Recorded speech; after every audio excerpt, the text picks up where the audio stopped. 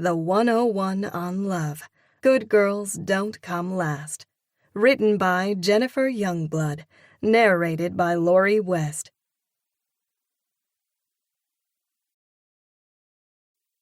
Prologue. The tension in the room is thick enough to cut.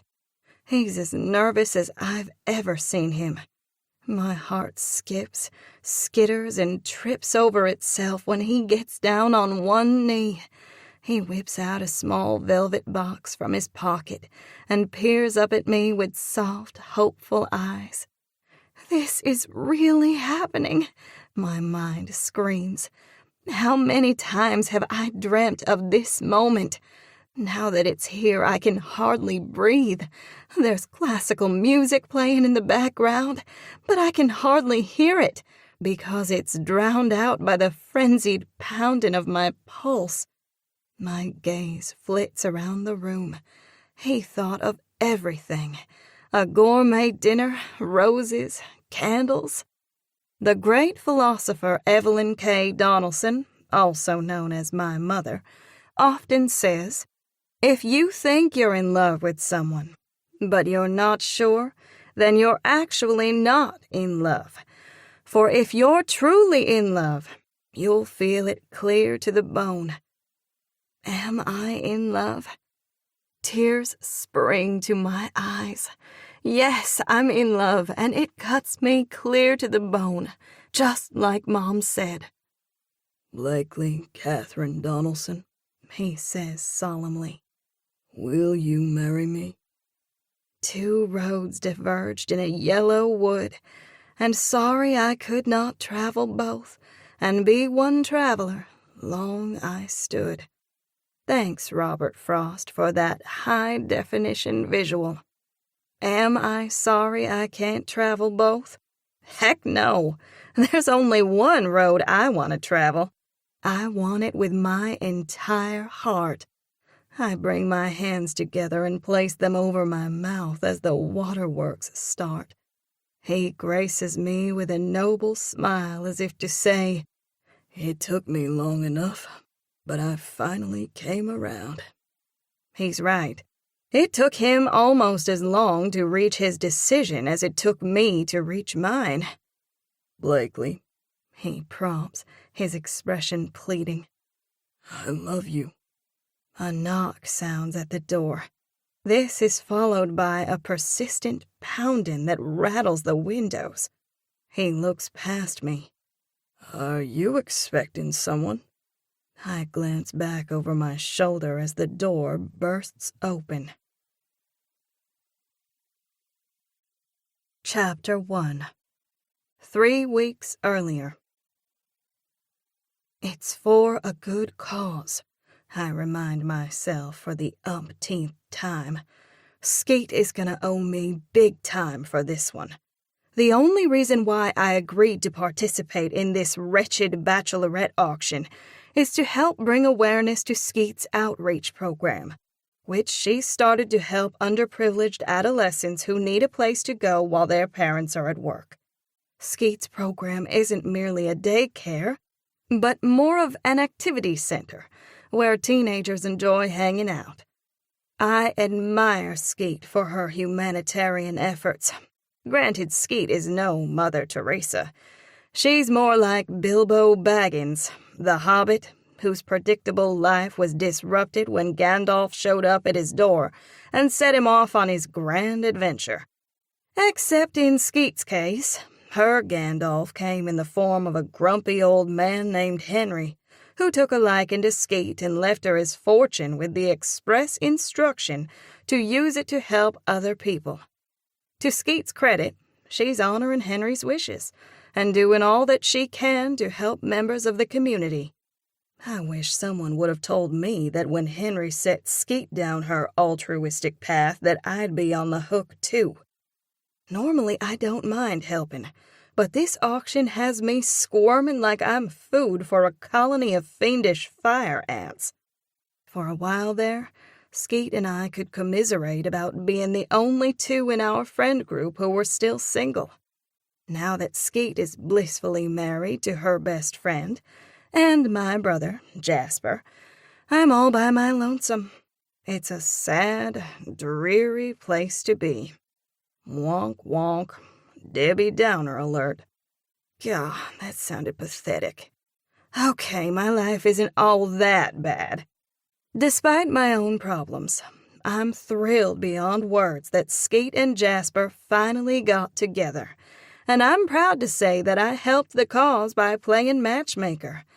I was super invested in Skeet and Jasper's relationship, to the point where I got steaming mad at Skeet for a while there when it didn't seem like she was going to own up to her feelings about Jasper.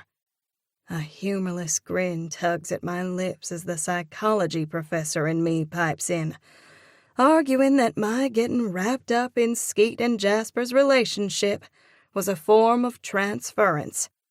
I have a bad habit of living vicariously through other people, wanting to help them find their happily ever after, because my path towards that destination has been blocked by an insurmountable obstacle.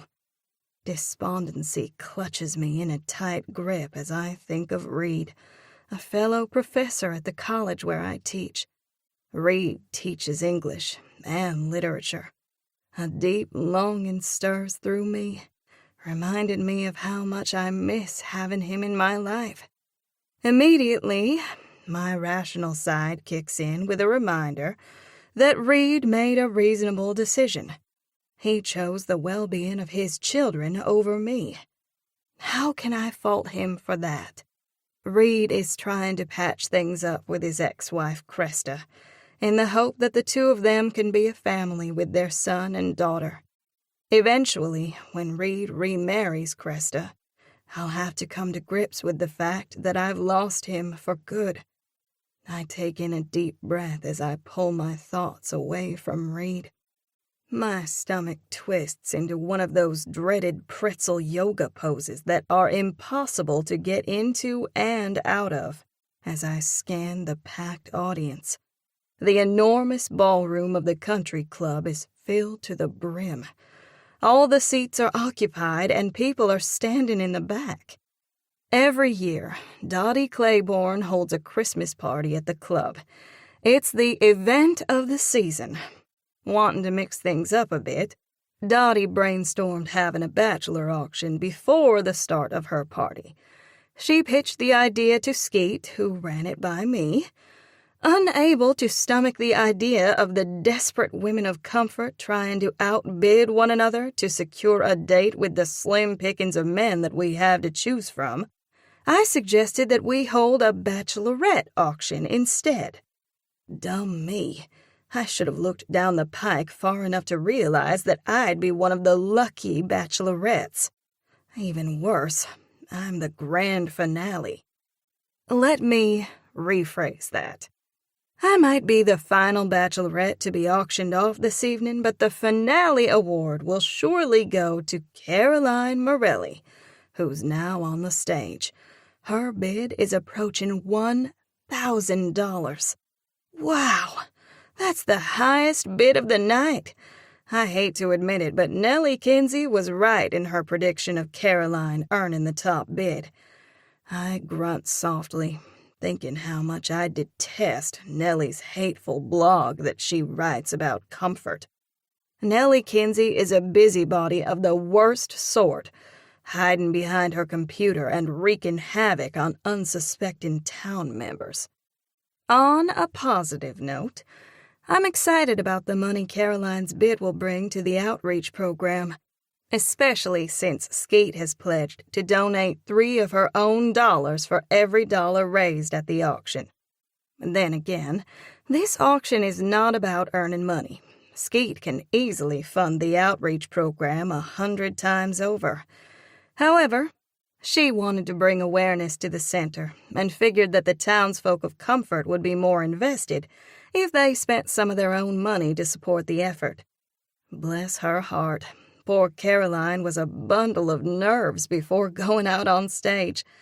I don't blame Caroline for being nervous. She has been through the ringer. Several years ago, her husband died suddenly in a road biking accident, leaving her to raise their teenage son. Caroline recently came back to Comfort to help her mom, Willie Joe, run her pizza restaurant. Willie Joe fell off a ladder and is out of commission. Caroline reconnected with her first love, Hayden Morelli, who happens to be her late husband's brother. Caroline admitted to me earlier that she has a reputation for freaking out and running from potential dates that well-intentioned friends set her up on. Hayden is outside waiting, hoping that Caroline will run from the auction and straight to him. It won't be easy for Hayden and Caroline to be together. Tongues will wag about their complicated family connections. Despite all of that, I encouraged Caroline to run to Hayden. Here I go again, living vicariously through other people. Desperate to overcome her fears, Caroline wants to see the auction through. However, I pointed out to her that if she runs to Hayden, then she's not following a destructive pattern of running away from something, but to something. The romantic in me swoons, thinking of Hayden waiting outside. Will she leave him hanging the way Reed left me hanging? The MC's voice interrupts my thoughts when she exclaims, $2,000! Folks, this is incredible! Do I hear 2,050? I see another hand go up. Disappointment stirs inside me. If only Caroline would have summoned the courage to pursue her happily ever after. The next second, Caroline takes a step back. Then she turns and flees. When she flies past me, I give her a hearty 2 thumbs up. My spirits soar, and I feel as though my underdog horse has just won the Kentucky Derby. Maybe all hope is not lost after all. Caroline has mustered the courage to run to Hayden. If only I could run to Reed. Murmurs rustle through the audience. Well, folks, the MC chuckles. That's not something you see every day. I suppose when you've got to go, you've got to go. This brings a few chortles from the crowd. It doesn't look like she's coming back. A heartfelt apology to Caroline's top bidder. Her voice takes on a practical note. The good news is that we saved the best for last. She fires with excitement. Give it up for our final bachelorette of the evening, Blakely Donelson. That's my cue. Taking in a quick breath, I straighten my shoulders and go out on stage. My smile is stretched like taffy over my face, and I tell myself to walk with light, dainty steps, the way Albany taught me. Her words ring like an annoying cowbell in my ears. Remember, you're a graceful gazelle, not a flat-footed hippo. Albany was the pageant girl, not me. Of course, it's not like Albany could participate in the auction, seeing as how she's married with a child. Lucky her. What does it say about me that all of my friends have moved on with their lives, and I'm still in the same spot treading water? Although at the moment, it feels more like I'm drowning in quicksand. A native of Comfort, Blakely teaches psychology at Comfort State College. She's the daughter of Mark and Patsy Donelson. Her brother Jasper is a firefighter, and the husband of Skeet Donelson, who is the sponsor of tonight's auction. I stop at the designated spot in the center of the stage. Remembering Albany's instruction, I position one foot over the other and try to stand up straight, holding in my stomach. Let's hope the Spanx will do its job and keep everything molded into place. Let's start the bidding at $300. $300 to the gentleman in the middle. I peer out to see who threw out the first bid, but the stage lights are blinding me so that I can't see a thing. A smile is plastered over my face, and all I can think is that I can't believe I'm being auctioned off like a slab of meat to the highest bidder. I tout to my students that the value of a person has more to do with what's on the inside rather than the outside. With this one event, I'm throwing away a lifetime's worth of sound wisdom. Like I said, Skeet is gonna owe me big time for this. The bid steadily climbs. I figure it'll top off at $1,500, but it keeps going. When it gets to $2,000, my jaw drops like it has been weighted in lead. $2,000 to the gentleman over on the side. Who'll make it 2,100? I look over to where the MC is standing behind a podium. She points. 2,100 to the gentleman in the back. 2,100, she calls out. There we go. $2,200 goes to the gentleman off to the side. The bidding goes back and forth like a ping-pong battle between the man on the side and the one in the back. Curiosity stirs inside me, wondering who these men are. It looks like we have a bidding war, the MC proclaims exuberantly as she keeps raising the price. I'm astounded when the bidding finally ends at $2,800. Congratulations to the gentleman in the back. What is your name, sir? The man answers, but he's too far away for me to make out what he said. People in the back convey the man's name up through the chain of the audience until it reaches the MC. Congratulations to Reed Thornston, the MC booms. You paid the top dollar of the evening for a date with Blakely Donelson. Thunderous applause breaks out and fills the cavernous ballroom. Confusion whirls through me as I go weak in the knees. Reed bid on me? Why? I thought he was working things out with Cresta so he could be there for his kids. Hope percolates in my breast as my vision blurs with moisture. This can only mean one thing.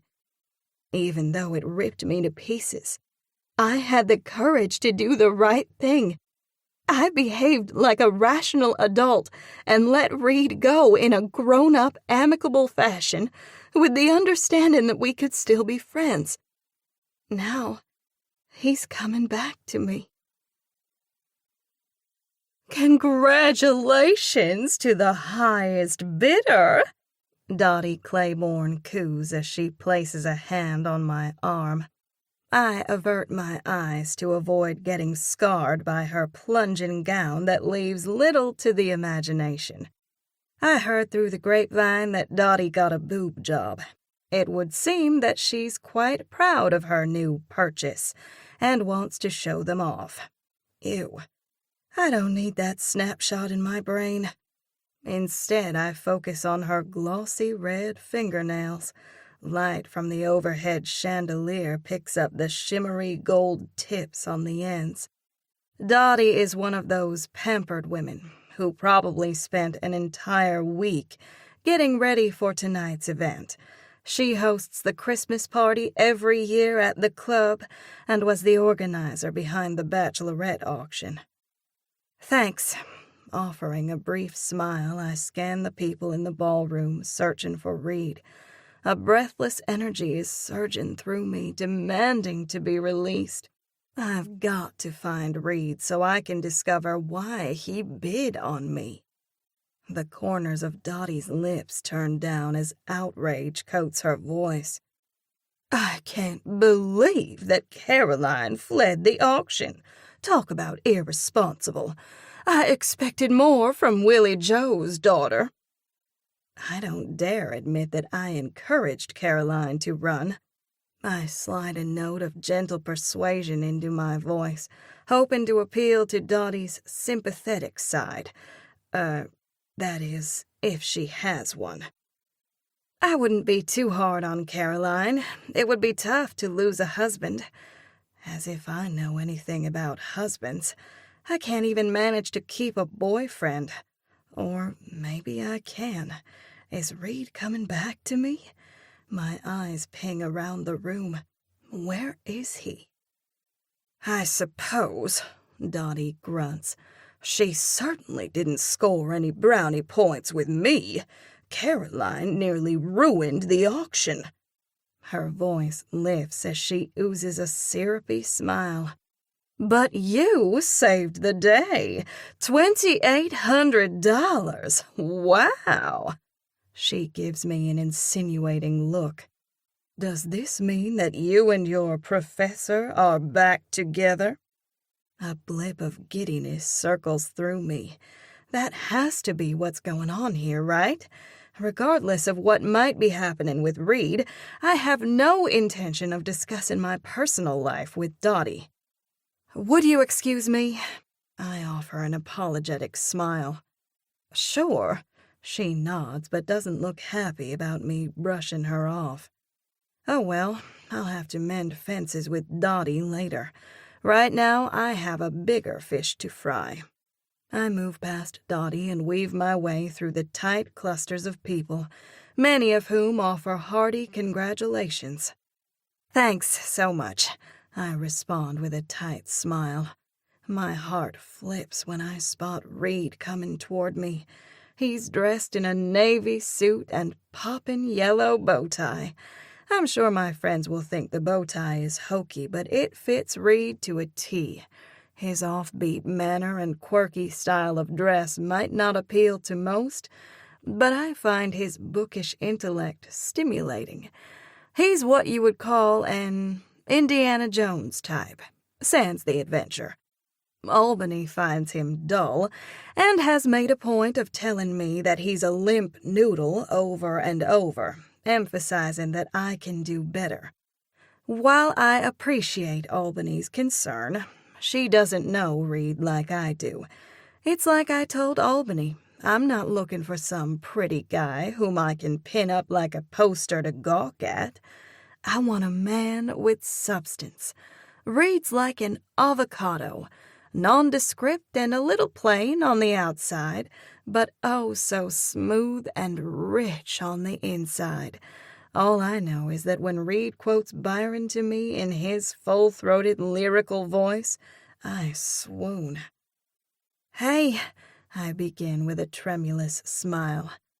Hey, he utters, his brown eyes flicking over me with more appreciation than I ever thought him possible of exhibiting. you look beautiful. Moisture prickles in my eyes. Wow, this is a new side of Reed. He's never told me I was beautiful before. Touching my arm, he leans in and gives me a peck on the cheek. I never knew he could be so tender. When he pulls back, I hold his gaze in a question. You broke the bank tonight with the bid. What does that mean? My breath catches as I wait for his answer.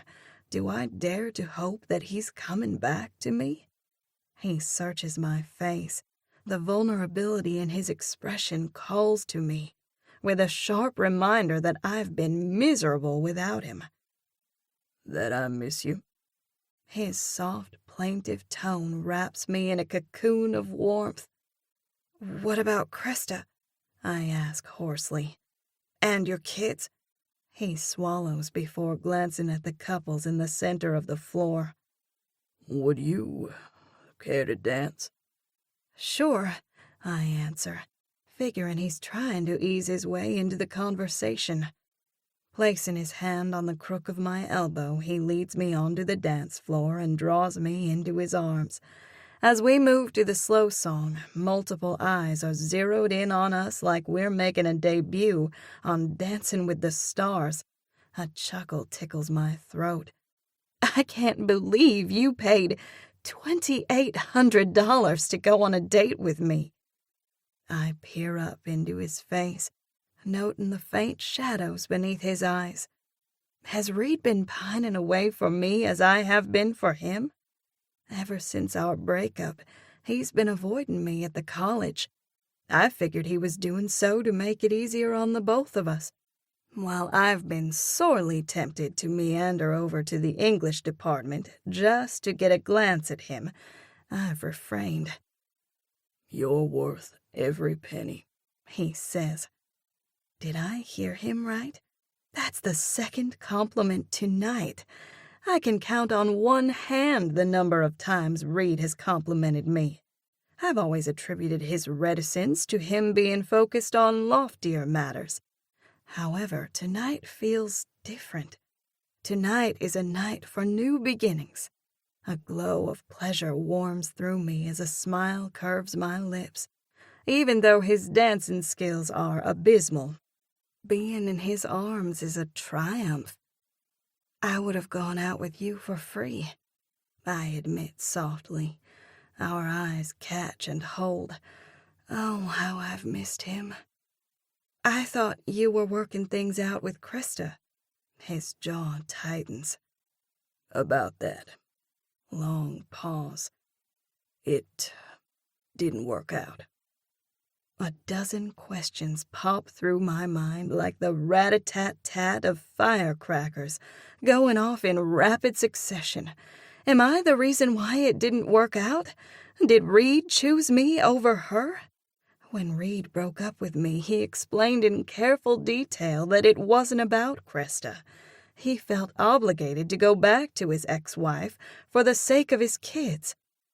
"Matthew is struggling in school, and Lainey cries herself to sleep every night. They need their dad to be there for them in the home," Reed insisted. He laid out his case in such a thoughtful, rational manner that my broken heart seemed of little consequence compared to weightier matters. How could I place my own happiness above that of Reed's kids? The only logical course of action was to let him go. How are Matthew and Lainey? He gives me a brief smile. "They'll be fine. They know that Krista and I both love them. That's the most important thing." I tip my head, needing to know more. What happened between you and Krista? Shadows shroud his eyes. For a second I've lost him behind a door of things which I have yet to experience. Forging a bond of marriage, sharing a mortgage and other household expenses, pouring your dreams and hopes into your kids. Irony clips his voice. "We started fighting, reminding us of why we broke up in the first place." The regret on his expression rips at my heart, mainly because I can tell that a part of him is still connected to Krista. Reed will always be tied to her because of their shared experiences and their kids. Disappointment climbs up my throat as I swallow it down. I'm not sure how I expected him to respond to my question, but I supposed I hoped his words would include something about not being able to live without me. I've always known that I love Reed more than he loves me. Or maybe I'm just better at showing it. My love for Reed started out as admiration for his notable academic career and the many articles that he has published in literary magazines. When Reed is in his classroom lecturing, he's a superstar. The downside of him being such a deep thinker is that he often has a hard time expressing his feelings. When I peel back the intellectual layers, I suppose there's a sliver of me that wouldn't mind being swept off my feet, to be looked at the way Jasper looks at Skeet, or how Memphis looks at Penn. Romance is not in Reed's DNA. The fact that he came here and bid on me speaks volumes. I can feel his nervousness as he clears his throat. "Are you free tomorrow night? I was hoping we could go out on that date." A teasing smile tugs at a corner of my lips. Well, since you did pay $2,800, I suppose I can clear my schedule. Relief smooths out his features as he rewards me with a grateful smile. When I was a little girl, I used to dream about being swept away by my very own Prince Charming. I wanted the white horse, a castle, the sparkly princess-style dress with the puffy sleeves and skirt voluminous enough to house Ursula the Sea Witch. As I've matured and grown into myself, I've come to realize that not all relationships are storybook romances, like Skeet and Jasper's. Some are more sedate and grown up. While the little girl in me mourns about that, and still holds on to the hope of being rescued by a prince from the dragon of doldrums, the adult in me argues that I need to be content with what Reed is able to give. He came here and bid on me. We're going out tomorrow night. That has to mean our relationship is moving forward. I should probably question him more about where the two of us stand. However, right now, it feels good to simply be in his arms. Tonight, I can bask in the knowledge that I not only garnered the top bid of the auction, but even more important, the bid came from Reed. From what I can tell, he seems to be intent on resuming our relationship. I'm cautiously optimistic that perhaps this time he'll come back to me for good. Chapter 2. Wow, Skeet utters in a low, musing tone. Albany's original. You're pulling out the big guns tonight. I hope the professor appreciates the lengths you went to in order to get ready for this date. A tight smile wraps my lips in a tourniquet as I smooth my hand over the bodice of the dress. What's the point of having access to Albany's designer dresses if I don't wear one or two of them on occasion? Uh-huh. Skeet harumphs as she folds her arms over her chest. I don't like how she's drilling me with her Superman eyes that have the power to penetrate through my veneer of confidence. I'm a hot mess, and Skeet knows it. My stomach is hurling like an elevator that has been cut loose from the cable, going down, down, down. I swallow hard, willing myself to pull it together.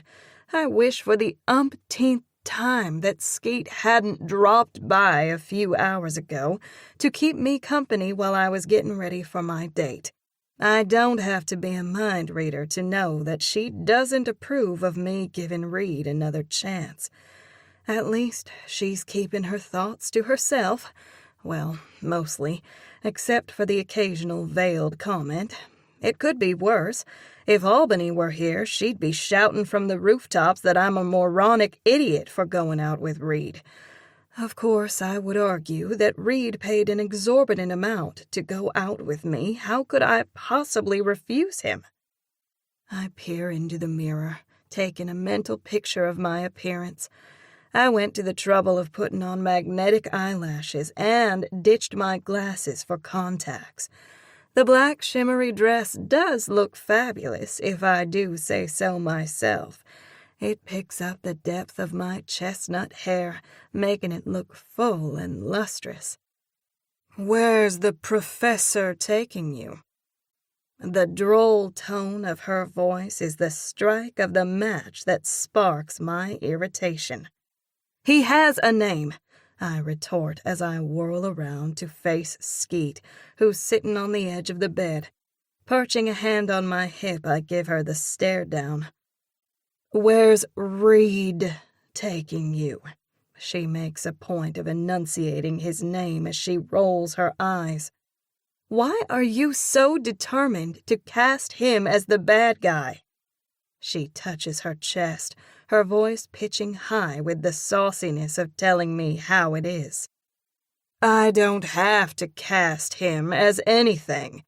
He's certainly doing an inferior job of doing that to himself." The corners of my mouth quiver. "Don't you mean he's doing a good job?" I slip effortlessly into the role of teacher, the way one slides into a comfy sweatshirt. Academia is my safe zone, the place where the prowess of my brain, overshadows the emptiness of my heart. My tone goes didactic as I lift an index finger. If Reed did an inferior job of casting himself as the bad guy, then you wouldn't think he was one. The blank look on Skeet's face brings a giggle to my throat. Skeet is notorious for mixing up her words. I tease her about it relentlessly, because it's what I do, what I have done since we were kids. However, I find her slip-ups endearing. "You know what I mean," she blusters with a wave of her hand. "Furthermore, reminding me how intelligent you are won't change your situation." Ouch, that hurts. Just because Skeet gets her words confused doesn't mean that she's not a smart cookie. Skeet knows me inside and out. But more importantly, she cares. That's why she's dissing on Reed. Tender emotion wells inside me as I soften my voice. "I know you think I'm crazy for giving Reed another chance, but I know what I'm doing." She arches an eyebrow. "You sure about that? Jasper has been worried sick about you." She ticks through the list.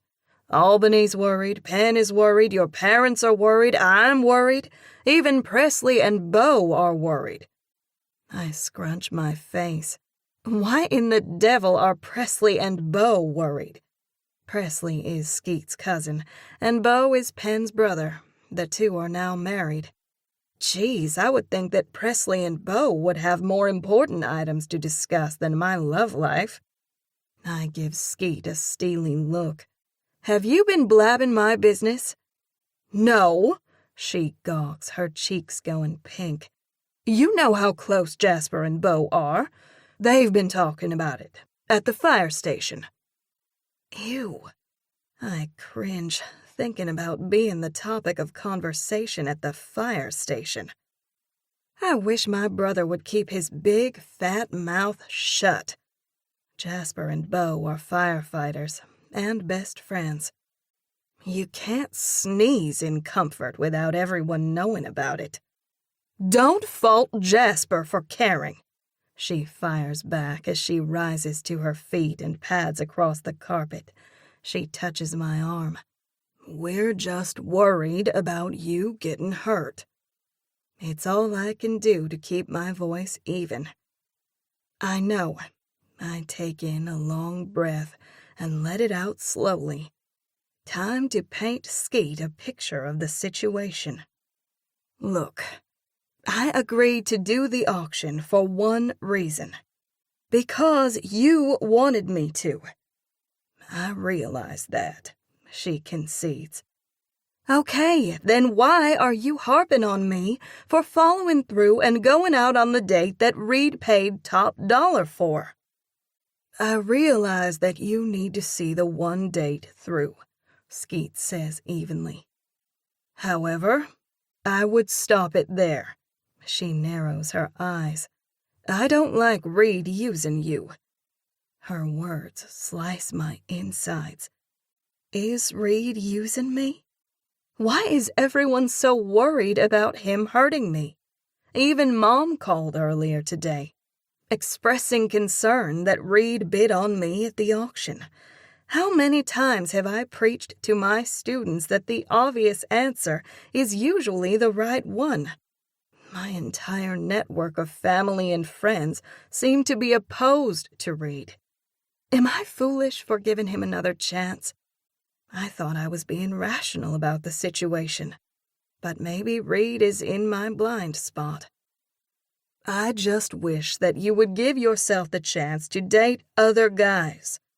A hard laugh rattles my throat as I turn away from her and go over to my dresser, where I begin placing my phone and makeup into my purse. I'll be sure and do that. The guys are lining up to date me, after all. Skeet steps up beside me. They would be. You just need to expand out of comfort. I turn, eyeing her in a challenge. And just how do you propose that I do that?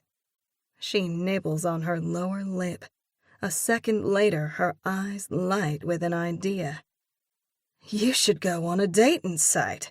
She talks faster, enthusiasm coating her voice. "I can help you set up your profile. We'll get Albany and Penn to look over it, too." A smile curves her lips. "We'll make you so irresistible that you can have your pick of any guy you want." "No, thanks," I clip, cutting this idea off at the roots. I've seen more than a few of those situations go south.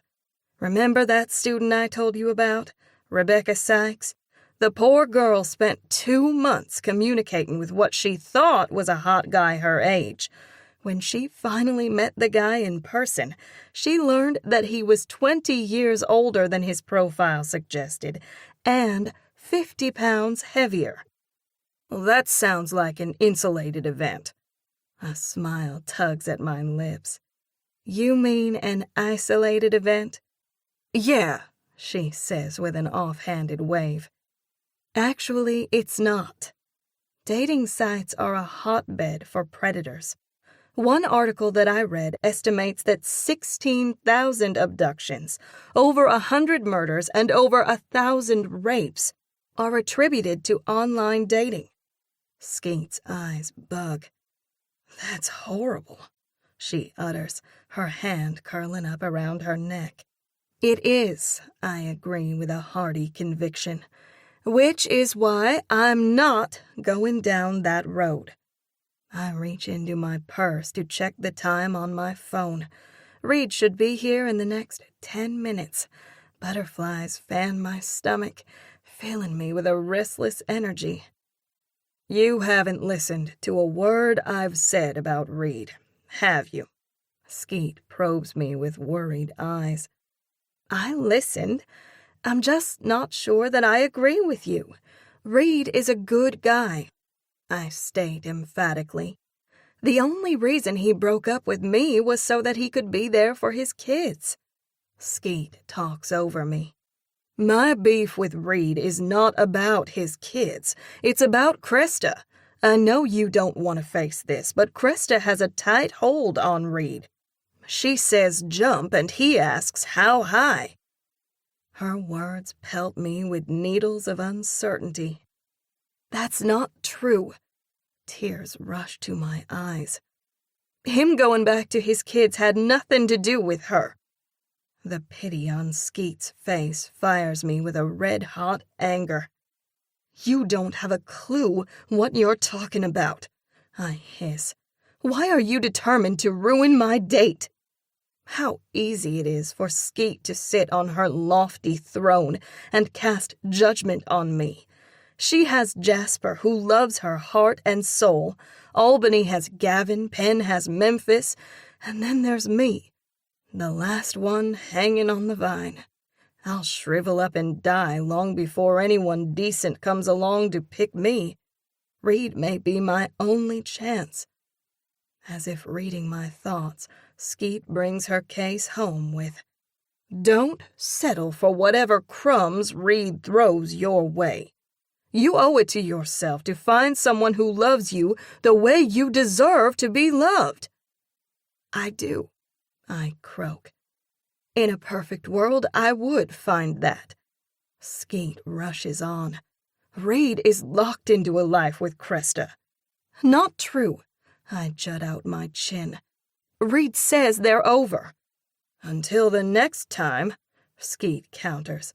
Her eyes are a battle flag emblazoned with the slogan, You know I'm right. I love Skeet like a sister. But right now she's being a royal pain. I'm done talking about this. I reach for my purse and slide the strap over my shoulder. I appreciate you coming over, but you should probably leave before Reed gets here. My voice has a high-pitched, unnatural edge. Desperation washes over Skeet's features. I wouldn't say these things if I didn't care. Lucky me. I say tartly. I'm glad you care so much.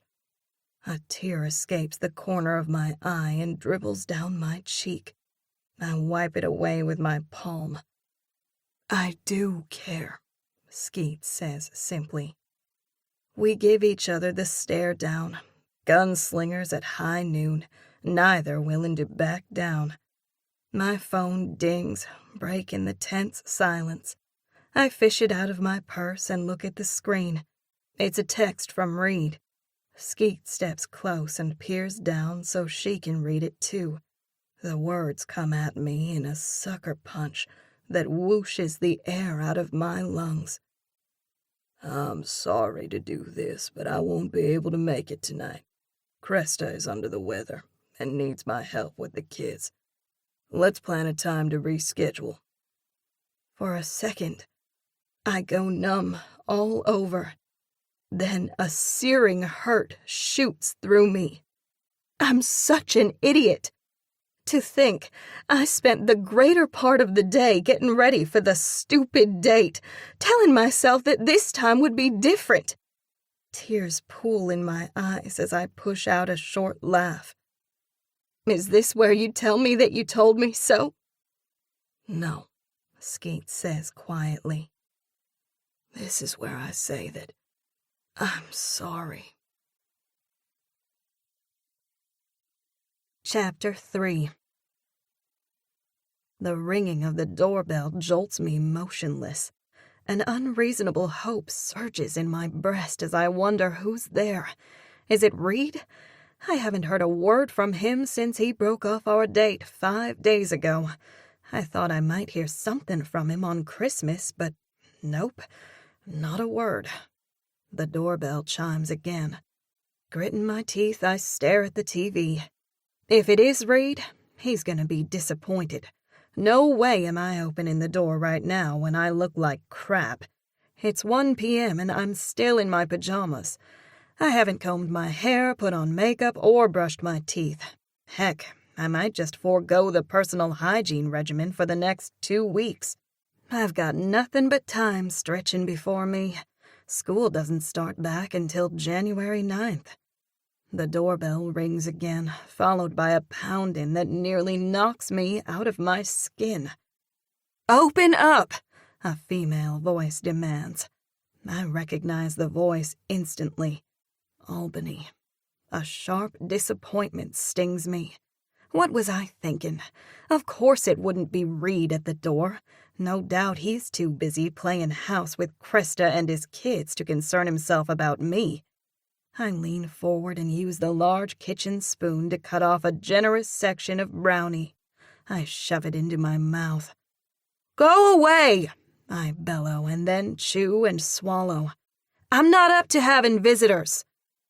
The only thing worse than having your world fall apart is having it happen while your well-meaning friends watch the whole thing from a front-row seat.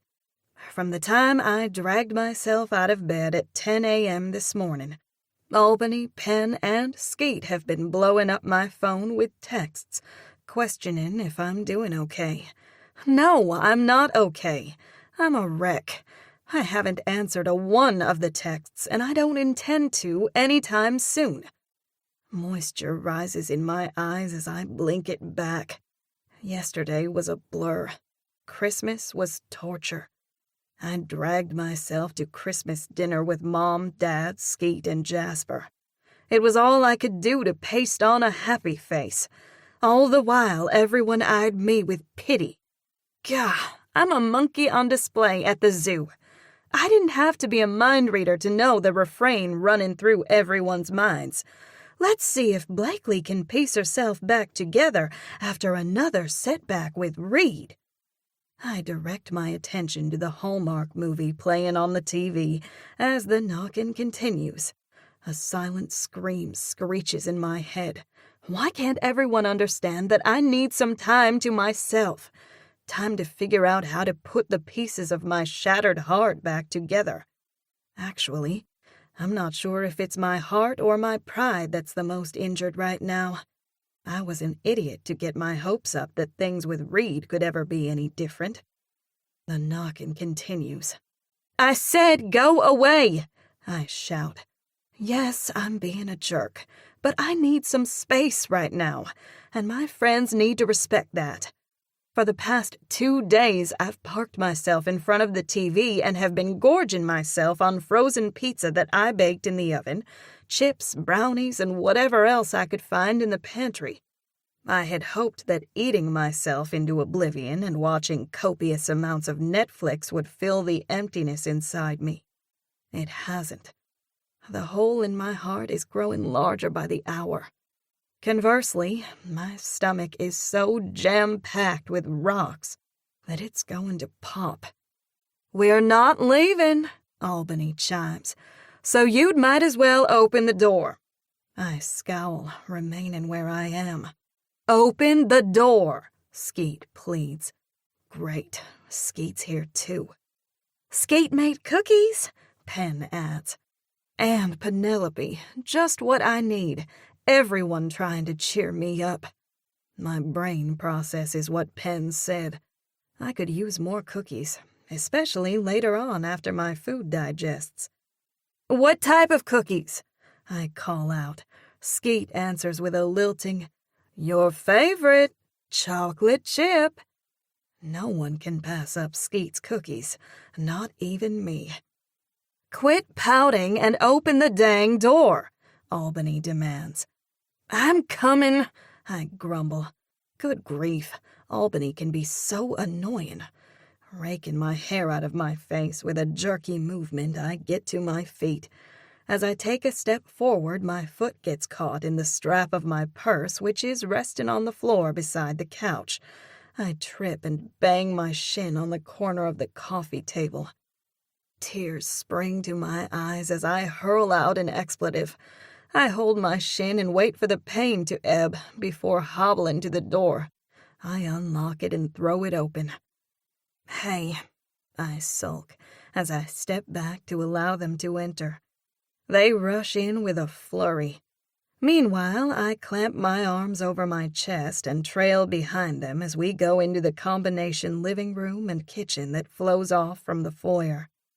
Albany's eyes round to golf balls as she observes the aftermath of my eating binge. There are empty chip bags, 1 Doritos and 1 Cheetos, and a plate of mostly eaten pizza with only the crust remaining. The pan of brownies is hollowed out in the center because I overbaked the edges. Skeet's expression is concerned as her eyes rake over me. "How are you doing?" She uses her arm to push the chip bags aside and places her tin of cookies on the coffee table.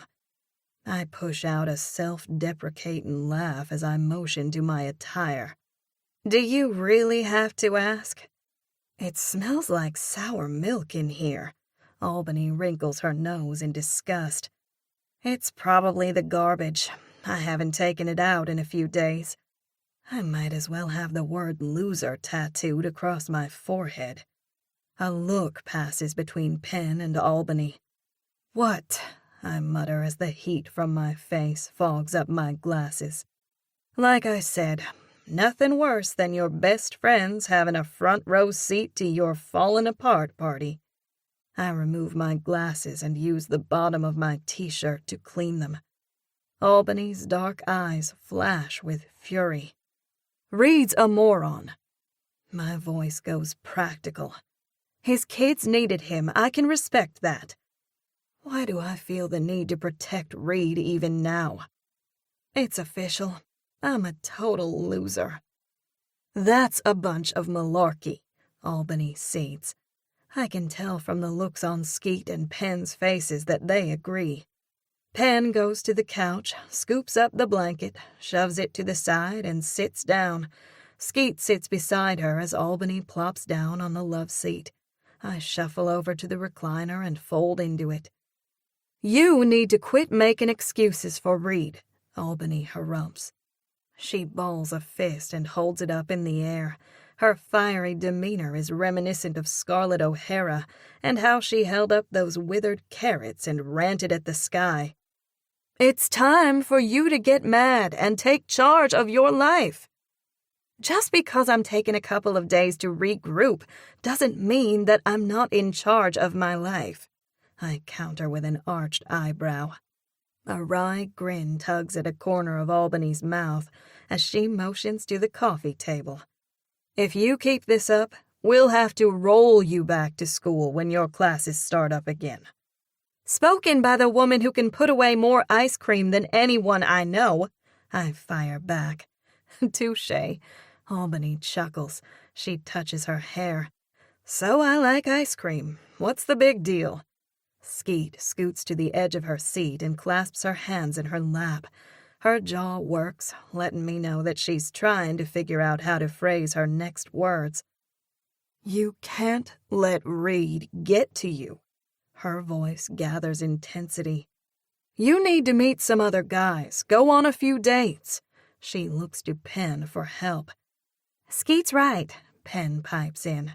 Sympathy touches her expression. "If anyone understands what you're going through, it's me. When Tim had the affair, it rocked my world." I roll my eyes. Too bad I don't have a hunky cowboy next door to take away the pain. Penn's surprised expression pricks me with guilt. "Don't get me wrong," I add. "I'm glad that you and Memphis found each other." My gaze bounces from Penn to Skeet and Albany. "Y'all have significant others." I shrug my shoulders as a tight smile wraps my lips. "All I have is me." I detest the wretched tears that fill my eyes. Blinking fast, I focus on the floor so that I won't have to see their pitying expressions. Skeet's voice goes cheery. "On that note, we have a plan." For a second, my troubles take a back seat to my curiosity. "Plan?" I throw her a warning look, my voice going hard. "And don't say you want to fix me up on a date." "Nope, no date." Skeet throws me a buoyant smile. "This is so much better." She brings her hands together. "You ready for this? You're gonna love it," she sings. "Quit hedging and spit it out," I snap. "We're going on a cruise," she announces jubilantly. My jaw drops. "A what?" "A cruise. Jasper and I are going with you. Penn, Memphis, Albany, and Gavin would go, but Penn can't break away from the bed and breakfast right now." "And I don't want to leave Noah," Albany interjects. "He's too little to be away from Gavin and me for a long period of time." I wrinkle my nose. "Thanks for the offer, but I'm looking forward to spending time at home." Ever since Skeet inherited the big bucks, she thinks that she can pay her way out of her and everyone else's problems. "Obviously," Albany cuts her eyes at the coffee table. Skeet squares her jaw. "I won't take no for an answer. The tickets have already been purchased." Her tone goes brisk. "In fact, we need to get you packed now. We leave in 2 hours." "What?" I croak. My head spins like I just got off of the mother of all roller coasters. "You can't just spring this on me and expect me to drop everything and go." "It's not like you have anything better to do," Albany retorts. "You had to go there." I throw her a look that could kill. She laughs and blows me a kiss in response. I scramble to come up with excuses. "What about my school schedule?" "You'll be back home by the time classes start back," Penn reassures me. I think of something else. "Can Jasper take off work?" A broad smile curves Skeet's lips. "He already has." "Where's the cruise?" Could I just up and go? The slightest tingle of anticipation runs through me. Anything would beat sitting around feeling sorry for myself for the next 2 weeks. At the rate I'm going, I'll eat myself out of house and home. "The West Indies. We fly into Puerto Rico and leave from there. You'll have your own room with a balcony." She flashes a gargantuan smile. "You've always said you wanted to go on a cruise." "Today's that day," Albany sings. Skeet stands. "Let's get you packed." The bus is rolling forward at a fast pace, leaving me no other choice but to run to catch it. There's so much to do and so little time. I can't leave my house in a wreck. I look at the food on the coffee table. Albany and I'll take care of that, Pen offers. We will? Albany gawks. Yep, Pen grins. We will. She shoos her hand at me. You need to hurry and get packed. Okay. I sigh as I smooth a hand over my t-shirt. It would seem that I'm going on a cruise. I'm putting the last item in my suitcase and about to zip it up when my phone buzzes. My heart lurches when I read the text. My throat squeezes and for a second I can't breathe. What is it? Skeet asks, frowning. A dozen emotions ping through me all at once. Surprise, frustration, longing. When she reads it, fury simmers in her eyes. It's a good thing you're leaving. That jerkwad needs to get the memo that you are not at his beck and call. Beck and call, I correct in dry amusement. She waves a hand. Beck and call, she blusters. Must you correct me all the dang time? Sorry, it's a habit. The knowledge that Reed texted, asking if we could go on our date tonight, gives me more pleasure than I would ever admit out loud. I chew the inside of my cheek as I tuck a lock of hair behind my ear. You know, maybe the cruise isn't such a good idea. My mom mentioned that she needs my help organizing her pantry. My parents are getting up there in years. It's probably not a great idea for Jasper and me to be gone at the same time. Steam spews out of Skeet's ears as her hand goes to her hip. You are going on the cruise, she roars. She holds out her hand. Give me your phone. I rock back. What? Why? She gets up in my face. Because I'm sick and tired of Reed leading you around by the nose. Heat crawls up my neck. This isn't about Reed. The heck it's not! Give me the phone! Skeet is going too far. No, you're not getting my phone! I jut out my chin, hurling out my words. Contrary to what you think, I'm an adult and do not need babysitting. Even if Skeet might be right about Reed on some level, there's no way I'll give in to her by handing over my phone. I've got to stand my ground, to prove that I'm not an imbecile. This is about the principle of the situation. She reaches to grab it from me, but I snatch my hand away. I yelp as Skeet lunges forward and knocks me onto the bed, sending my glasses flying off. The two of us scuffle, swatting at one another and pulling hair as I writhe and strain to try and keep the phone away from her clutches. My suitcase is at the foot of the bed. I accidentally hit it with my foot. It slides off the bed and crashes onto the floor. Look what you did! I scream. That was you, not me, Skeet insists. What are y'all doing?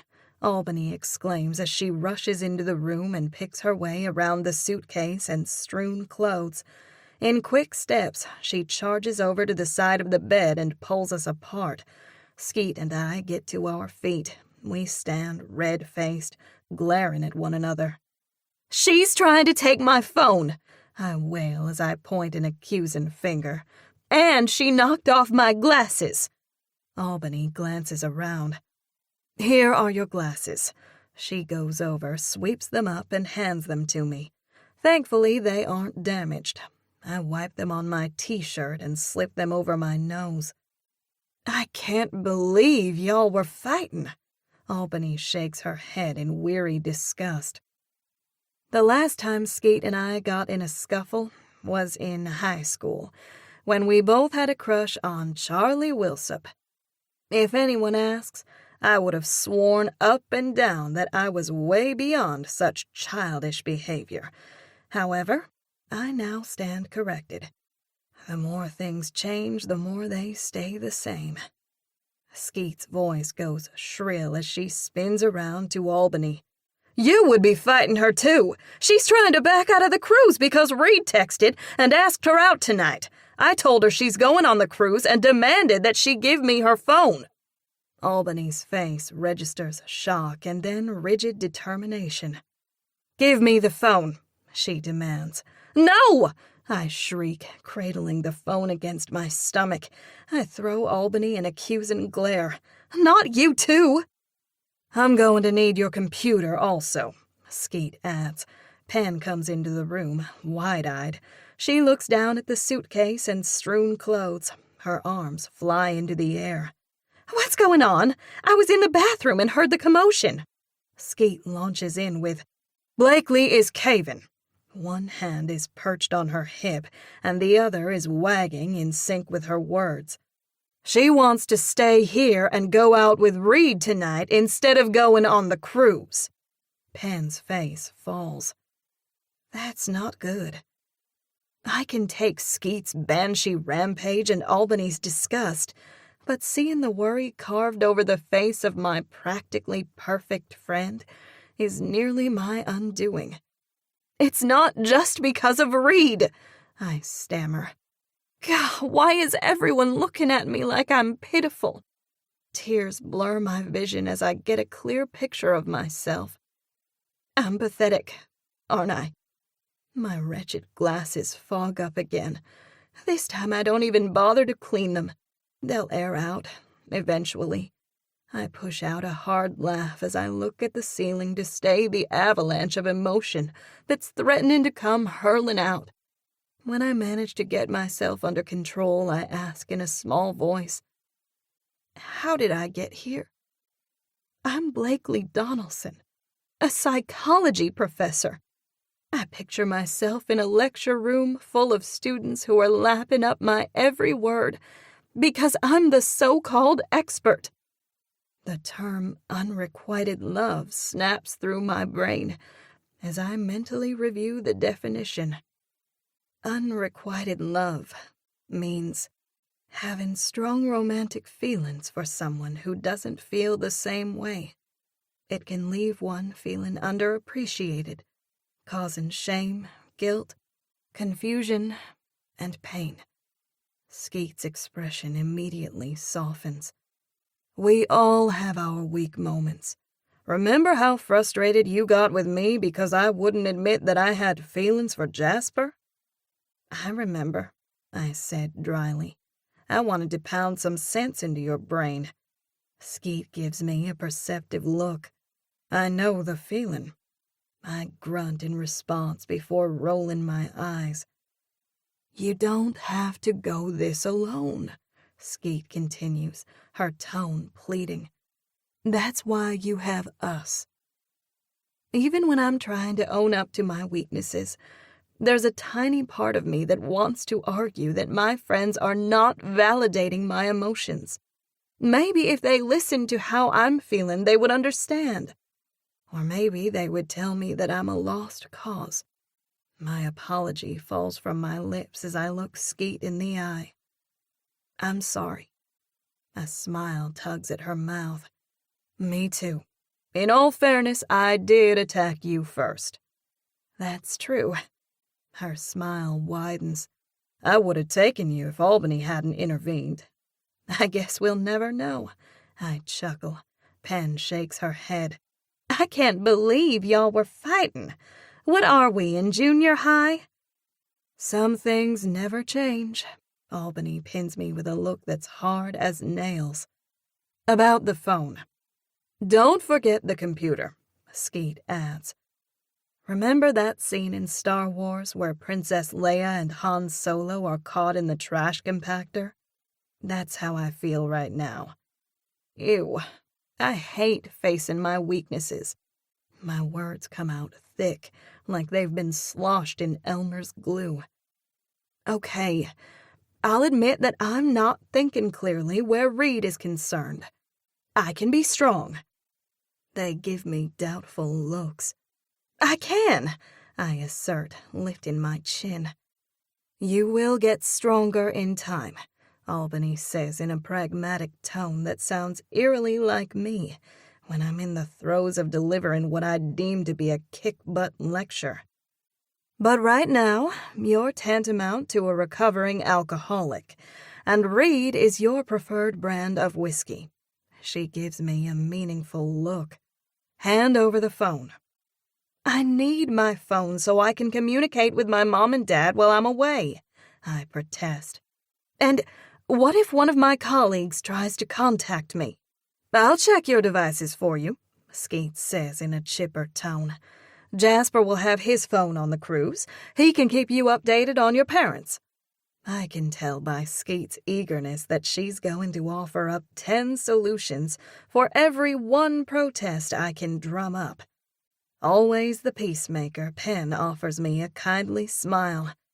Chances are you won't have great service while you're on the ship anyway. That's true, I concede, knowing how this will end. I'm losing this battle. Any effort I expend from here on out will be futile. Fine, I'll give you my phone and computer.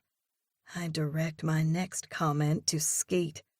But you have to promise that you'll check them every day to make sure I don't miss any important messages.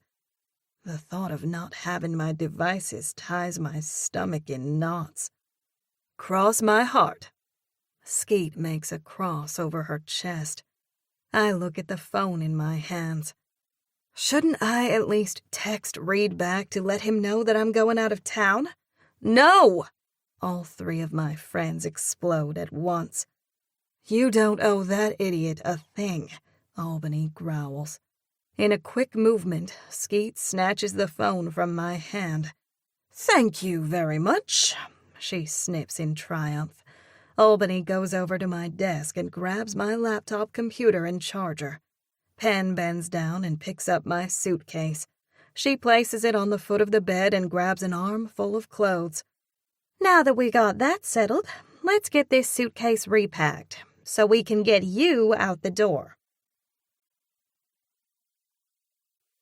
Chapter 4. Corbin. Normally, the time I spend alone in the locker room before a fight is hallowed. I get myself in the zone by going through a mental checklist of my moves and techniques as I run my mind through an exercise of possible scenarios. If he does this, I'll do this. My stomach churns over and over before drawing into a hard ball. The angst I feel right now is not new. Fear is my constant companion on the eve of fights. It used to wig me out, but experience has taught me that in all actuality, fear is my friend.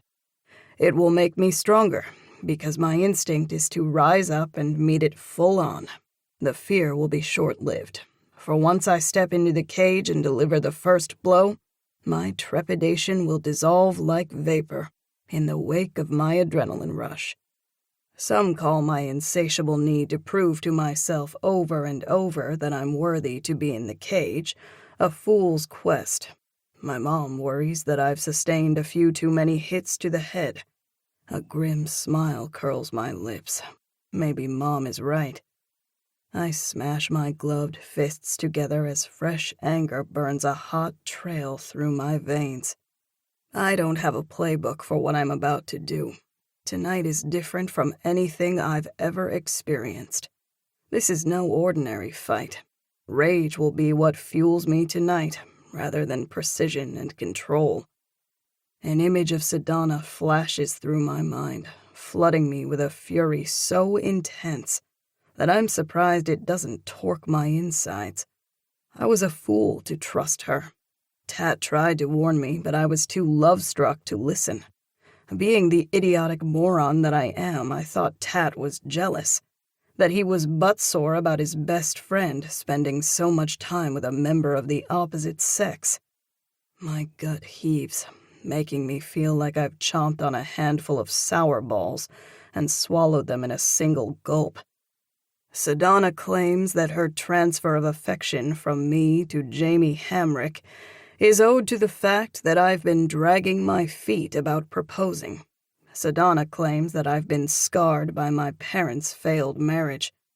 I suppose there's a grain of truth to that. How could I not be scarred? My deadbeat dad left when I was a kid, leaving my mom to raise me while trying to put food on the table. Mom and I had several tough years before she married my stepdad, Carlos Reyes. I owe a lot to Carlos. He takes good care of Mom and me. It was through Carlos that I got a taste of what it was like to be part of a real family. All wasn't peaches and cream, however. Growing up a tall, gangly white kid in a predominantly Mexican community in Compton, a city in southern Los Angeles County, California, had its fair share of hard knocks. I got pummeled on a regular basis before Tat brought me into his world and introduced me to his brother Angel, who owns a gym. It was thanks to Angel that I learned to fight. Once word got out around the neighborhood that I could hold my own, everything changed. The guys who had once tormented me grew to respect me. As I won fight after fight, that respect turned to reverence. From the outside looking in, it would seem that I've got life all figured out. I'm pulling in more money from the fights than I could have dreamed of making when I was a computer tech at a junior high school. I've got a swanky condo, a sleek sports car, and a glamorous girlfriend. Had a girlfriend. Until she did the unthinkable and betrayed me. That's the problem with being on top. There's only one direction to go from here, straight down like a lead balloon. Focus, I command myself. I can't let the negative thoughts in, otherwise they'll be my undoing. I'm tougher than this. The only outcome that I'll allow myself to entertain is where I come out on top. I'm no idiot. Some hungry contender is eventually going to beat me in a fight and take my title. I clench my teeth, vowing that the person won't be Jamie the Hammer Hamrick. The Hammer has been talking trash about me on social media and TV for weeks. I grunt as acid burns up my throat. I'll clean the Hammer's clock, and then wipe the floor with his cocky grin. My thoughts ping to Sedona. Yes, I've dragged my feet in proposing. However, my hesitancy is no justification for Sedona dumping me and then hooking up with my arch-enemy a week later. Her behavior only confirms that I was smart to hold off on the proposal. I'm gonna get a truckload of satisfaction out of beating the Hammer to a pulp. He's been gunning for my title for months. In fact, I wouldn't put it past the scumbag to woo Sedona just to get inside my head. That's not gonna happen. I've scratched and clawed my way to the top of the pack to win the light heavyweight division in mixed martial arts and have zero intentions of letting that scumbag get the upper hand on me. No doubt about it, the Hammer is tough, but I'm tougher. Knuckles rap on the door. I turn and look over my shoulder as Tat steps into the room. "How you doing?" he asks, his tone husky with excitement. "It's a packed house out there." A wry grin slides over his lips. "All the chicks came out to see the choir boy in action." I offer him a slight courtesy smile. Because I'm clean-cut and make a point of staying away from booze and drugs, I've been dubbed choir boy. There are worse things I could be called, I suppose. Tat traipses over to the nearest chair and whips it around so that he can straddle the back. He surveys me with perceptive eyes before proclaiming, "You look like crap." "Tell me how you really feel." I smirk. Tat's real name is Juan Garcia. His nickname came from his multiple tattoos, some of which creep up the side of his neck. Tat's hair is so short it's nearly shaved. He's burly with layers of gristle and muscle, tough as rawhide on the outside but has a tender heart. He and I met when we were freshmen in high school. Fed up with getting harassed by one of the juniors, I decided to get the inevitable over with and picked a fight. I got my clock cleaned. Tat watched the whole thing. After everyone had left the lunchroom, I sat hunched over, nursing my black eye and busted lip. Tat approached with an admiring grin. Man, you got guts to go up against Brooks. Guts or stupidity, I muttered. He sat down beside me and gave me a few pointers. You need to stop telegraphing with your right shoulder before you punch. It gives you away every time. Keep your elbows close to your body and throw quick punches to sensitive areas. It helps if you can get in the first hit. When I asked how he knew so much about fighting, he told me about his older brother Angel's gym. You ready to wipe the floor with the hammer? He taunts, interrupting my thoughts. I'm ready, I growl. Tad gives me a doubtful look. You sure about that? You seem a little weak. Weak? I balk as I thrust out my chest. I'm not weak. I narrow my eyes, daring him to disagree. All right, he concedes with a good-natured grin. Just checking. He reaches into his pocket and pulls out a peppermint. Unwrapping it, he plops it into his mouth and shoves the wrapper back into his pocket. Drumming his hands on the top of the chair, he says, It's a full house out there. You said that already, I quip dryly as anticipation prickles over my skin. Ignoring my jab, he pushes on. Angel's stressing. Sent me in here to see how you're holding up. Angel is my trainer, and Tad's my manager. I often refer to the brothers as the dynamic duo. Tad searches my face in concern. Angel's worried that this thing with Sedona has gotten in your head. I can handle it, I say offhandedly. It's not just Angel who's worried. Tad's nervous, probably because he knows me too well. He can tell that while I'm trying to put on a good front, I'm crumbling on the inside. Just focus on your technique, Tad admonishes. Channel your anger. His expression hardens. He took your woman. Don't let him take your title. His eyes cut into mine. You've come too far to back down, Guerrero.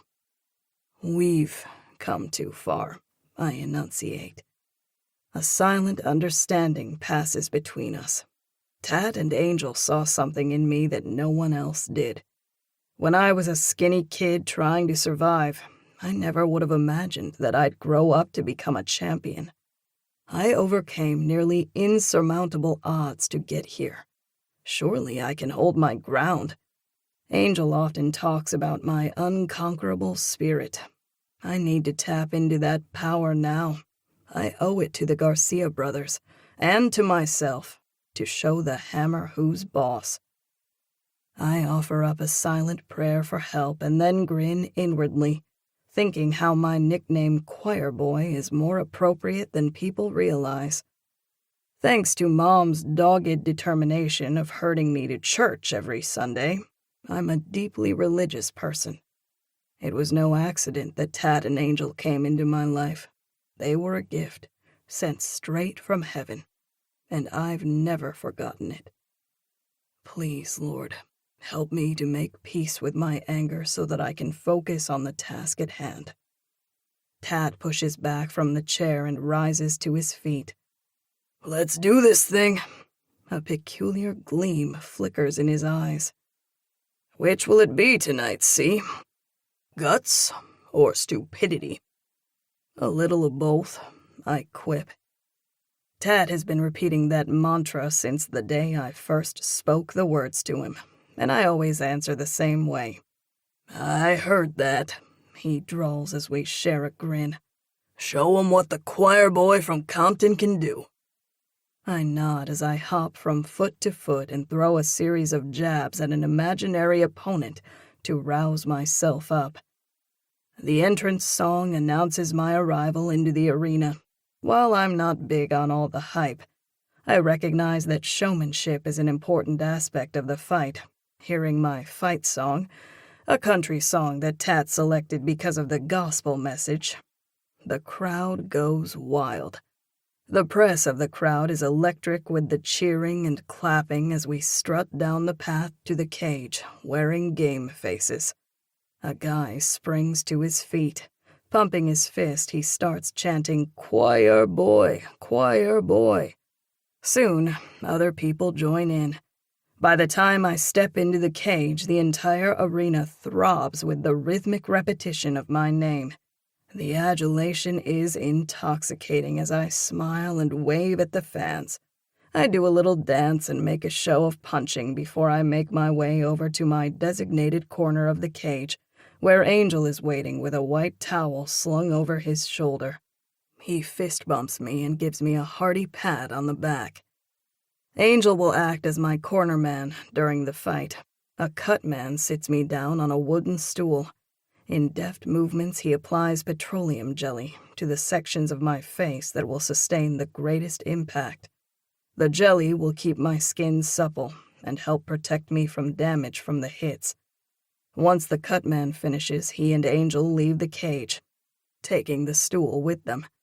They go to my corner area and set up shop on the other side of the vinyl-coated chain-link fence. The announcer steps into the cage with a glib smile. In a booming tone, he fires up the crowd even more by laying out the situation in short, punchy sentences. Corbin Ledger, the choir boy from Compton, must defend his title against Jamie Hamrick, the Hammer. Both fighters are undefeated. His voice escalates to a crescendo as he raises his arm like he's a preacher, lifting his entranced congregation to new heights. This is gonna be epic! As if on cue, a rustle goes through the crowd. The Hammer's entrance song, a hard rap number, pipes over the speakers. I watch in cynical amusement as fog billows down the aisle. I've seen plenty of crowd hogs during my time in the MMA, but this takes the cake. The Hammer is pulling out all the stops. The fog clears to reveal a group of scantily clad women who twirl their lithe bodies in a seductive dance. A cluster of photographers snap pictures at a rapid-fire pace. The Hammer rounds out the back, sporting an arrogant grin. Light on his feet, he spins around and takes several jabs at the air, putting on a big show for the crowd. Let's see if the clown fights as well as he showboats, Angel growls. I grunt in response, eager to get down to business. The anticipation is killing me. A championship UFC fight consists of 5 rounds that last 5 minutes with a 1-minute break in between. In a little over 30 minutes, this will all be over. For better or worse. Disgust sours my throat as I wonder for the umpteenth time how Sedona could have picked this flake over me. I skim the crowd and spot the object of my thoughts sitting a few rows back from the cage. That she looks terrific with her dark, lustrous hair and exotic features boils my blood. Sedona is half Mexican and half Caucasian. The sense of loss nearly overwhelms me. For some reason I can't explain, an image of my dad flashes before my eyes. As if sensing my gaze, Sedona and I meet eyes for one long moment. Is that a pinch of regret on her beautiful face? I clench my jaw, reminding myself to tamp down the emotion. Too late. It comes bubbling up with a vengeance. The pain I feel over losing Sedona meshes with the despair I experienced when Dad left. I don't know where one starts and the other ends. I remind myself that I'm no longer that helpless kid who was abandoned by his apathetic father.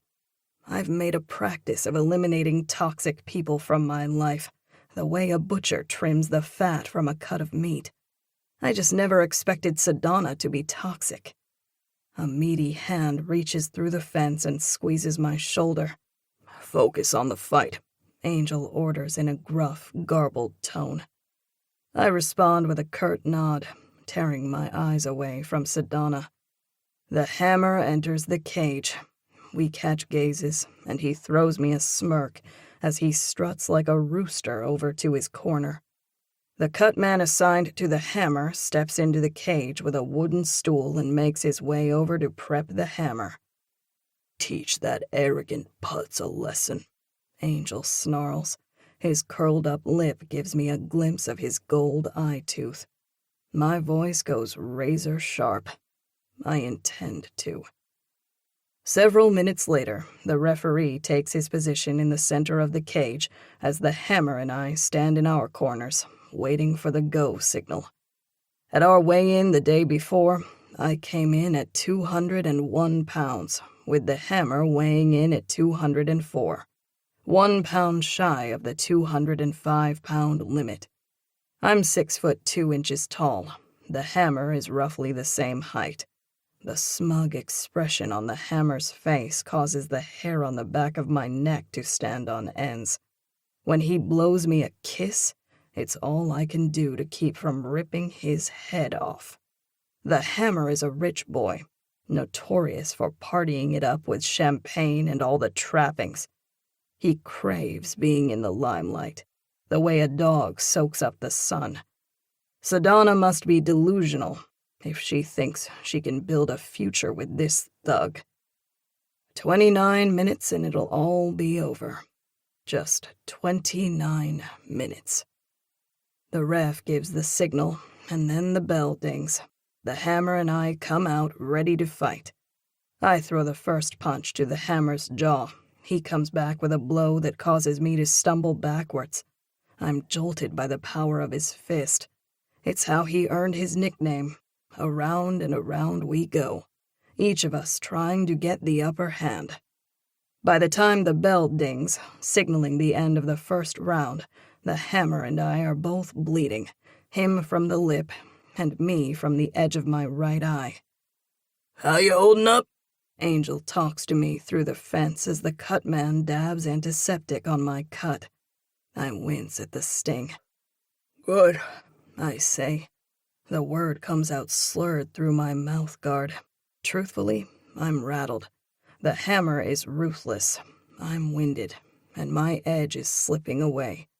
My quest to get revenge on my adversary is replaced by a desperate need to make it through the next several rounds. Somehow, I manage to hold my own the next couple of rounds. It's on the fourth round when everything goes haywire.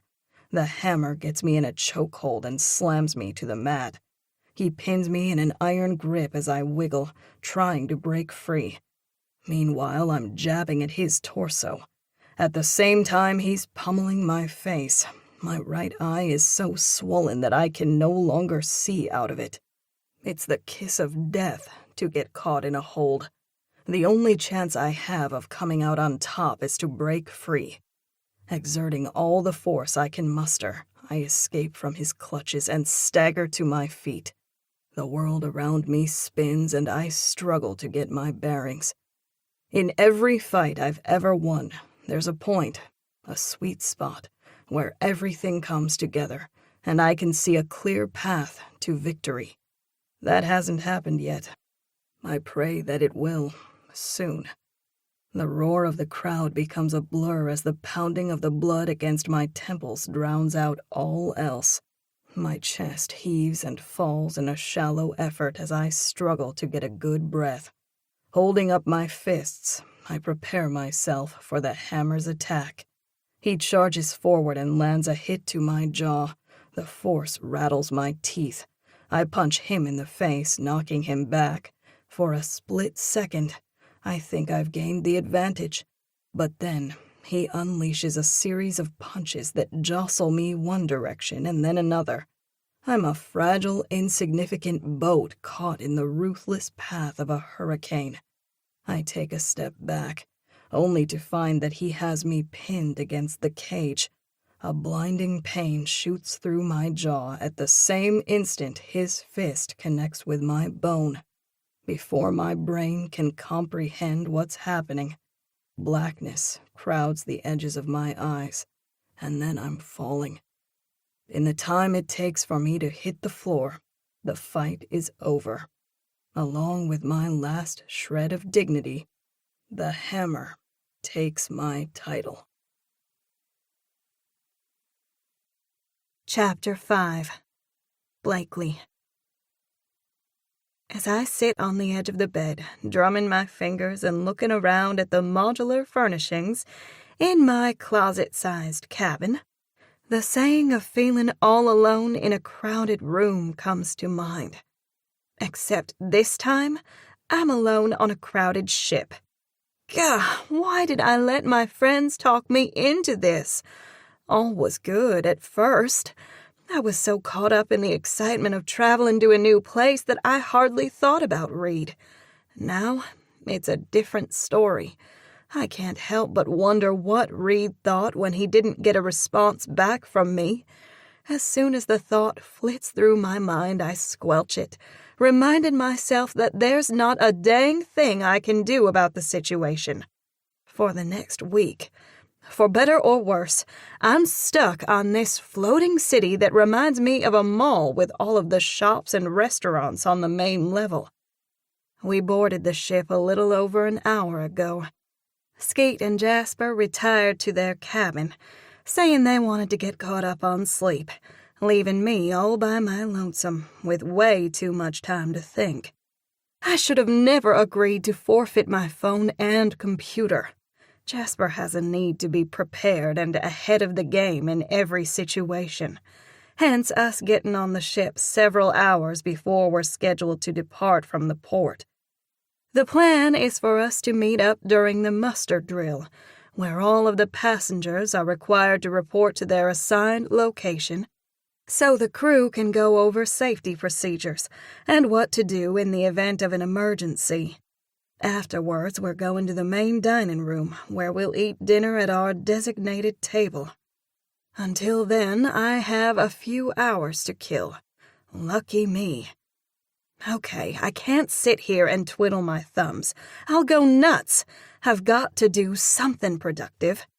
An idea takes shape. I'll get a workout. I'm sure the ship has a state-of-the-art fitness center. Getting a hard workout will help me quiet my brain. I could run on the treadmill and get on the elliptical. Heck, I might even get in a lightweight workout after using the machines, depending on how ambitious I feel. Having decided on an activity that will occupy my time, my sense of well-being is restored.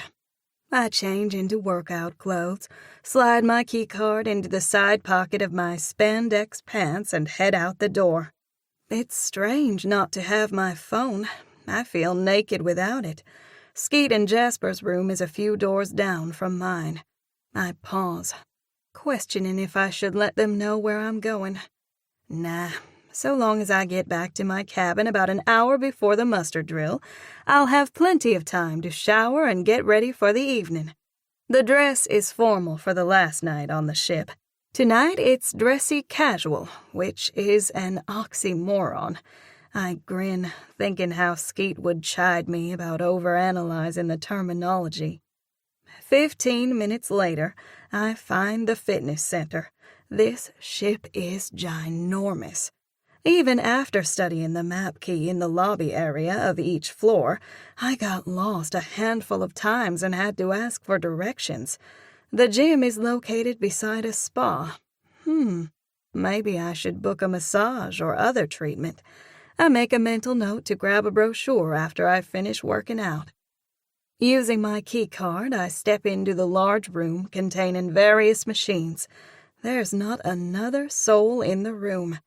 Wow, I hadn't counted on having the place all to myself. It's a nice bonus. I make a beeline over to a cubby area, which holds rolled towels. Grabbing one, I drape it over my shoulder and go over to a treadmill that faces a wall of windows. The fitness center and spa are located on the top deck of the ship.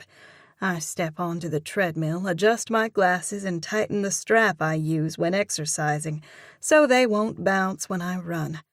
I fiddle with the buttons on the machine and set it for a brisk walk. After I get warmed up, I'll increase the speed to a jog. There's a TV on the screen. I turn it on and switch the channel to HGTV. I didn't even think to bring the earbuds that I was given on the plane. Oh well, I can turn up the volume loud enough to drown out the sound of the machine. If anyone comes in, I'll turn down the volume so it won't be annoying. I quickly lose interest in the show and turn my attention instead to the city skyline, comprised of mostly putty-colored offices and hotels, with a few smaller pastel-colored structures dotting the landscape. The row of pink buildings near the water reminds me that I'm in Puerto Rico. My gaze climbs higher to the frothy white clouds perched against the azure sky. The day is bright and sunny.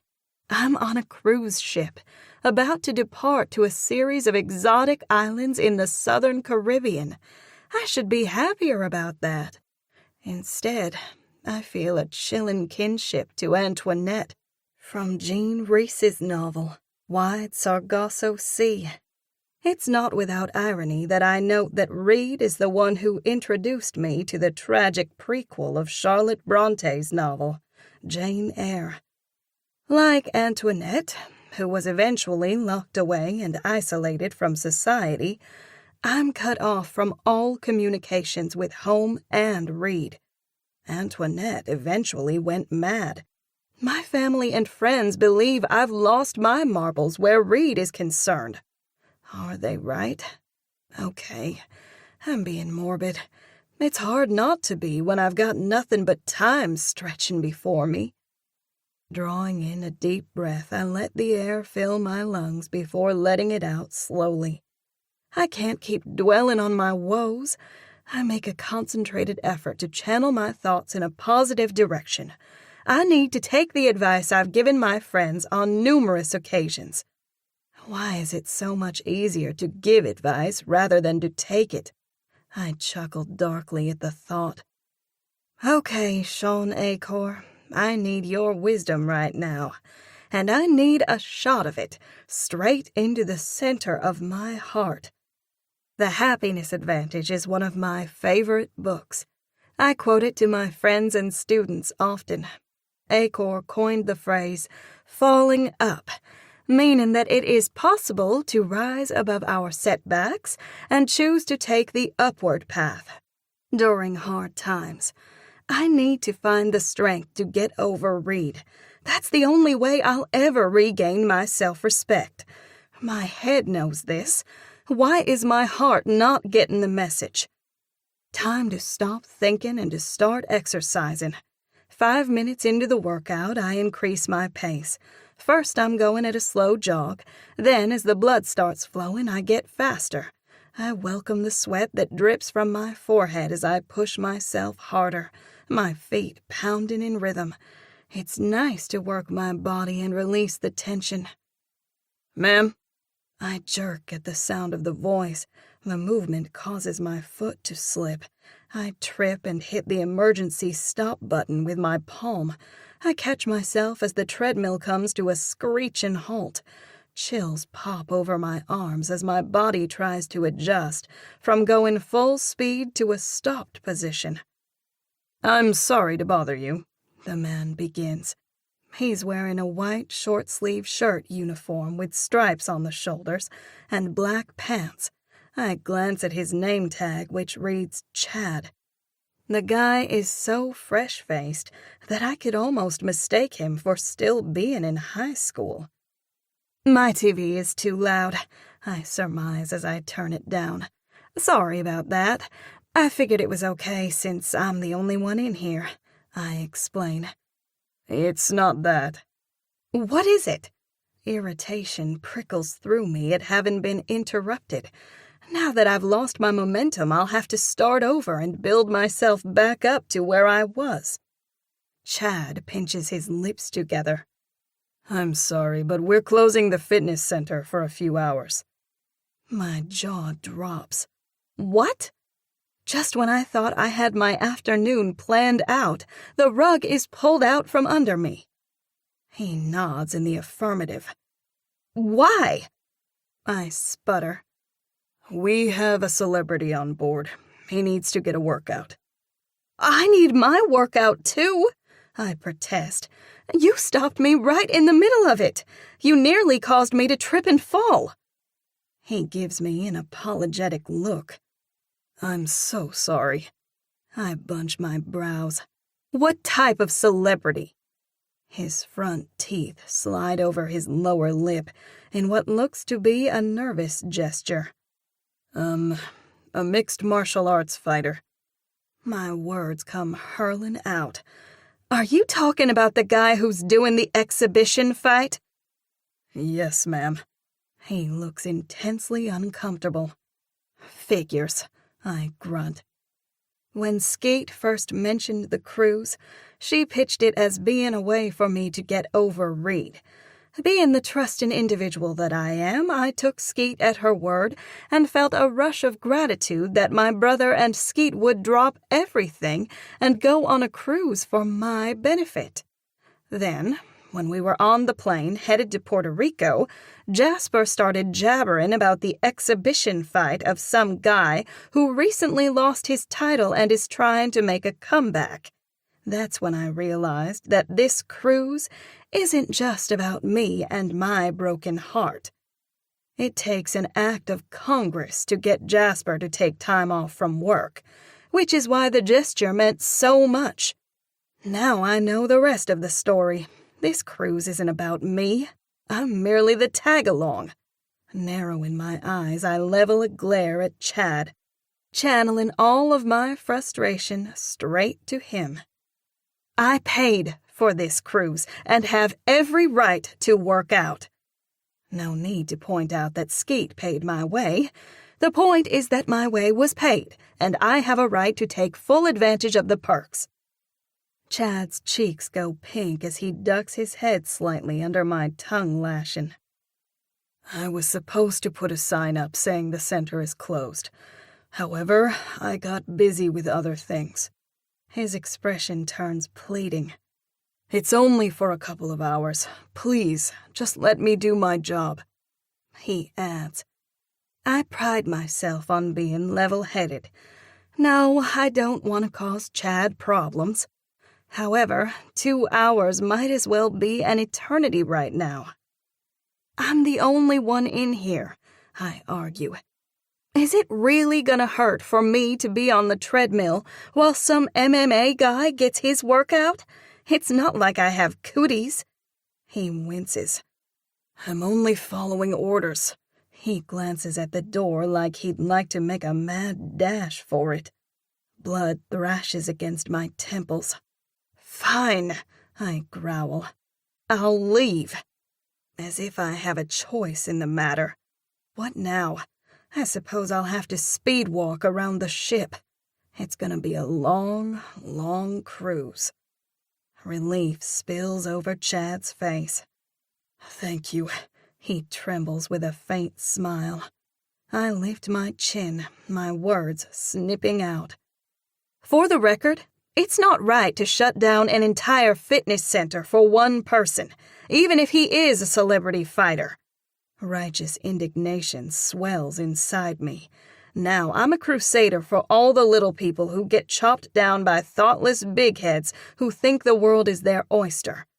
A picture of Reed flashes through my mind.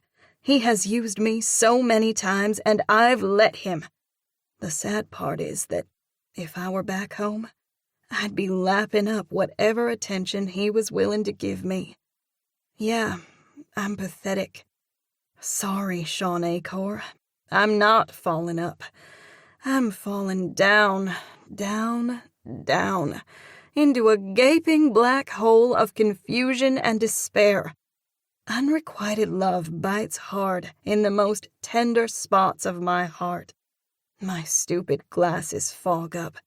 I remove them from my face and continue to glare at Chad, who has become a blurry blob. I understand, he mumbles. It doesn't matter what I say. This ends only one way. With me leaving the gym. Am I being bullheaded about this?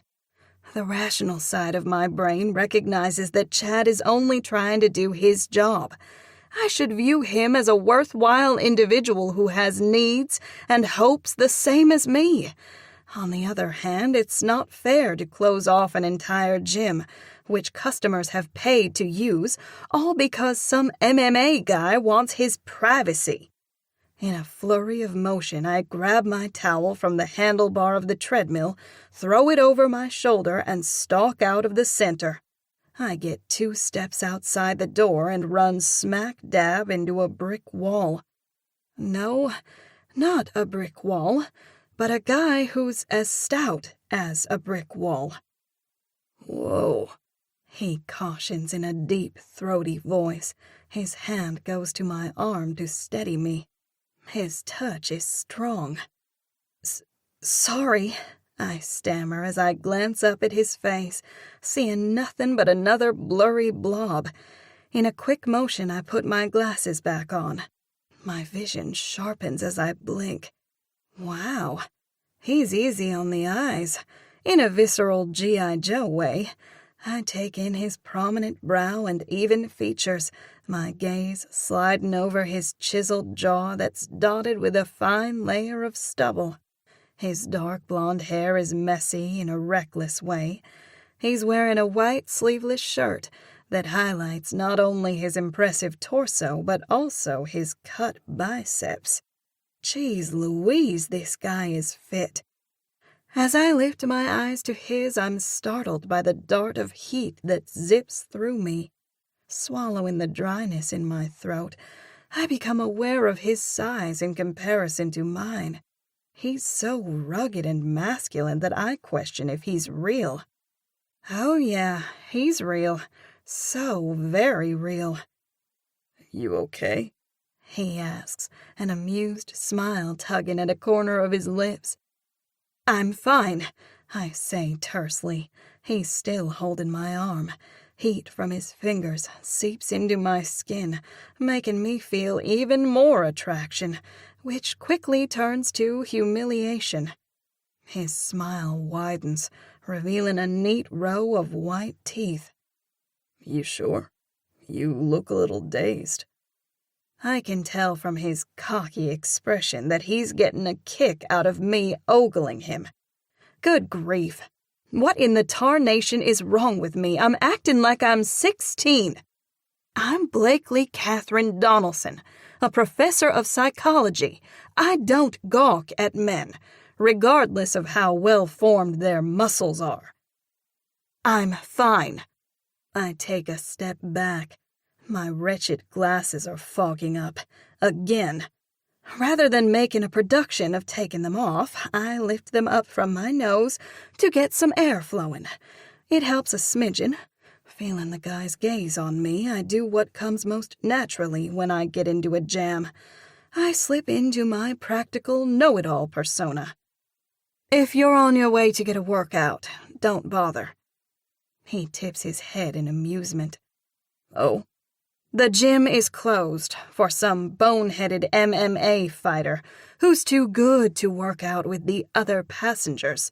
Wait until I tell my brother that one of his heroes, I make air quotes, is some grandiose celebrity who suffers from an entitlement complex."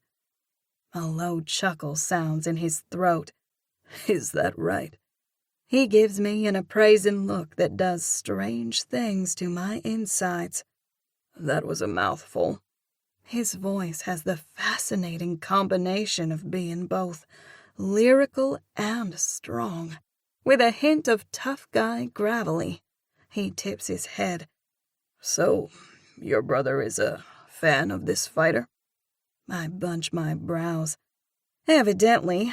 I thought he and his wife came on the cruise to help me, but on the plane ride over, I learned that Jasper came to watch the fight. Why am I spilling my guts to a complete stranger? Probably because I'm desperate for company. Shame on Skeet and Jasper for going off together in their cabin and leaving me to fend for myself." "Can't blame a guy for that." He shrugs. "You'd better believe I can," I fire back. "Fighting is so Neanderthal." I shudder. "Why can't people be civilized?" He flashes me a boyish grin. "Ah, now," he drawls. "Don't be too hard on your brother. Fighting is how men set things right with the universe." He pumps his fist before lifting it in the air as his voice vibrates with exaggerated gusto. It's how we establish our place in the world. A giggle tickles my throat. I try to swallow it down, but it escapes nevertheless. He wags a finger as a grin slides over his mouth. See, you know I'm right. Just because I'm amused doesn't mean I agree with you. Okay, I hear you, he says in an easy tone. Curiosity lights his eyes. So, Miss Philosophical, what do you do to set the universe straight? I teach college psychology, I say with a note of pride. He raises an eyebrow as his voice takes on a musing quality. I wasn't far from the mark. You are Miss Philosophical, he teases. He touches his chin and turns sideways. Let's see how intuitive you are. Take an assessment of me. Am I a lover or a fighter? I'm unprepared for the heat wave that splashes over me. This guy certainly has the market cornered on charm. I blink fast as my hand goes up around my neck. I'd have to get to know you more to make an accurate assessment. Good grief, I'm not sure what to make of these feelings that are stirring inside me. They're different from what I experience around Reed. My love and adoration for Reed came out of my deep respect for him and his intellect. I wasn't initially attracted to Reed. Our relationship developed and blossomed after we got to know one another. What I'm experiencing right now is so physical, like I've been given a shot of adrenaline straight into my veins. He lowers his hand and turns to face me. His voice a low caress, he murmurs, That can be arranged. I take a step back and touch my glasses before folding my arms over my chest. If only my friends could see me now. If they hadn't all found their significant others, they'd be drooling up a storm right now. Heck, I'm drooling and I don't drool. My body temperature has probably heated up 10 degrees. I'm sure my cheeks are cherry red. I've got to put my head in control here before I turn into a puddle of mush. Adventure sparkles in his eyes. Are you game? My tongue sits like a rock in my throat. For what? I croak. To get to know me. Thanks, I say lightly. But I think I'll pass. Laughter flows from his throat like a ballad. Ouch. Crash and burn. A smile tips my lips. Are you always this brazen? He doesn't skip a beat. Are you always this cagey? What? I bluster, thoroughly insulted. I am not cagey. Prove it. Wariness sweeps over me. I don't owe this man anything. Even so, I come back with a single-word question. How? Did I really just say that? Eek, I'm losing it. Why am I going tit for tat with this guy? He motions with his head. Let's go into the gym. I'm sure we can work something out with the fighter. The thought of working out alongside this warrior makes me dizzy. I clasp my hands together. I don't think so. You don't think the fighter can be persuaded to share the gym? He throws me a confident grin. I can be very persuasive. I don't doubt that. Blood fires faster through my veins. It's all I can do to keep my tone impersonal. Considering the conversation I had with Chad, I'd say the chances are slim to none. He looks puzzled. Who's Chad? The crew member who asked me to leave. I see. I wouldn't waste your breath talking to the fighter if I were you. My hand goes to my hip as my voice goes conspiratorial. Evidently, the bonehead is doing the exhibition fight to prove he's not a has-been. I give him a pointed look. That translates to the fighter having a huge chip on his shoulder. I motion toward the closed door, meaning that the two of us are left in the lurch. Chad said the gym will be closed for a couple of hours. I let out a long sigh. Oh well, such is life. Talking helps me regain control of my senses. That way, I can focus on something else other than what it is about this man that excites me so. A new thought enters my brain. This attraction is a good sign that maybe there is hope after Reed. Is that what this experience is teaching me? My spirits lift. Yes, that has to be it. I'm not naive enough to think that this man could be a contender. Sure, he's eye candy and quick with the banter. However, I know nothing about him. I need a man who stimulates me intellectually first and foremost. If I'm also attracted to him on a physical level, well, that's a bonus, but not a necessity. I can't help but allow myself another glance at his torso. This time I take in his flat abs. This guy must live in a gym. I didn't get your name. His expression is open and friendly as he thrusts out his hand for me to shake. Even his forearms are tanned and toned, so very manly. Time stops as I look at his outstretched hand. His fingers are long and tapered. Blakely Donelson. Taking the plunge, I clasp his hand and wince at the tingle that ripples through me when he gives mine a firm shake. His skin is tough and calloused. He must be a blue-collar worker. He's tall, probably 6'2" or 3. As cut as he is, he's not beefy but lean and sinewy. Blakely. He says my name with precision, like he's committing it to memory. Do I dare tell him not to get his hopes up? Nope, better not go there. It would come off as conceited. I doubt that this man is interested in me. He's a big flirt. I'll bet he talks sweet to all the women. Chances are I'll never see him again. It's a big ship after all. Our eyes catch and hold, gushing a river of heat through me. I stand corrected. He is interested in me, but it's purely physical. A meeting of two strangers who cross paths for one brief moment, and then go on with their lives as if the event never happened. A few awkward beats pass. It rustles through my brain that polite conversation dictates that I ask his name. Your name is? I'm not asking because I want to know. Only because it's what's expected. Keeping hold of my hand, he leans into my personal space, his golden green eyes shimmering with amusement. You might have heard of me. I'm Corbin Ledger. Don't think so. Talk about presumptuous. Jiminy Cricket, how in the heck would I know who he is?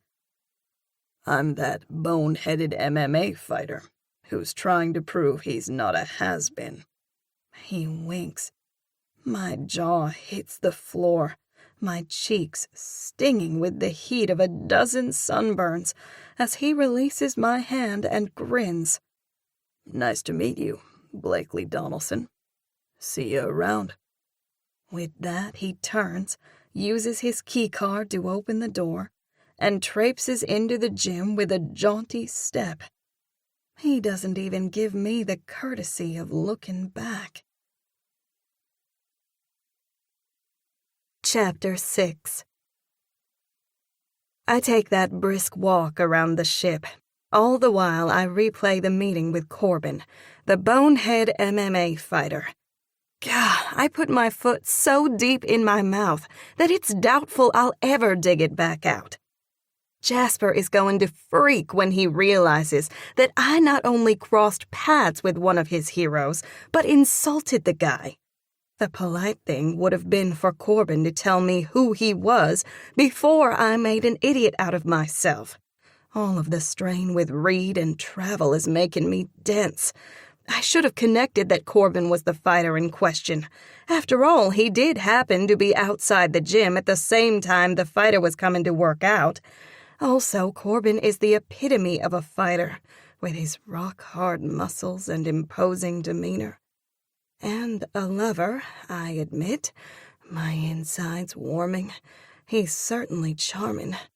Is it terrible that I like how his eyes flecked with gold when he was teasing me? After finishing my walk, I go back to the cabin where I shower and get ready for the evening. Now I find myself back where I was at the start, sitting on the edge of the bed and drumming my fingers. The muster drill is not for another hour and a half. Time drags by on this ship. At this rate, I'll go out of my mind, more like poor Antoinette than I care to admit. Unable to handle the silence any longer, I rise to my feet. St. Martin is the first stop on our trip. I'll need some sunblock and maybe a hat to keep from getting burnt to a crisp. I'm sure they'll have those items in one of the shops. I step out of my cabin door, only to see a couple around my same age.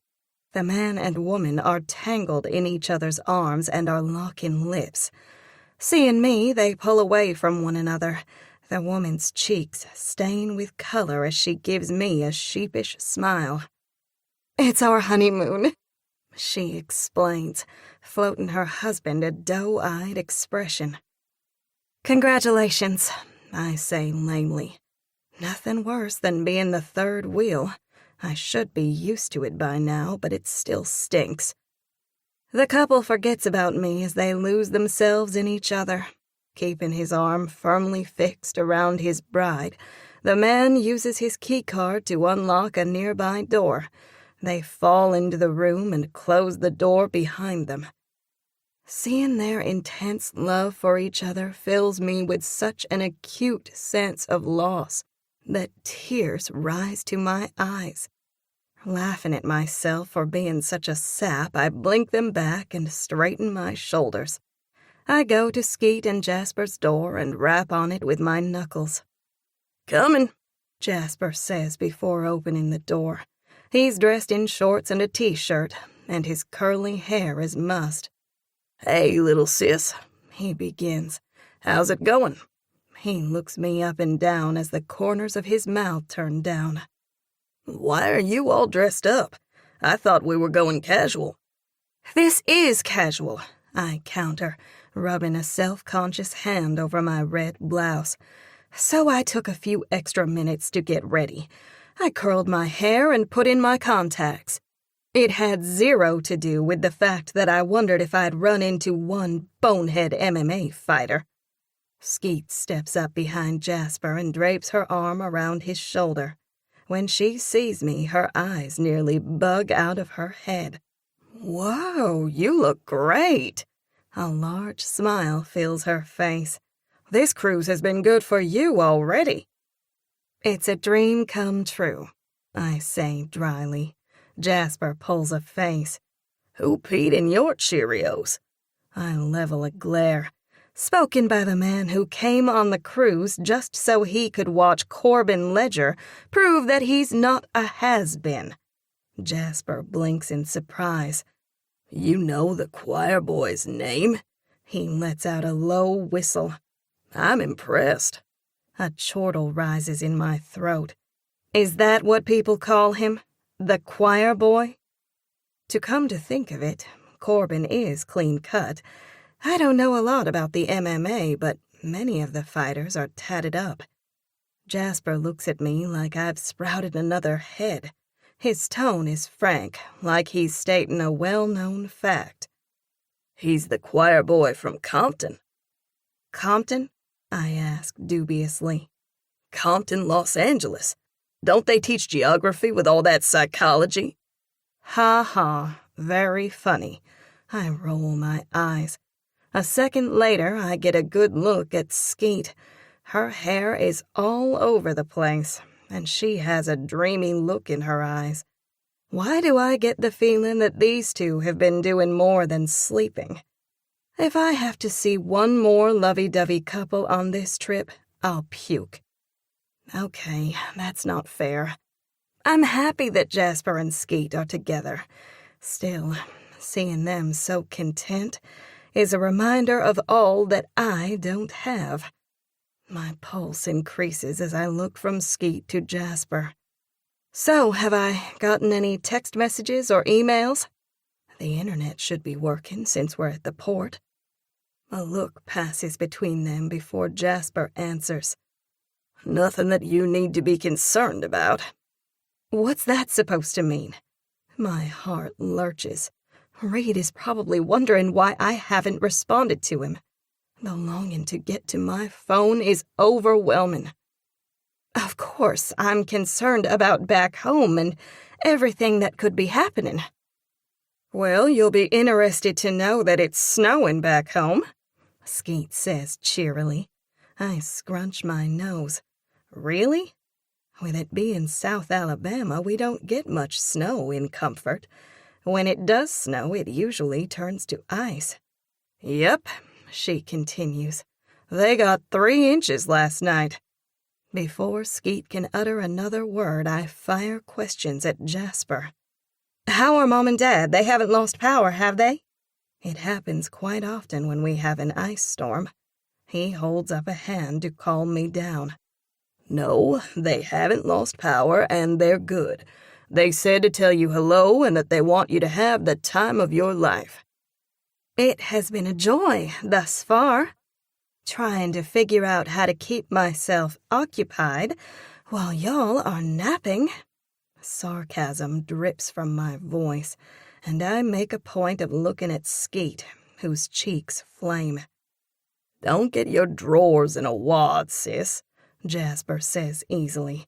It's only been a few hours. We haven't even left the port yet. Urgency fires through me, bringing home the knowledge that once we get out on the open sea, the internet will be spotty. If Reed has been trying to contact me, I need to know, now. My words tumble out in a breathless heap before I can stop them. Have I gotten any messages from Reed? Skeet pinches her lips together and glances at Jasper before turning her attention back to me. If there's anything you need to know, we'll tell you.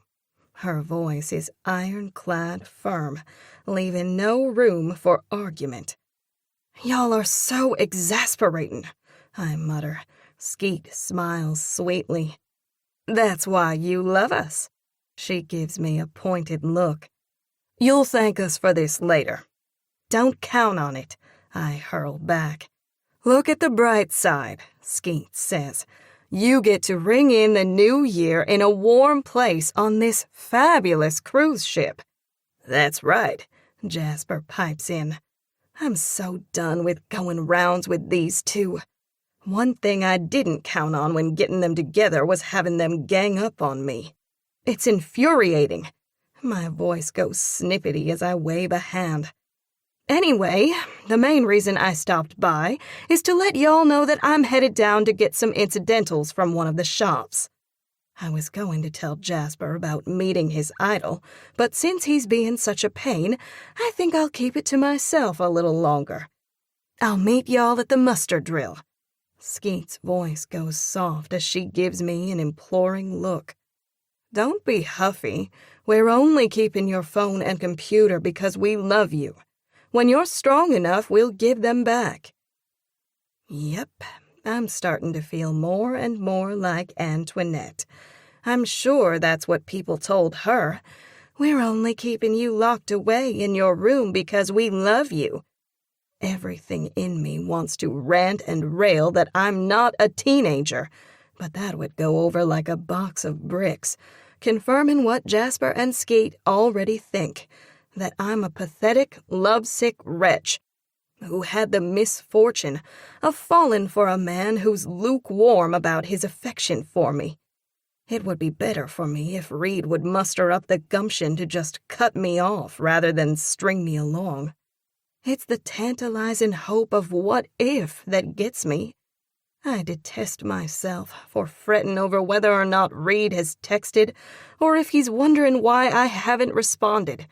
My feelings aren't rational, but love rarely is. Whatever. See you later. Shaking my head, I march down the hall, my feet as heavy as concrete blocks. "Don't be such a baby," Jasper calls after me. In a huff, I fling my hand into the air and give it a twirl as I continue walking. Our cabins are on the 10th deck. Skeet explained that it was better to get a cabin on an upper deck so that we could avoid seasickness. I make my way down the hall and to the lobby where I opt to take the stairs rather than the elevator. I go down to the main section where the shops are located. The food is free in most of the restaurants and cafes. Interestingly enough, there is a charge for ice cream. It boggles my mind that I could get food from any of the places 24/7. That's a nice perk to being on a cruise. What I would have given to have taken a cruise as a kid. Imagine being able to eat all the pizza you want, whenever you want. I browse around several of the shops, picking through racks of clothes without really seeing them. I'm sure a cruise is great when you have your significant other by your side. Alone, it's torture. A silent prayer goes through my mind. I know I'm being selfish and ungrateful right now. I've been taking my frustrations out on Skeet and Jasper, the two people who know me the best. I know they only want what's best, even if their actions are misguided. It probably would have been better for me to stay home. At least then I would be in my element instead of in some strange place, trying to figure out how to occupy myself. Help me to make the most of this cruise. I have always wanted to go on a cruise to the Caribbean, but I always thought it would be with a companion. I squeeze my fist and squelch the moisture that blurs my vision. Please, help me to come to terms with my feelings for Reed. If he's the one for me, then let him realize it. If not, I pause, not wanting to form the next words in my mind. However, I know I need to, so I press on, my heart beating dully against my ribs like a deflated ball. If Reed's not for me, then please help me to realize it and move on, once and for all. Please help me recognize new opportunities and to be grateful for them. The instant I end the prayer and utter a silent amen, an image of Corbin Ledger flashes through my mind, causing me to grin. It was kind of fun sparring with him. I looked down at my red blouse and skinny jeans, wondering what the choir boy from Compton would think if he saw me all cleaned up, without my glasses. With that thought on the brain, I meander over to a shop that carries sunblock and other beach items. I replay my conversation with Corbin. To his credit, he took it rather well when I inadvertently insulted him. As I told myself when Corbin and I first met, odds are I'll never see him again. However, Corbin is a good distraction. The fact that I was attracted to him gives me hope that there might be life after Reed Thornston. I'm scrutinizing bottles of sunblock, trying to decide which one to buy when my skin ripples with the awareness that someone is standing behind me. The next second, a puff of warm breath tickles my ear. "You could go for the 50 SPF, but I recommend the 20. A low voice murmurs. Your olive-toned skin would look great with a tan. I whip around. My elbow knocks over several bottles and sends a few toppling to the ground. Energy whooshes through me when I catch gazes with the MMA man himself. The next second, the store clerk throws us a sharp look. "Oops," Corbin says with a sheepish grin. "Sorry about that." The corners of my lips quiver. He doesn't look sorry at all.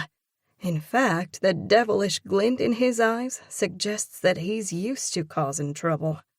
I suspect he's one of those types who, when he was a kid, would sit behind the girl and yank her pigtails when the teacher wasn't looking.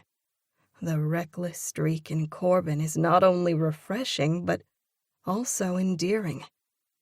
I suppose it's par for the course. First you foil my workout. I look down, motioning at the mess. Now this. He presses his lips together and shrugs his broad shoulders. I guess the rumors are true. I really am a menace. Time speeds up and slows in the same breath as we share another look. This time I note that his vivid green eyes are rimmed in gold. Maybe not a menace, I tease. Just a Neanderthal. Clucking his tongue, he shakes his head. Why can't people be civilized? If only, I laugh. Taking a quick survey, I note that he changed from his workout clothes into a snug-fitting navy blue t-shirt, faded jeans, and a pair of Converse tennis shoes. Skeet often says that Jasper is the fittest man she's ever seen. Well, I beg to differ. The choir boy could certainly give my brother a run for his money. Suddenly I'm off kilter and a bit giddy. I suppose Corbin and I have beaten the odds. On a ship of almost 9,000 people, our paths have crossed a second time. He looks down at his clothes, the corners of his lips turning down in a mock frown. Am I underdressed?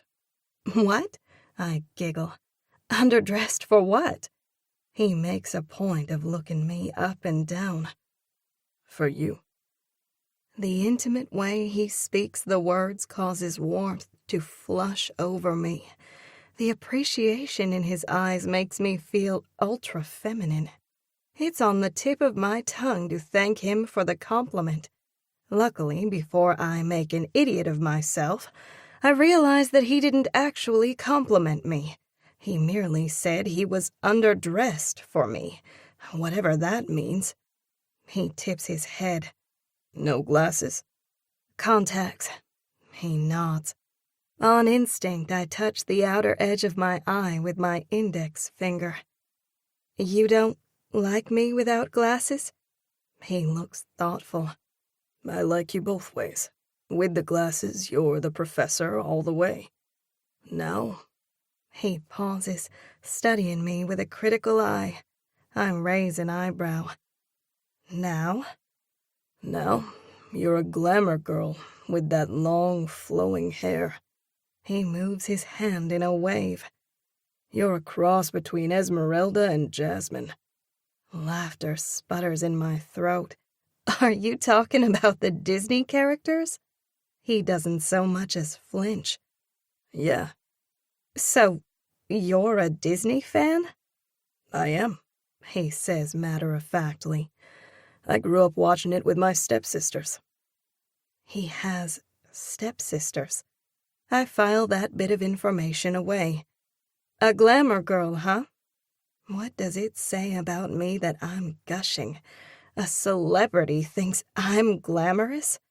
Suddenly, I'm glad I took extra care in getting ready for the evening. His gaze moves over me from head to toe, rising heat over my flesh. You look fantastic, he says in a low tone. My blood pumps faster. Thanks. You look great, too. I figured I might as well own up to thinking he's handsome. He saw me ogling his muscles when we were standing outside of the gym. It's hard not to. Even now I have to fight the urge to keep looking at his cut biceps and how the muscles roll smoothly beneath his tanned skin. A pleased-as-punch smile fills his face. Thanks, Doc. I make a face. Doc? You're a professor. I assume you're a doc. I am. See, I thought so. And you're a choir boy. Surprise streaks over his expression. My brother got me up to speed, I explain. His eyes sparkle with amusement. Ah, you've been checking up on me, he taunts. Heat rushes to my cheeks. Have not, I retort.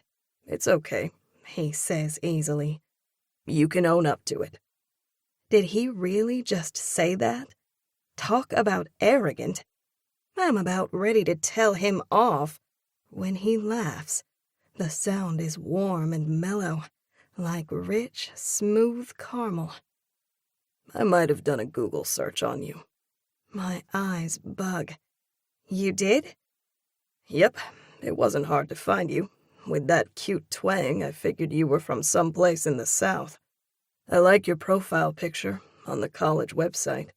His expression goes sanctimonious as he turns to the side and strokes his chin. Very scholarly. A chortle breaks through my lips. I don't know whether to be flattered or concerned that you checked me out. I had a few extra minutes after my workout. How was your workout, by the way? I'm sure it was nice having the gym all to yourself. Not really. It was kind of boring. All that privacy gave me way too much time to think about what a has-been I am. Ouch, that stings. I moisten my lips. About that. It's all good. The truth hurts. His smile is strained. I had no right to cast judgment on you. A humorless laugh rattles my throat. Goodness knows I've got my own share of problems. Curiosity lights his rugged face. Such as? Too many to name. I chuckle. No way am I going to tell this Adonis about my sordid relationship with Reed. It would be too humiliating and unnecessary. Corbin's eyes fly open wide as he glances at the clerk who's walking quickly in our direction. Incoming, he blurts. Shoot, the lotion. I forgot all about the mess. Quick like a flash, I bend over to pick up the bottles. He does the same, and we butt heads. A sharp pain shoots through my forehead as I fall back into the shelf, knocking over much more than bottles of lotion. "What are you doing?" the clerk shrieks. "It's not her fault," Corbin says with a good-natured grin. "It was all me." Taking hold of my arm, he helps me to my feet. Concern touches his chiseled features. "Are you okay?" Gingerly, I press my fingers against my forehead. "I'll survive." My skin is a bit tender, but there's no lasting pain. If anything, the situation is comical. I can't believe we butted heads and I fell back into the shelf. What is this, the I Love Lucy show? The clerk, a woman in her early 50s, straightens to her full height. Her voice reeks of irritation. "I'm afraid I'm going to have to ask you both to leave." "We can clean up the mess," Corbin offers. "That won't be necessary," the woman says stiffly. "Just go." The situation strikes me as funny as I suppress a giggle. This is the second time today I've been asked to leave, all because of you. I guess I am a menace. Isn't anyone civilized anymore? Evidently not, the woman snaps. Laughter gurgles in my throat. It's all I can do to squelch it. I look at Corbin, whose lips are quivering. "Let's go," he suggests, "before she tars and feathers us." The woman gives him a scathing look as we hurry out. "That was fun," Corbin says. "There's never a dull minute with you." Corbin couldn't imagine how much of a compliment my words were. Now that I'm with him again, everything looks brighter and more promising. By unspoken consent, we pause in the main walkway, neither of us sure how to navigate the situation, but not wanting our association to come to an end. "What now?" Corbin asks. "I'm supposed to meet my brother and his wife for the muster drill." He grimaces. "Ah, the muster drill." A reckless streak goes through his eyes. "We could live dangerously and skip it." He points to the ceiling. We could go up to the top deck and reenact the scene from Titanic, where you stand on the bow of the ship. I'll hold you over the edge. You can't be serious, I snigger. Why not? He wrangles his eyebrows. Haven't you ever wanted to fly?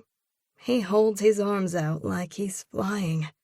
Not like that, I scoff. He lowers his arms and leans close. His voice goes low and husky. So, Doc, should we skip the muster drill? With him so close, it's hard to form a clear thought. No question he's handsome. However, his appeal goes beyond that. Corbin exudes raw masculinity. He's the type of man who would charge into a situation busting knuckles first, asking questions later. I realize that he's waiting for me to answer. Rousing up my tongue, I come back with, "No way, we're required by the Coast Guard to attend." Ah, so you're a rule keeper. I am. That's something to be proud of. To prove my point, I lift my chin. I take it you're a rule breaker? A rule bender. I can't help but laugh. Corbin has a keen wit. I like the sizzling banter that passes back and forth between us. Don't get me wrong, I'm not under any delusion that Corbin Ledger and I could ever be a couple. Aside from the fact that he's a celebrity, we're from two totally different worlds. I'm just having a bit of fun and passing the time. I feel more than see Corbin tense. I follow his vision trail and spot a group of people with cameras and notepads rushing towards us. In a swift movement, Corbin steps close and drapes an arm around my waist. "What are you doing?" I protest. "Paparazzi," he growls. The next second, we're surrounded. "Is this your new girlfriend?" A woman holds out a cordless microphone. "Are you ready for your upcoming fight?" a man asks. "How does it feel to have your title ripped away by the man who took your girl?" I blink in surprise as I glance at Corbin, whose jaw is set in stone. The man who beat him took his girl? That's brutal. And Corbin has to suffer the humiliation in public. The hairs on the back of my neck rise as I glare at the vultures. Even though I know nothing about Corbin's past or what actually happened with his girlfriend, his loss blends with my own. I'm ready to defend him against the onslaught. "You need to give him some space," I demand. "What's your name?" This comes from the woman who asked if I was his girlfriend. Crud, now I'm on the hot seat. My brain races, trying to come up with an answer. I don't want to tell these people my name. Once my information is leaked to the press, the damage will be done. When Skeet got her inheritance, reporters came swarming to comfort. They were ruthless. "She is," Corbin answers in a loud tone. I gulp. His words were spoken with such authority that I could almost believe the two of us are together, even though I, of all people, know that we're clearly not. I give him a questioning look. "You sure she's with you, choir boy?" A man jeers. "She looks stupefied." The snarky comment taps on my nerves like a jackhammer, especially when I see Corbin's strained expression. "If you're really together, then kiss her," a woman suggests. My lungs squeeze.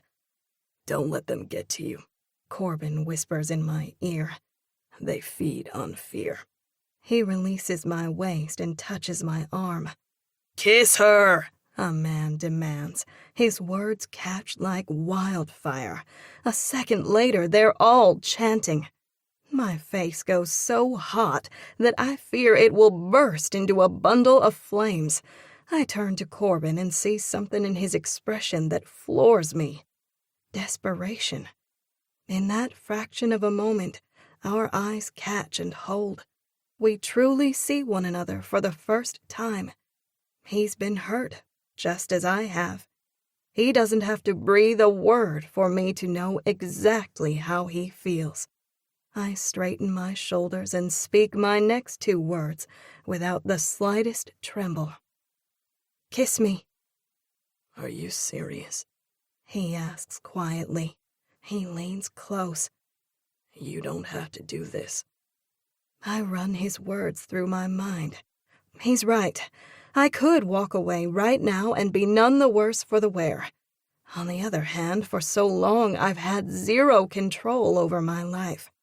I've been a pawn in Reed's game, hungrily scarfing up whatever crumbs he decides to throw at me. Helping Corbin will allow me to regain some self-respect. In time, I hope to take back my life. I glance at the sharks, a fierce determination overtaking me. Let's give these lowlifes something to chew on, I seethe. Amusement flicks over his rugged features, and then comes the boyish smile. Okay. In a movement so fast that it hitches my breath, he steps close, slides his arms around me, and dips me back. Reflexively, I curl my arms around his neck. Being held in his strong arms reminds me of his commanding masculinity. I expect him to kiss me with the blunt fire and fury of an MMA fighter. However, his mouth presses against mine with the softness of velvet. His lips caress mine in a gentle persuasion that tickles and teases like a wispy cloud. As our lips move together, I'm taken off guard by the warm ribbons that stir through my stomach.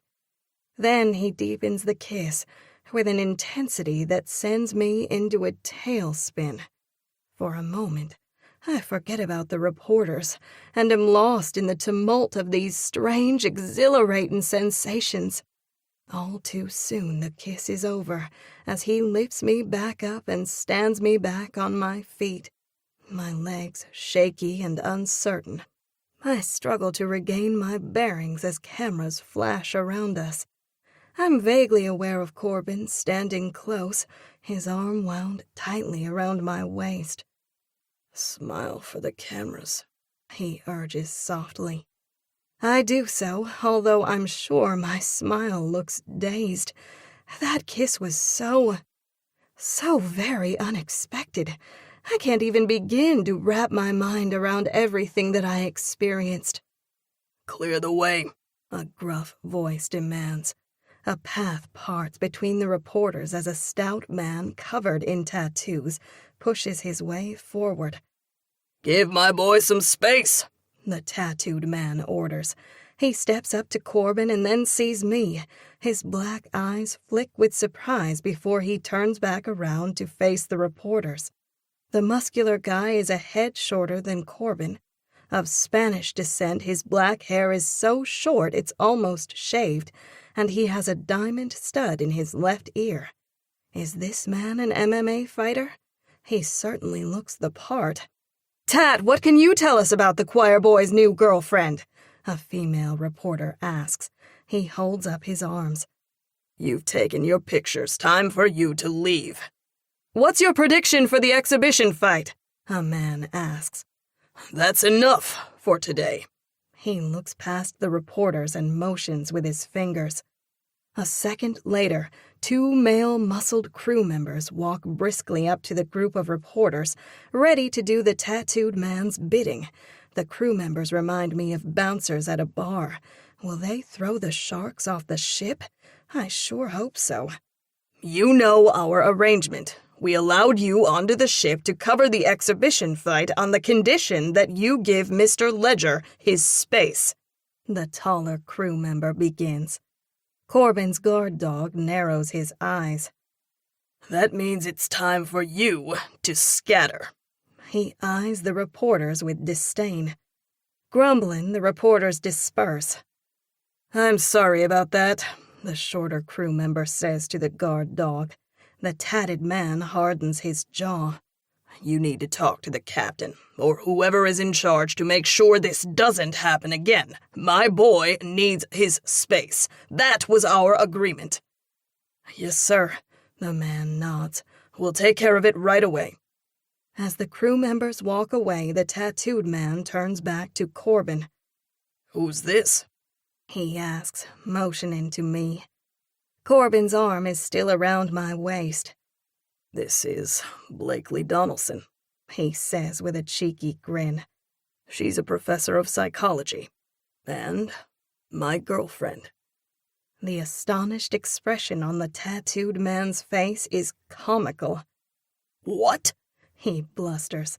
When did this happen? You were unattached the last time I saw you in the gym. That was what, an hour ago? I'm his pretend girlfriend, I correct.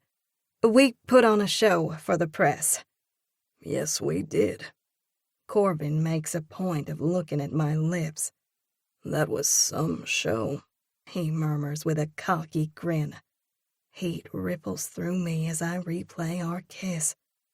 I suppose it was, I chuckle. The attraction between us is alive and well. The pragmatic side of me always thought that physical attraction was exaggerated in romance books and films. I now stand corrected. Of course, considering how Corbin Ledger is 100% male with his chiseled physique, it's only natural that I would be drawn to him. I'm sure I'm not the exception. Any woman with a pulse would notice Corbin. He removes his hand from my waist. This is Tat, my best friend and manager. Hello. I hold out my hand for us to shake. I'm medium height. With my heels, I'm the same height as Tat. Nice to meet you, Tat says as he clasps my hand and gives it a hearty shake. How did the girlfriend thing come about? He asks Corbin. The reporters were razzing us, Corbin explains. I said Blakely was my girlfriend. They challenged us to prove it. So we did. I finish. It gives me a dart of satisfaction to know that we socked it to those sharks. If nothing else comes from this trip, I'll know that I did something to help someone. Prove it we did, Corbin drawls with a grin that stretches from ear to ear. His gaze holds mine, causing me to blush. Thanks for taking one for the team. My pleasure. The second the words leave my lips, I realize what I said. An invisible blowtorch ignites my cheeks. God, I can't believe I just said that. I'm turning into Skeet. In a few more minutes, I'll be mixing up my words. His eyes hold mine in a caress. The pleasure was all mine. Tat clears his throat. We should get going. Disappointment washes over me. Will this be my final encounter with Corbin? I suppose it's only fitting that he would exit my life as quickly as he came into it. Too bad, because when I'm around Corbin, my problems aren't as pressing. He's a brilliant rainbow that streaks across the sky and then disappears, leaving only a tendril of color lingering in its path. He reaches for my hand and sandwiches it between his palms. Thank you, he says with sincerity. Any time. A smile tugs at his lips. If you ever want to take me up on the flying thing. His voice dribbles off as we share a grin. My brain scrambles for something halfway intelligent to say in parting. Good luck with the fight. I'll try and keep it civilized. He winks. Take care, Doc. You too. He releases my hand. See you around. Yeah. I sigh as I watch him walk away. His gait is fluid and nimble, his body moving like a well-oiled machine. I trace the outline of his broad shoulders, noting how that even his tanned neck is attractive with his dark blonde hair tapered next to his skin. My lips curve into a grin as I think of all the crazy events that happened between us in such a short stretch of time. This time, Corbin glances back over his shoulder. A goofy grin wobbles over my lips as my hand goes up in a wave. Other passengers fill in the space between us, and then he fades from my view. Chapter 7. This way, please, the man in the black tuxedo uniform says, with solemn dignity, as he leads Jasper, Skeet, and me through the massive dining area to our assigned table. We wind our way through the tables and up a series of steps that lead to an upper floor. Finally, the man directs us over to a table next to a wall of windows. "Here you are," he says pleasantly. "This will be your assigned table for the duration of the cruise." "Thanks." Jasper nods as the three of us sit down. I look around the table, noting the empty seats. There are 7 of them.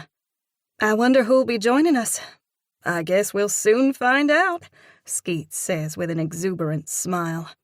The glow on my bestie's face causes me to grin. "What?" she asks. I tuck a loose lock of hair behind my ear. "I'm glad y'all are having a good time." To my surprise, it occurs to me that I mean it, heart and soul. I've been so caught up in my own misery that I haven't stepped outside of my problems to recognize that Skeet and Jasper overcame a lot of obstacles to be together. They were best friends before falling in love. Skeet was petrified to pursue a relationship with Jasper because she feared losing him as a best friend. Then, when out of the blue Henry Roach left her his fortune, things got even more complicated. Jasper had a hard time coming to grips with her being wealthy. The two worked through their problems and have a rock-solid marriage, the kind of relationship I'll probably spend my entire life trying to find. Normally, I think of Reed when such thoughts come. However, this time, it's Corbin's face that flashes before my eyes. I can't help but smile inwardly. The choir boy is fast becoming my favorite daydream. Skeet turns to Jasper, love shining on her beautiful face. "We're having a great time." They share a lingering look. Strangely, this time I don't cringe over their affection. Instead, I'm happy for them. "Your servers will be with you shortly." The man nods and strides away to help the next guests. Skeet picks up the cloth napkin from her plate, shakes it out, and places it into her lap. "This is fancy." Her brown eyes glimmer with anticipation. "I wonder what they'll serve for dessert." Spoken like a true baker. Skeet's pride and joy is her bakery. I'm sure that whatever it is won't hold a candle to your chocolate chip cookies. My words aren't empty flattery. Skeet's baked goods are the stuff angels sing about. She gushes with pleasure as she waves a hand. I'm a lot to be desired." She means I lack a lot to be desired. Before I can correct her, Jasper chimes in. "She is a lot to be desired." Giving her a tender smile, he drapes his arm around the back of Skeet's chair before turning his attention to me. "So, are you getting more excited about the cruise now that we're out on the open sea?" Actually, I am.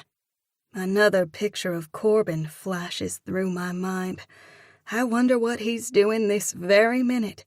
I can't help but glance around the room in the hope that I'll catch sight of him.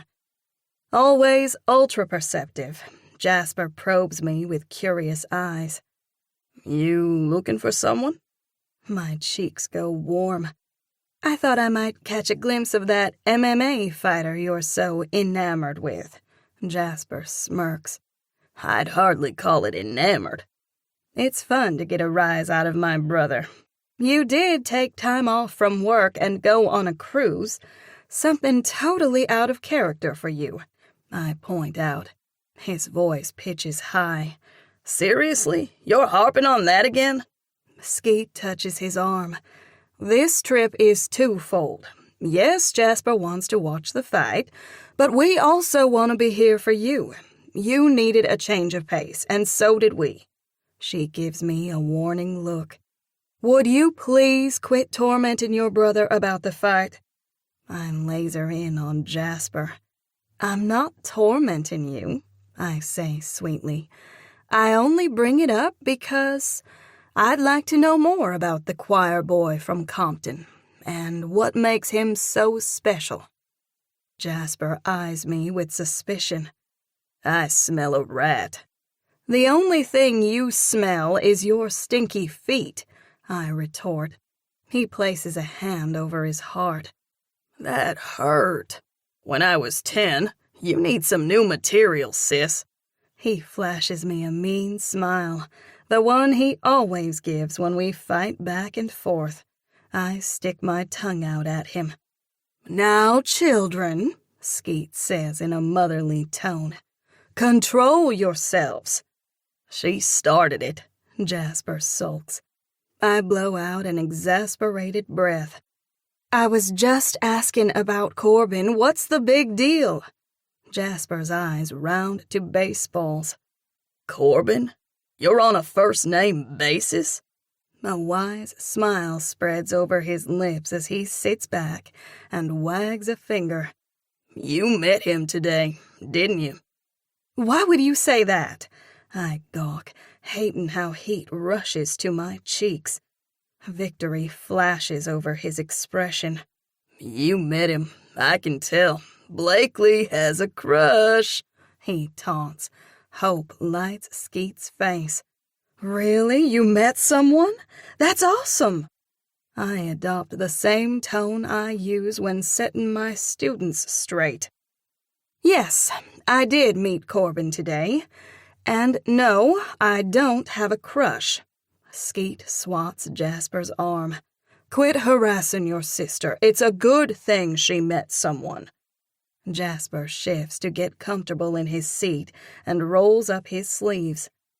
What do you want to know about the choir boy? Eagerness bubbles up inside me. I keep my tone neutral so I won't give myself away. Is he a good fighter? One of the best. You mentioned on the plane that he recently lost his title? That's right.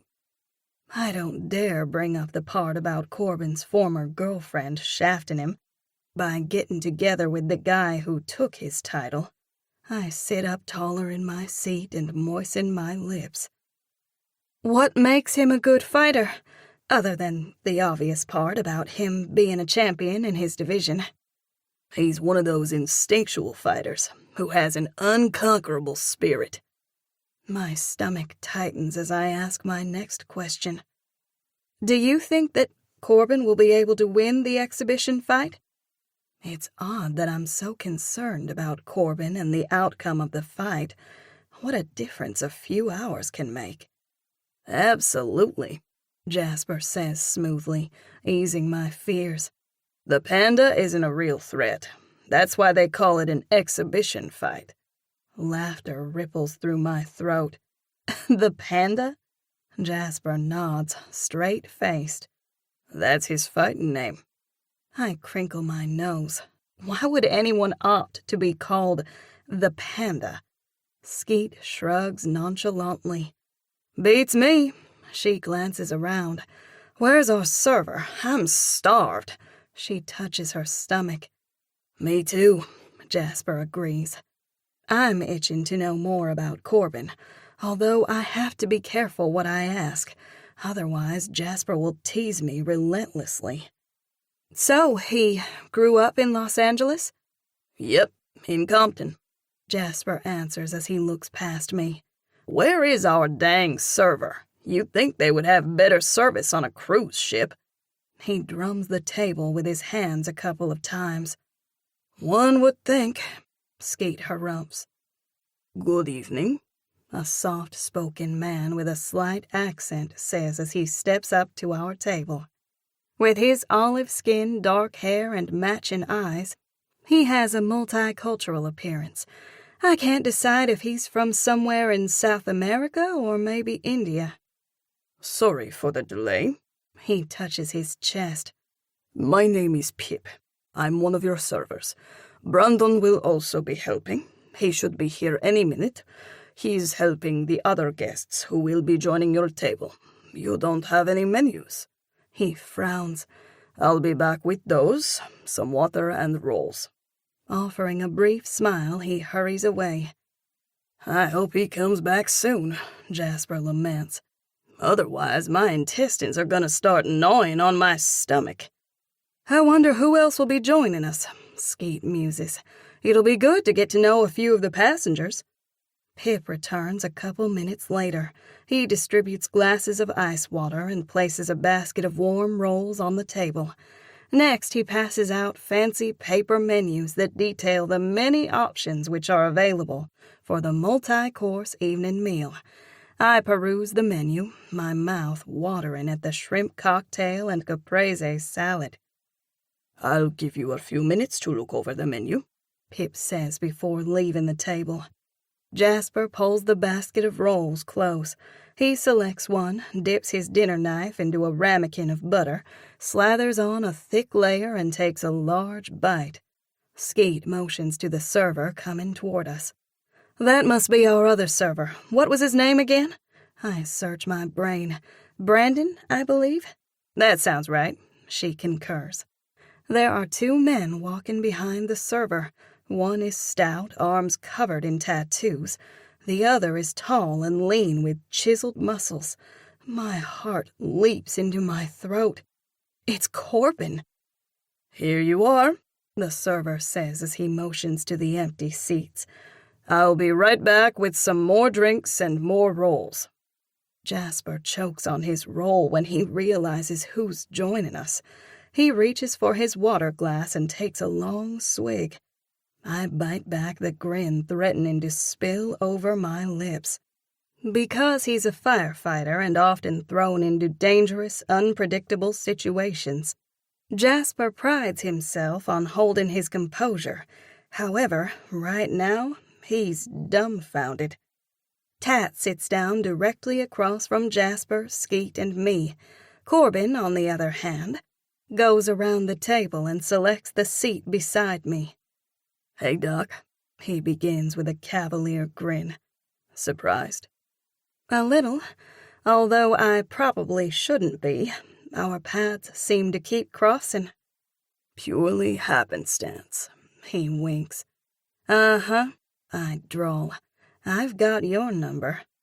"I sure hope so." His voice holds such an intimate significance that it rushes all the blood to my head, where it pounds against my temples, making me dizzy. I'm suddenly so deliriously happy that I have to fight the urge to giggle like a teenager. For some inexplicable reason, this superstar is interested in me. The prospect of dining with Corbin is glorious. It's flattering to know that he pulled a few strings to get a table with me. Tat opens up the conversation by directing his comments to Jasper with a tough guy nod. "How you doing?" "Okay," Jasper croaks. "I'm Tat," he motions. "This is Corbin, but everyone calls him C." "Nice to meet you," Jasper stammers. He looks at Corbin with an awestruck expression. "I know who you are. I'm a big fan." "Thank you," Corbin says with a magnanimous nod. He looks at Skeet.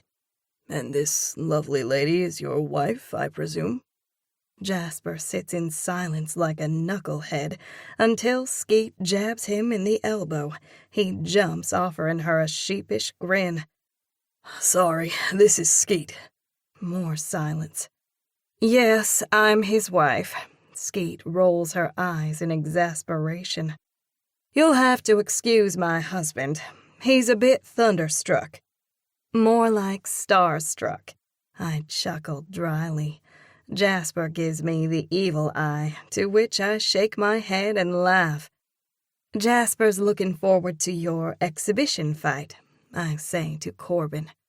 In a casual gesture, Corbin stretches out his arm and drapes it around my chair, much like Jasper did earlier to Skeet. His closeness cascades tingles through me. Skeet's eyes go round as her gaze lingers on Corbin's arm. If she's that surprised by Corbin putting his arm around me, she'll freak when she learns that we were locking lips in front of a throng of reporters a short while ago. The mere thought of Corbin's lips on mine causes my breath to come faster. Reel it in, I order myself. The kiss meant nothing. It was a publicity stunt. The kid in me gushes in the knowledge that I am now associated with a kick-butt MMA fighter. Jasper shakes his head. That was a tough break with the hammer. It was, Corbin admits. Something strange is happening here.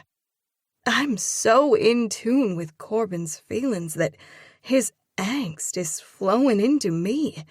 I think of the ex-girlfriend wanting to know more of the details about the breakup and why in the heck any woman in her right mind would choose another man over Corbin Ledger. Yikes. Did I really just think that? Okay, time to put this silly attraction into a box, close the lid, and seal it once and for all. I hope you'll challenge him to a rematch.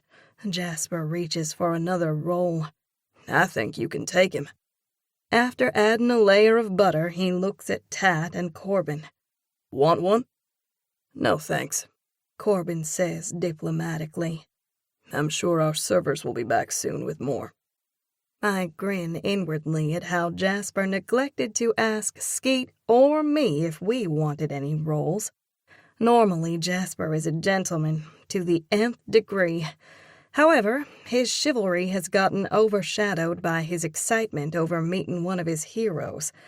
While it's tempting to razz Jasper in front of Corbin, I'll resist the temptation. Jasper and I might bicker and fight, but we're fiercely loyal to one another. Brandon and Pip approach the table. Brandon gives Tat and Corbin glasses filled with water and their menus.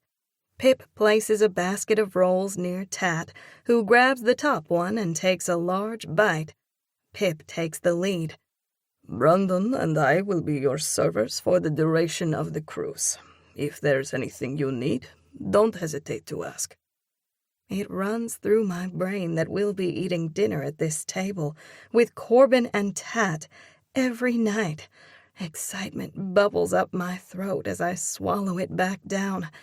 I need to play the situation off casually, as if dining with a hunky celebrity is everyday business. In a polished tone, Pip goes over the menu in lengthy detail. When he's done, Jasper jokes, "Sounds great. I'll have one of each." Not skipping a beat, Pip responds with, "Yes, sir." "I was kidding," Jasper counters with wide eyes. "You can have anything you want," Pip assures him. "If it's not on the menu, we'll see if the chef can make it." Jasper tips his head. "Wow, that's impressive." Pip and Brandon divide up the task of taking our orders. When that's done, we pass around the rolls and begin eating. The conversation revolves around Jasper peppering Corbin and Tad with questions about fighting. By the time our appetizers come, Jasper's still talking fighting. As if sensing mine and Skeet's restlessness, Corbin redirects the conversation. "What do you do for a living?" "He's a firefighter," I answer. "And he does some boxing on the side," Skeet pipes in. "A boxer?" Tat muses. "That's cool. I do a little boxing myself." "Tat's brother Angel owns a gym," Corbin adds. "How'd you pick up boxing?" Tat asks Jasper. "Bo, my buddy and a fellow fireman, has a brother-in-law who boxes. Memphis got us into it," Jasper answers. "Jasper's too modest to tell you that he's quite good." Skeet's voice rings with pride. "I'm all right," Jasper says offhandedly. It's cute to see my brother blush. Oh, how I would love to razz him right now. Corbin turns to me, a wicked glint in his eye. "So, does your disdain for fighting include boxing, or is it just the MMA that you find to be uncivilized?" Jasper's jaw drops. Please tell me you didn't insult the choir boy. She did. Corbin grins. She chopped me down to size, chewed me up, and spit me out in tiny pieces. Now I'm the one whose cheeks are burning. It wasn't that bad, I counter. It was. Corbin laughs. He leans in and touches my shoulder. That's okay. I still got a kiss out of it. I nearly choke on my own saliva. Corbin gives me several hearty pats on the back. You okay there, Doc? Skeet throws me an incredulous look. You kissed him? You bet she did, Corbin jeers. Or rather, I kissed her. The two of us are dating, he states in a matter-of-fact tone. I whip around to him, my voice pitching high. That was a publicity stunt to get those reporters off your back. You should be thanking me, not castigating me, I snip. A cocky grin stretches over his lips. I do thank you. He makes a point of looking at my lips. That kiss was something. Gah, my face is so hot it's going to combust. You're enjoying tormenting me. I am. He laughs. You can chalk it up to the Neanderthal in me. You are a Neanderthal. I raise an eyebrow, daring him to disagree. Guilty as charged. You're getting great delight out of teasing me, aren't you? Just a little, he says lightly. What the heck is going on here? Skeet blusters as she lasers in on me. You kissed him? I did. My defense falls from my lips in disjointed fragments. We were on the main deck where the shops are located. Reporters surrounded us and started harassing Corbin. One thing led to another. I push away my near-empty appetizer plate as I look to Corbin for help. Blakely came to my rescue. The edges of Corbin's eyes soften. All joking aside, thanks for what you did. The moment turns deliciously slow as the connection between us runs swift and strong. My eyes trace the angular line of his jaw. I can't look at his lips without thinking about their velvety softness at first, and then how they grew insistent when he deepened the kiss. So, the press thinks you're Corbin's girlfriend? Skeet's voice is coated with disbelief. They do, I acknowledge. I watch as Skeet takes that in. Several seconds later, her expression turns thoughtful. Uh-oh, I can see the wheels turning in Skeet's crafty head. No telling what harebrained scheme she's dreaming up.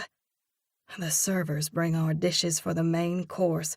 I ordered prime rib, fluffy mashed potatoes with rich brown gravy, and seared asparagus. It looks delicious. Corbin ordered salmon stuffed with crab and topped with hollandaise sauce.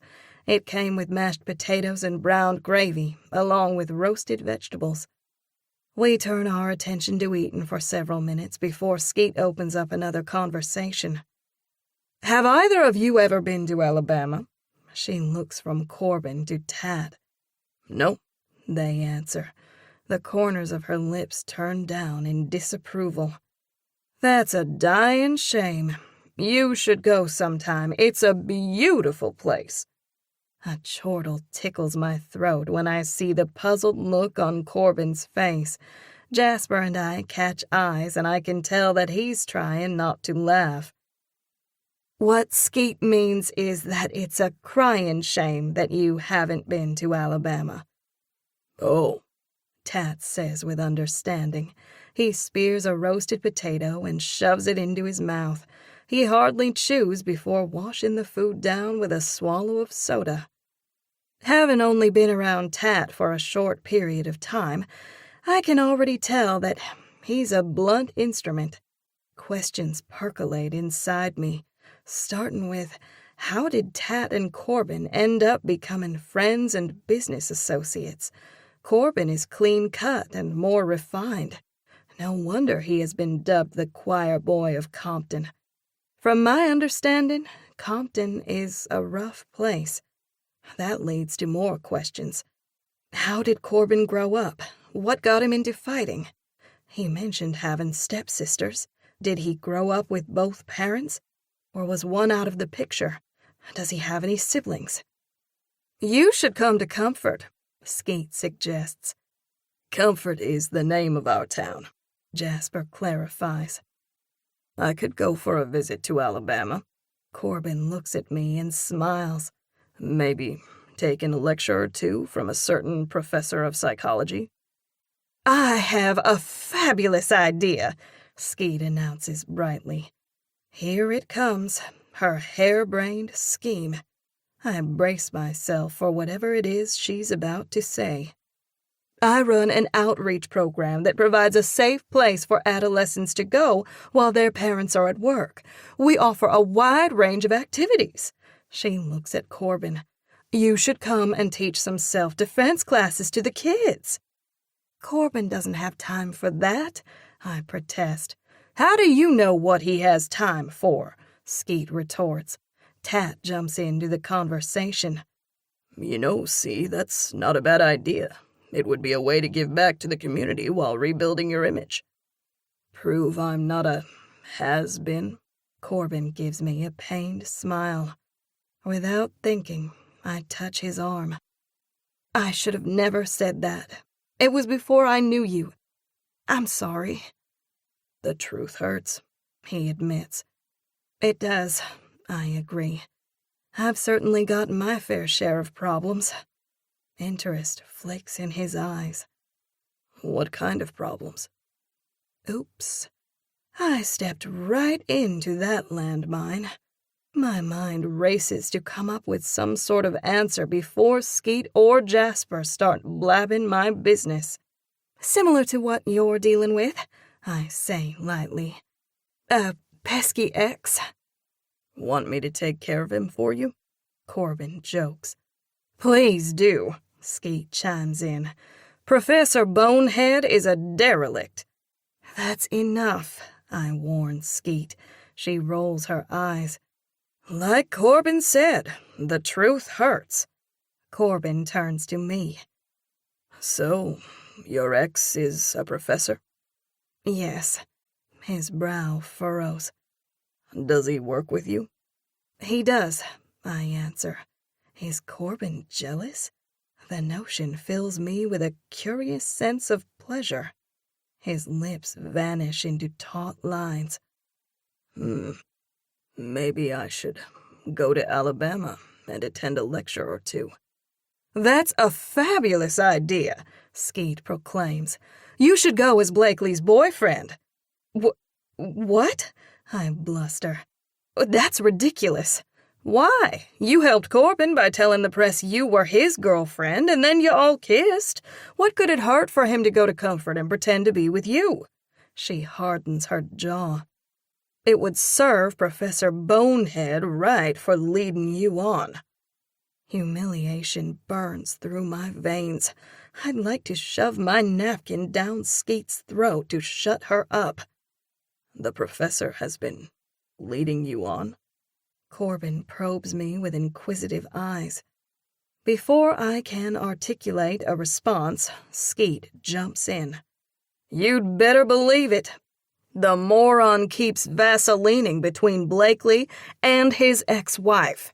It's pathetic, she grunts. I clip out my words through clenched teeth. I believe the word you're looking for is vacillating. She twirls a hand as she lifts her chin. You know what I mean. I can't believe that Skeet is airing my dirty laundry. Seeing my distress, Jasper jumps into the conversation.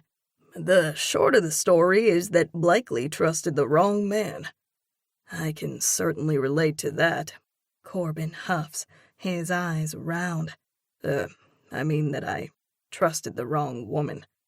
He turns to me. I'm sorry. Tears rise in my eyes as I furiously blink them back. Thanks. I look down at my plate, no longer hungry.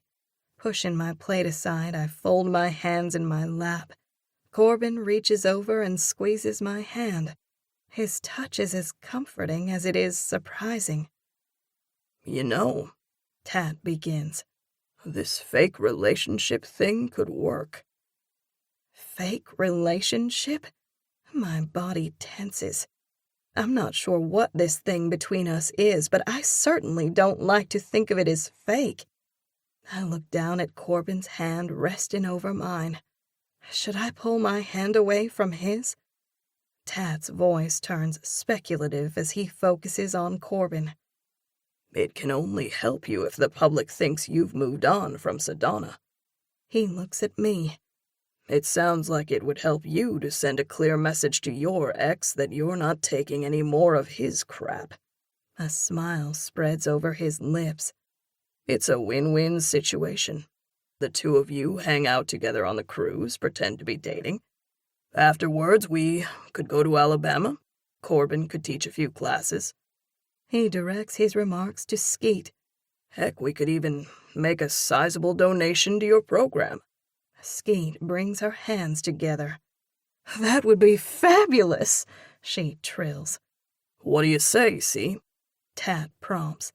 Corbin removes his hand from mine. The real question we should be asking is, how do you feel about this? A lopsided grin lifts a corner of his mouth. Could you handle hanging out with me during the cruise? I could let you work out with me. He's so darn cute that I can't help but giggle. You mean I might actually get to finish a workout? His gaze caresses mine. Maybe, if a certain someone doesn't distract you. He makes a point of looking at my lips. You sure this relationship is fake? Jasper hoots. Somebody needs to turn down the air conditioner. It's getting mighty hot in here, folks. Stop clowning around, Skeet warns, giving him another swat on the arm. My heart beats wildly against my chest. I'm not sure what exactly is happening between Corbin and me, but there's one thing I do know. It's not fake. It's very real. So real that it's throwing me for a loop. Corbin Ledger is not my type. I've always dated intellectual guys. Maybe that's the draw. I need a change from my normal. I need some excitement in my life. Well, I'll certainly be getting it with this man. More excitement than I would ever need in 10 lifetimes. Well, Corbin prompts. What's the verdict, Professor? His voice is surprisingly gentle, his expression placid, as if he has all the time in the world for me to make a decision. The air holds its breath as time halts. Why do I feel like something significant is happening? I suppose it could work, I say casually. But only if you let me work out with you. It's all I can do to hold a straight face. Done. He punches out, like he scored the deal of the century. Not so fast, choir boy. I hold up a finger. There is a condition. Amusement turns his eyes more gold than green. All right, Doc. Let's hear it. I'm gonna need some good seats for that exhibition fight. I make a point of glancing at Jasper as I speak. The seat request is for him. Corbin balks. What? You're gonna watch the Neanderthals clock one another? He clicks his tongue. That's a flash knockdown. I shake my head. A what? Jasper translates. When a fighter is knocked off his feet due to surprise. I lift an eyebrow, directing my attention to Corbin. Wouldn't that be the expectation? That I would attend the fight and watch my boyfriend in action? Seats are no problem, Tad interjects. His fingers form a gun which he aims at Jasper. I got you covered. You're gonna watch me fight, Corbin muses. I think I'm gonna like this dating a professor gig. I can't help but be amused. Oh, yeah? A cheeky smile curls his lips. Yeah. He punches out with gusto, and then pumps his eyebrows. Sounds like I'm about to get the 101 on love. The 101 on love? You are too much. I shake my head, grinning. Corbin reaches for his water glass and proclaims grandly, This calls for a toast. His eyes soften as he turns to me. Here's to us. For a second, I'm so absorbed in him that we might as well be the only two at the table. I pick up my glass and clink it to his. Here's to us. Chapter 8. My skin tingles and stretches as I turn my face to the sun and bask in its warmth. This is paradise in its purest form. A gentle breeze rustles my hair as I soak in the soothing sound of rolling waves. The scent of coconut from the sunblock invades my senses. I want to remember every detail of this exquisite day. My eyes are closed, but there's no dozing off for this girl. I'm too aware that Corbin is beside me, reclining in a lounge chair. I can hardly believe any of this is real. I'm walking around in a splendid dream, dreading the moment when I have to wake up and face reality. Last night after dinner, we all went as a group to watch a comedy show. The great thing about the cruise is that live entertainment is offered every night. I had feared we might be attacked by those shark reporters. We weren't, thankfully, but we were certainly the object of interest for many of the passengers. A few brave souls approached Corbin and asked to take a selfie with him. Corbin handled the attention like a pro. However, after getting repeatedly bombarded, I sensed that the strain of being in the spotlight was getting to him. After the comedy show ended, Tad excused himself, saying he wanted to go and enjoy the nightlife. Corbin opted to walk me back to my cabin. Jasper and Skeet were with us the entire time. I'm sure they thought they were doing me a favor by hovering close. However, I was ready for them to give me some space. When we got to my door, Corbin touched my arm and gave me a peck on the cheek. An overwhelming longing came over me, and I wanted him to kiss me once again on the lips. However, I didn't dare suggest it. This morning we met in the main lobby bright and early to strike out on our adventure. To my surprise and delight, Corbin brought along 2 bottles of sunblock, the same bottles I'd been looking at in the shop, SPF 15 and 25. We didn't book an excursion through the cruise ship, but opted to decide what we wanted to do after we got on the island. We learned quickly that we were fresh meat for those hoping to book us on an excursion. It was unnerving to have so many strangers offering to take us various places or sell us something.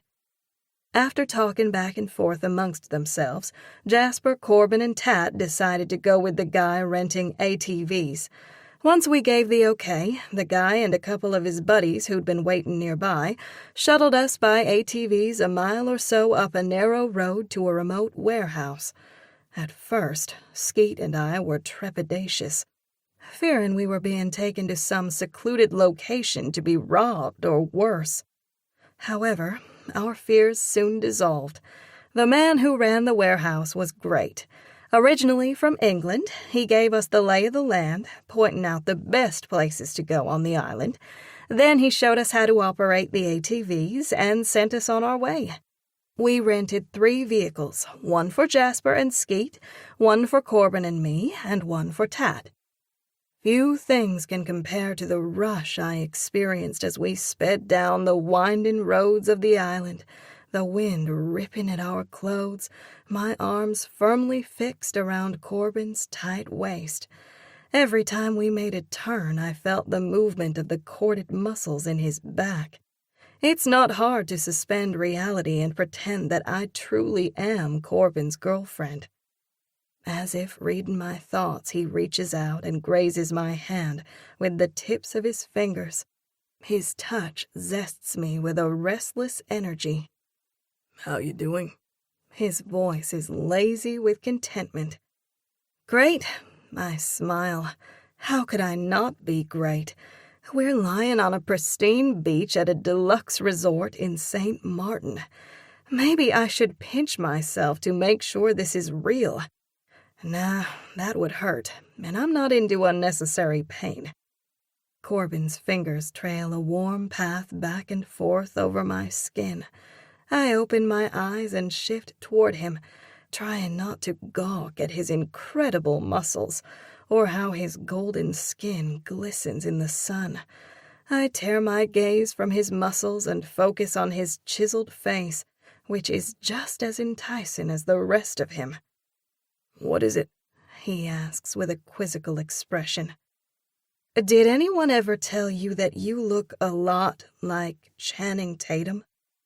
That's as close of a compliment as I dare give him. He lifts a corner of his mouth in a smirk. Is that a good thing? Yeah, I say with an offhanded shrug. He pushes out a low chuckle. Do you always hold your cards so close, Doc? I'm not holding any cards. His fingers are still trailing over my skin, driving me to distraction. He removes his hand and angles so that he can face me full on. His gaze moves over me from head to toe with a languid thoroughness that quickens my blood. I suck in my stomach, wishing that I weren't so pasty white. A tan would help minimize my body flaws. I'm not fanatical about my body like Skeet, who thinks she has to clog off extra calories every time she takes a bite of something delectable. However, right now I'm berating myself for eating that ginormous walnut fudge brownie topped with ice cream last night, and that was after I polished off a slice of lemon-iced cake. Corbin is not even pretending to be discreet about checking me out. His admiration is bold and apparent. Are you always so transparent when you look people over? I harumph in mild irritation. An easy chuckle rolls from his lips. There are worse things than being direct. Not how I expected him to respond. I have to admit, there's something admirable about him being such a straight shooter, particularly after I've turned myself inside out in an attempt to figure out Reed and his subtle behavior. I suppose that's true. You look great, by the way. Thanks. I press a self-conscious hand over my stomach. Did anyone ever tell you that you look a lot like Jessica Alba? Really? I squeak. Jessica Alba. That's a high compliment. So, tell me about Professor Bonehead, he prompts. A startled cackle clips my throat. Skeet needs to learn to keep her big mouth shut about my personal affairs. Skeet is lying on my right, hanging on every word that passes between me and Corbin. Quit being a brat. She rises up and pinches a plug out of my arm. Ouch! I yelp, rubbing my arm. I turn to Skeet. Why don't you and Jasper go for a swim? Skeet laughs. And miss this interesting conversation? Thanks, but I think I'll stay put. She juts her thumb. Besides, Jasper's out cold. I'm surprised you haven't heard him snoring. Figures, my brother can sleep anywhere. I smirk. Corbin sits up and cranes his neck to look past Skeet. Is Tad out too? Skeet lowers her sunglasses and peers over at his still form. Looks like it. Tad was out late last night, burning the candle at both ends. Corbin lowers his voice. The poor guy got dumped by his girl a couple of weeks ago. He's had a rough time of it and needs all the R&R he can get. He touches my arm. Let's go for a walk. Gladly, I throw Skeet a smug smile. And no, you can't tag along. She thrusts out her lower lip in a pout. Fine, be that way. I think I will, I snip as I slide my legs off the lounge chair and dig my toes into the warm sand. I pull a cover up from my beach bag and slip it over my head. Corbin grabs his t-shirt and puts it on. He rises to his feet, and we pad side by side across the gleaming white sand to get to the shore. My gaze sweeps over the expanse of the ocean. I've never seen water this turquoise. Earlier in the day, we drove around on the ATVs and explored the island. St. Martin is unique in that it's two separate countries, French and Dutch. We then went to a beach that our English friend recommended. Kupakoy Bay is secluded and incredibly beautiful with its caves and unique rock formations. What we didn't realize is that it's a nude beach. I'd always imagined that only people with perfect bodies would dare go nude. How mistaken I was in that regard. We got quite the education during our 2 or 3 hour stay there, and finally decided to go to a different location. We ended up making our way to the resort where we presently are. We ate lunch at an outdoor cafe and are now lounging on the beach. The deadline for reporting back to the ship is 4 p.m. It's now 2 p.m. I can see the cruise ship off in the distance, docked at the harbor. While it looks to be relatively close, we estimate that with traffic and the narrow roads, it'll take us 40 or so minutes to get back to the port, return the ATVs, and get back to the ship. It would make me feel more comfortable to leave now. However, Tat, Jasper, and Corbin insist that leaving at 3 p.m. will give us plenty of time. What is it with men and them wanting to take things down to the wire? Corbin throws me a sideways glance. A penny for your thoughts. I was just thinking that we should probably go ahead and leave soon to get back to the ship in plenty of time. My stomach twists with the worry of getting left behind. St. Martin is beautiful. However, I get the impression that it's not a place I'd like to be at night. Even at this resort, there are signs everywhere warning tourists not to go on the beach at night. We'll be fine, Corbin says casually, like my concerns are completely unfounded. He motions at the splendor before us. Why are you in such a hurry to leave this tranquil place? The only zen you can find on the tops of mountains is the zen you bring up there. He stops and turns to face me. That's pretty good, he purrs. Did you come up with that on your own?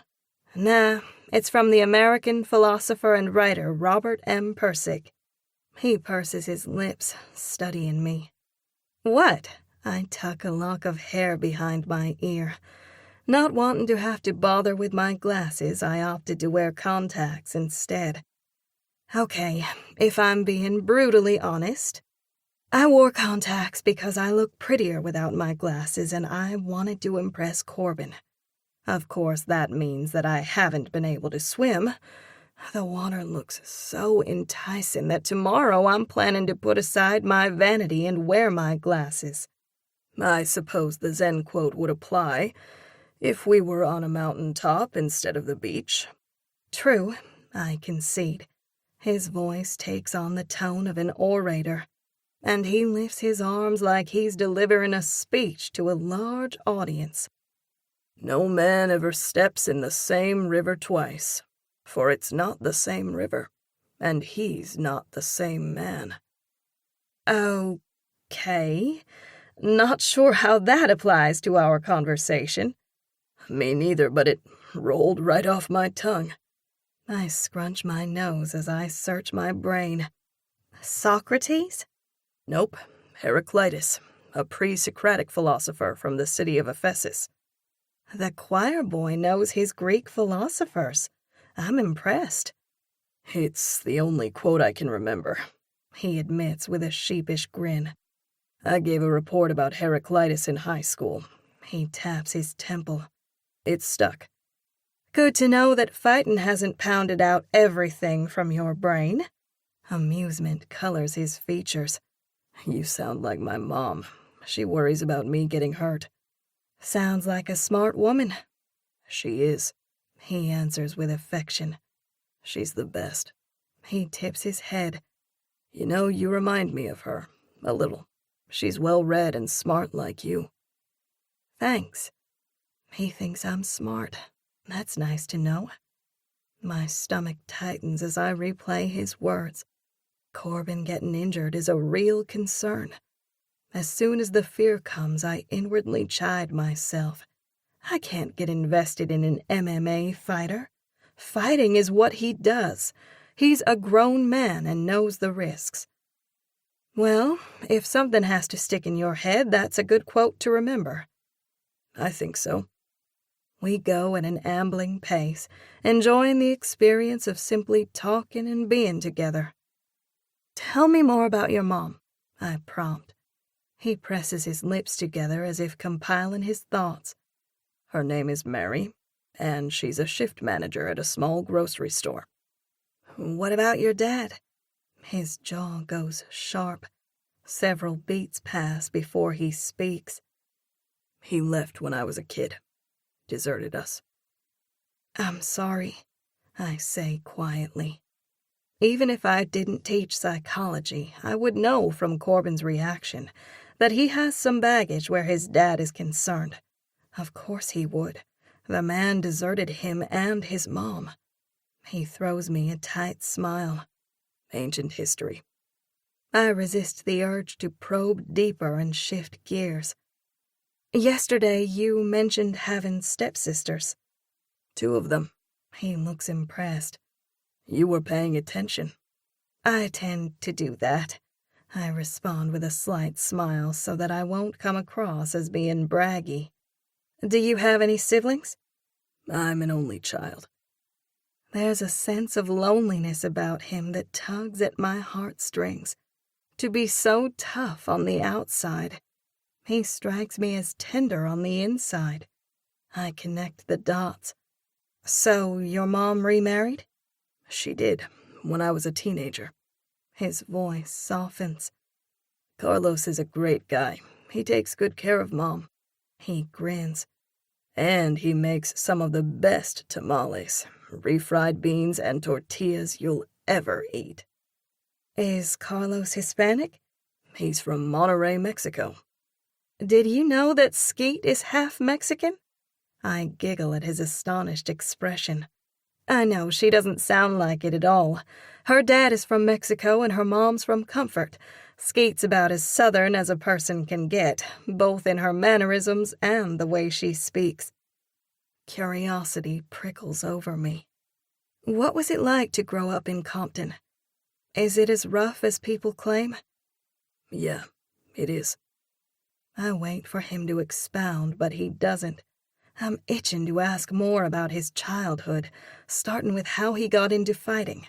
How should I approach it so he won't get testy?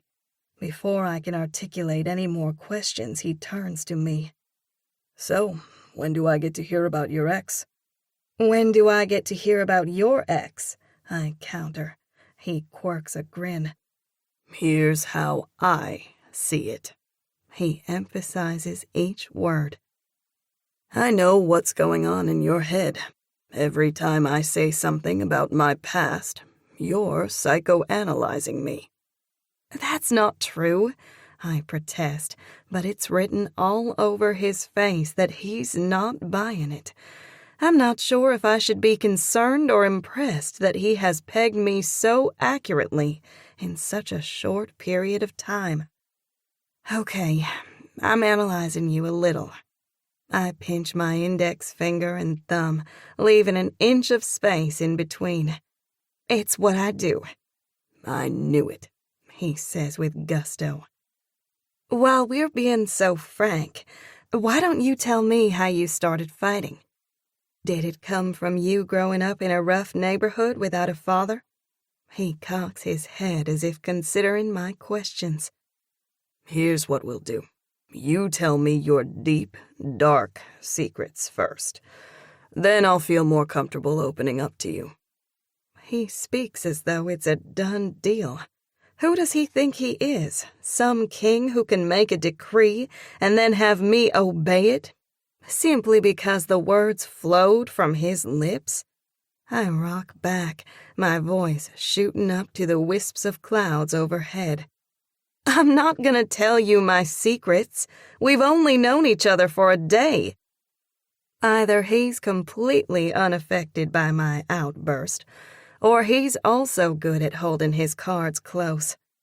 Come on, Doc, he drawls. There has to be something in your bag of quotes that talks about how human relationships aren't limited to the constraints of time. Can't think of anything offhand. I talk faster, using my hands.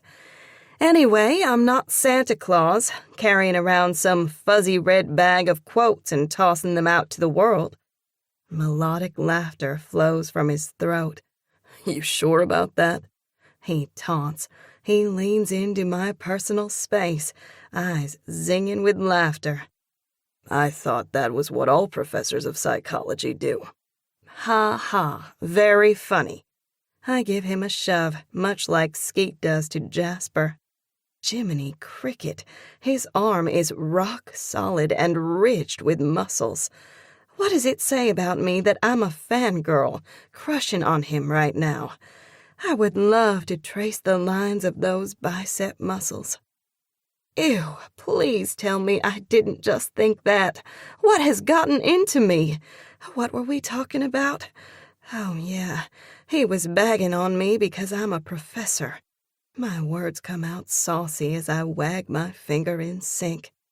I have to put on a good show of being outraged to cover up this ridiculous attraction.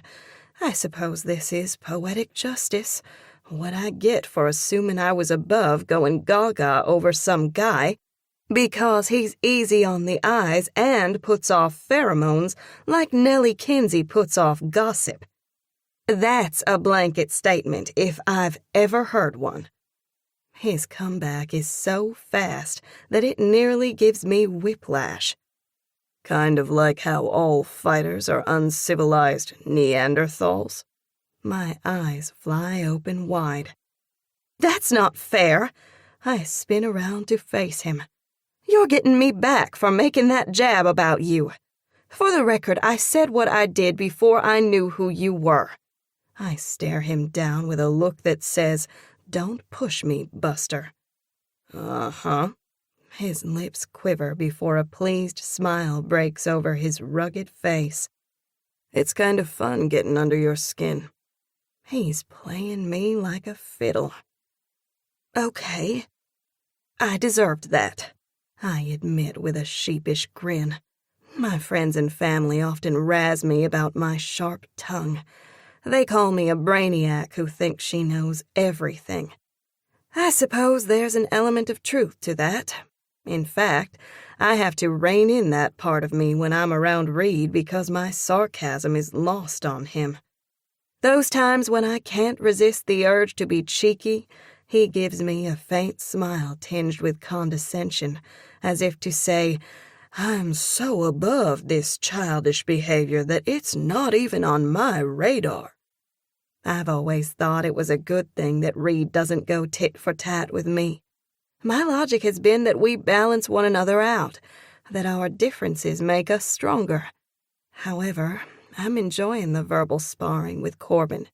Quite frankly, it's downright exhilarating. Corbin can certainly dish it out, and he can hold his own. He pauses in his tracks, retrieves his phone from the side pocket of his shorts, and starts punching on the screen. Corbin fascinates me. His behavior is totally unpredictable. "What are you doing?" I demand in bemusement. Finding a quote about human connections.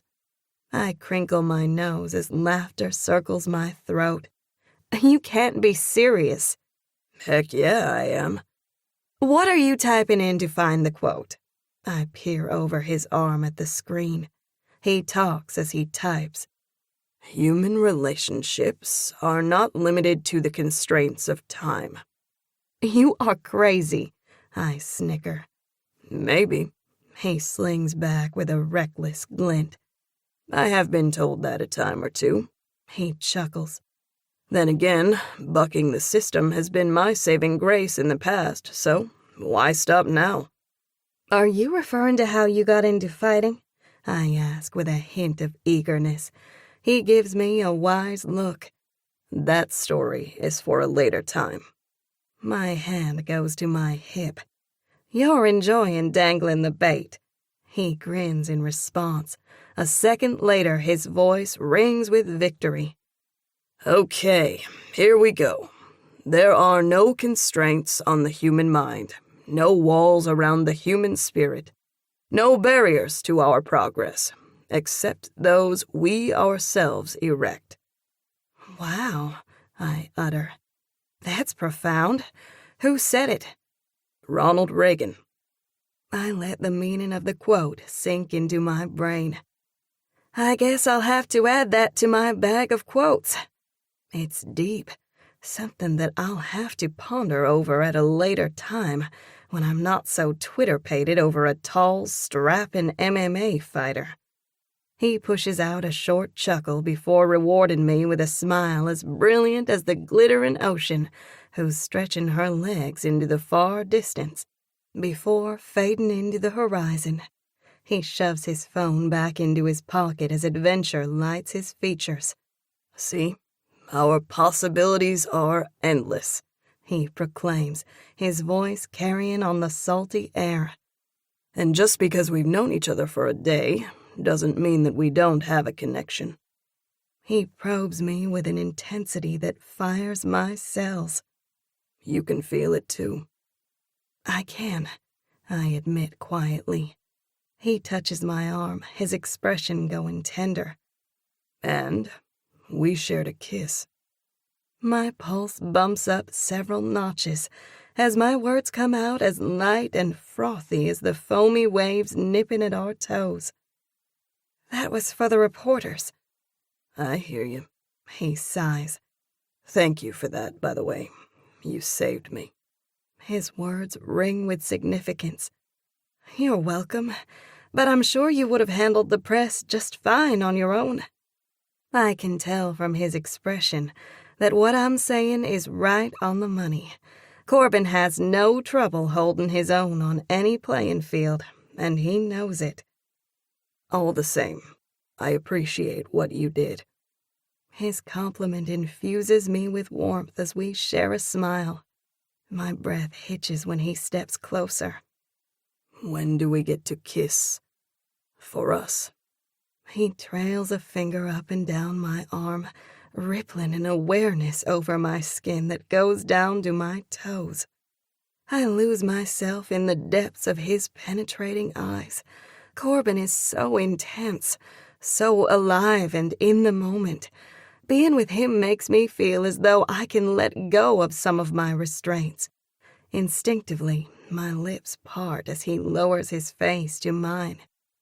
Before our lips touch, I hear movement and voices. We pull apart and turn to see 3 girls in their early 20s making a beeline across the beach. "Hello," the one in the front begins in a bubbly tone as she flaps her hand in a wave. "We saw you from a distance and recognized you." She eyes Corbin with a doe-eyed adoration that drives an unexpected spike of jealousy through the center of my heart.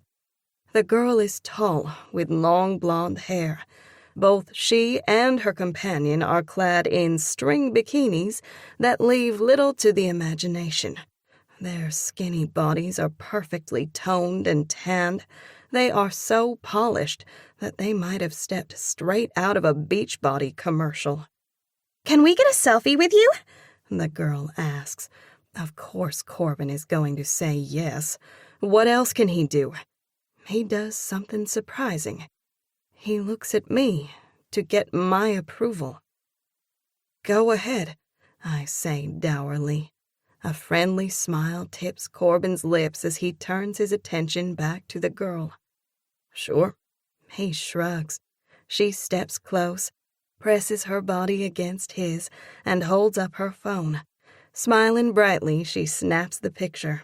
The other girls take their turns getting photos. Meanwhile, I stand watching the whole thing like an old pair of shoes that has been traded in for shiny new pairs. There's no way I can compete with these girls, nor do I want to. They look like they're barely out of high school, around the same age as my students. We're looking forward to your exhibition fight, the blonde gushes. Corbin looks surprised. You're on the cruise ship? We are, another girl answers with a wide grin. Maybe we could plan a time to get together, the lead blonde says shyly. If a cartoonist were sketching a caricature of me, I'd be red-faced with steam coming out of my ears. How could that floozy ask Corbin out with me standing right here? After seeing these drop-dead gorgeous girls, Corbin will surely dump me like a hot potato for one of them. I glance down at my cover-up, thinking how it suddenly looks too baggy. I'm a nerdy frump. Corbin glances at me. For one flash of a moment we catch eyes. The corner of his jaw flicks, letting me know that he's uncomfortable. He has that same look he had when talking to the reporters. I'm surprised that I can read him so clearly. He's wearing a solicitous mask while keeping the bulk of him hidden away. A new revelation dawns on me, making me deliriously happy. Corbin isn't interested in these girls, not even remotely so. Sorry, but I'll be spending the cruise with my girl. Corbin throws me a crooked grin that has intimate written all over it. The girls turn to me as if just now realizing that I'm here. The blonde tosses daggers at me with her eyes. Somebody needs to tell Miss Beachbody that the extra serving of snark doesn't look good on her. She turns back to Corbin, a seductive smile tilting her lips. You don't know what you're missing, she chimes. When Corbin doesn't respond, she sighs in resignation. Well, thanks for the selfies. I guess we'll see you at the fight.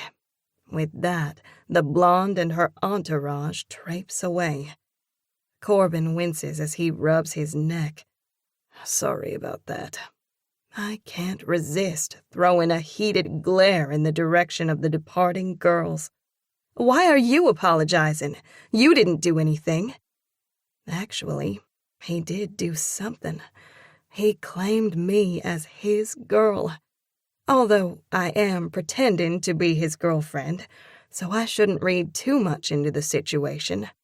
Still, the protective way he spoke the words made me think he meant what he said. And we did almost kiss, for us, before we were so rudely interrupted. I don't know how you can stand all of that attention, I spout. It's not easy, he admits. He motions up the shore in the direction we were going before getting stopped. Shall we continue? I hug my arms. We should probably head back. This thing with Corbin is confusing the heck out of me. While it's nice to have something else other than Reed to dwell on, I don't want to trade one problem for another. Corbin's a celebrity and has people fawning over him. We live on opposite sides of the country. This is a pretend romantic relationship. I don't need to blur the lines. I glance back at the ship in the harbor. I don't want to cut it close getting back. The corners of his lips turn down in disappointment. You never told me about your ex. I'm sure there will be plenty of time for that later. Maybe if I keep putting him off, he'll lose interest in the topic. He gives me a perceptive look. I know what's happening here. What? I ask innocently. Those girls threw you off. All of that adulation crap doesn't mean a thing. It's not just them. He searches my face. Then what? Emotion bubbles in my throat as I swallow it back down and stare out at the water. Try as I might, I can't keep the tremble out of my voice as I try to articulate my feelings. I've been hurt before, and I don't think I can go through it again. Whoa, who says anything about getting hurt? He throws me a lopsided grin as he motions from me to him. We've got a good thing going here. You can't mess it up because you're afraid. I'm not afraid, I harumph. He lifts an eyebrow in a surly challenge. My success in the cage has more to do with reading the body language of my opponent over anything he might say to me. He looks me in the eye. Right now, everything about you screams that you're afraid.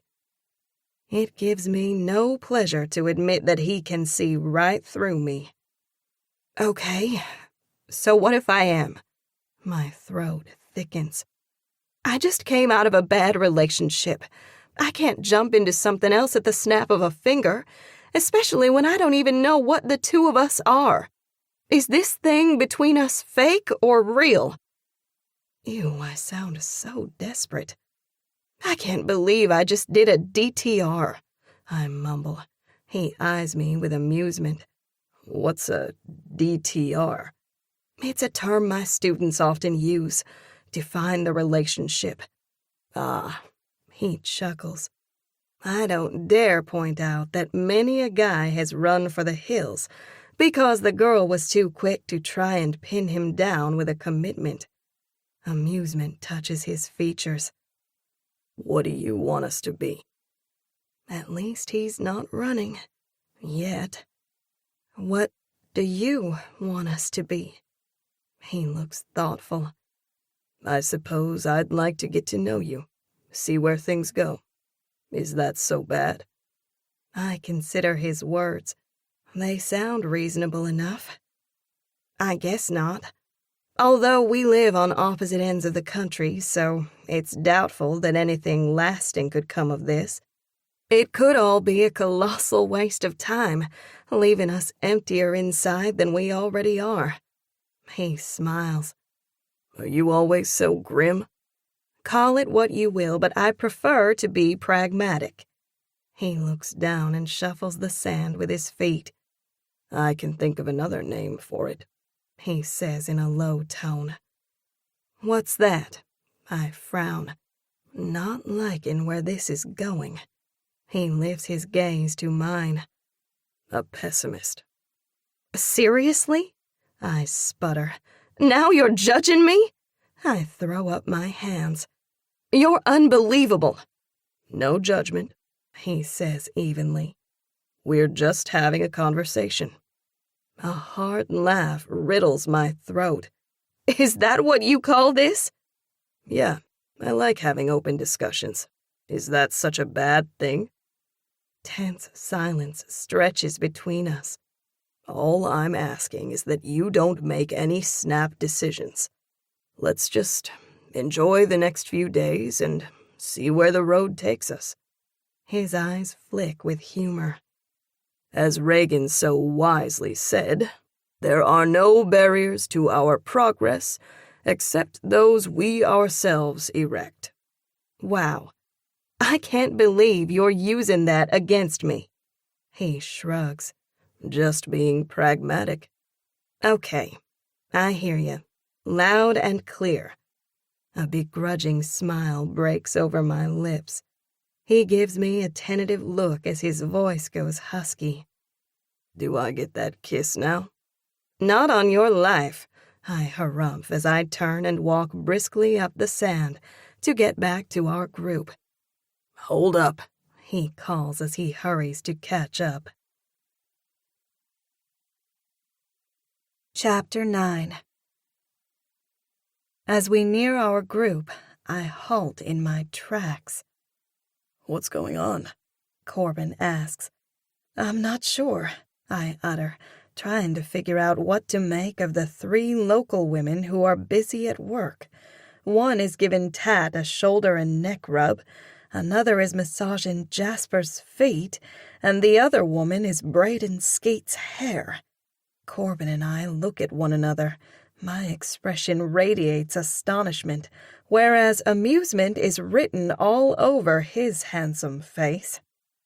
Well, it certainly seems like everyone managed to keep themselves entertained while we were gone, he surmises with a chuckle. I guess. What in the heck possessed Jasper and Skeet to let these strangers work on them?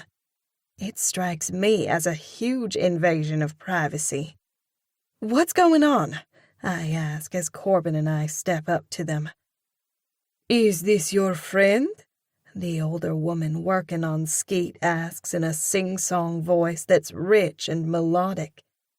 It is, Skeet answers. The older woman looks at the younger girl who's rubbing Jasper's feet. Silent information passes between them as the younger girl jumps up. Let me do your hair. She hurries over to me, takes my arm, and attempts to stir me to an empty lounge chair. No, thanks, I'm good. The last thing I want is to have my hair braided. I glance at the ship. We need to be getting back. There's really no time. You have plenty of time to get back, the girl counters. Sit down and I'll let you pick out which color beads you want. With a wide smile that showcases pearly white teeth, she says, You look beautiful, like Bo Derek. I don't think so, I say in a firm tone. Jasper waves a hand. Oh, come on, sis, don't be a spoil sport. We're on vacation. Relax, he urges. I don't find getting my hair braided relaxing, I counter. Bunching my brows, I throw him a glare. Since when are you so agreeable about getting your feet rubbed? Who is this man who has suddenly replaced my brother? Never would I have imagined that Jasper would go for a foot massage. We've had people hounding us all day, trying to either get us to buy something or go on an excursion. I can't imagine what must have transpired to get Jasper to let some strange woman rub his feet or braid Skeet's hair. Skeet, on the other hand, is so naive and good that she's taken in much easier. She would have a dying duck fit if I said that out loud, but it's true. Tat talked me into it, Jasper says. At that, Tat grins. Ah, situation explained. Jasper succumbed to peer pressure from his newfound MMA buddy.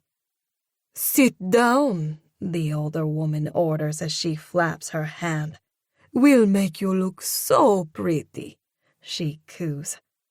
Blakely hates people working on her, Skeet says with a note of apology as she hands the older woman another bead. She doesn't even like getting pedicures or manicures.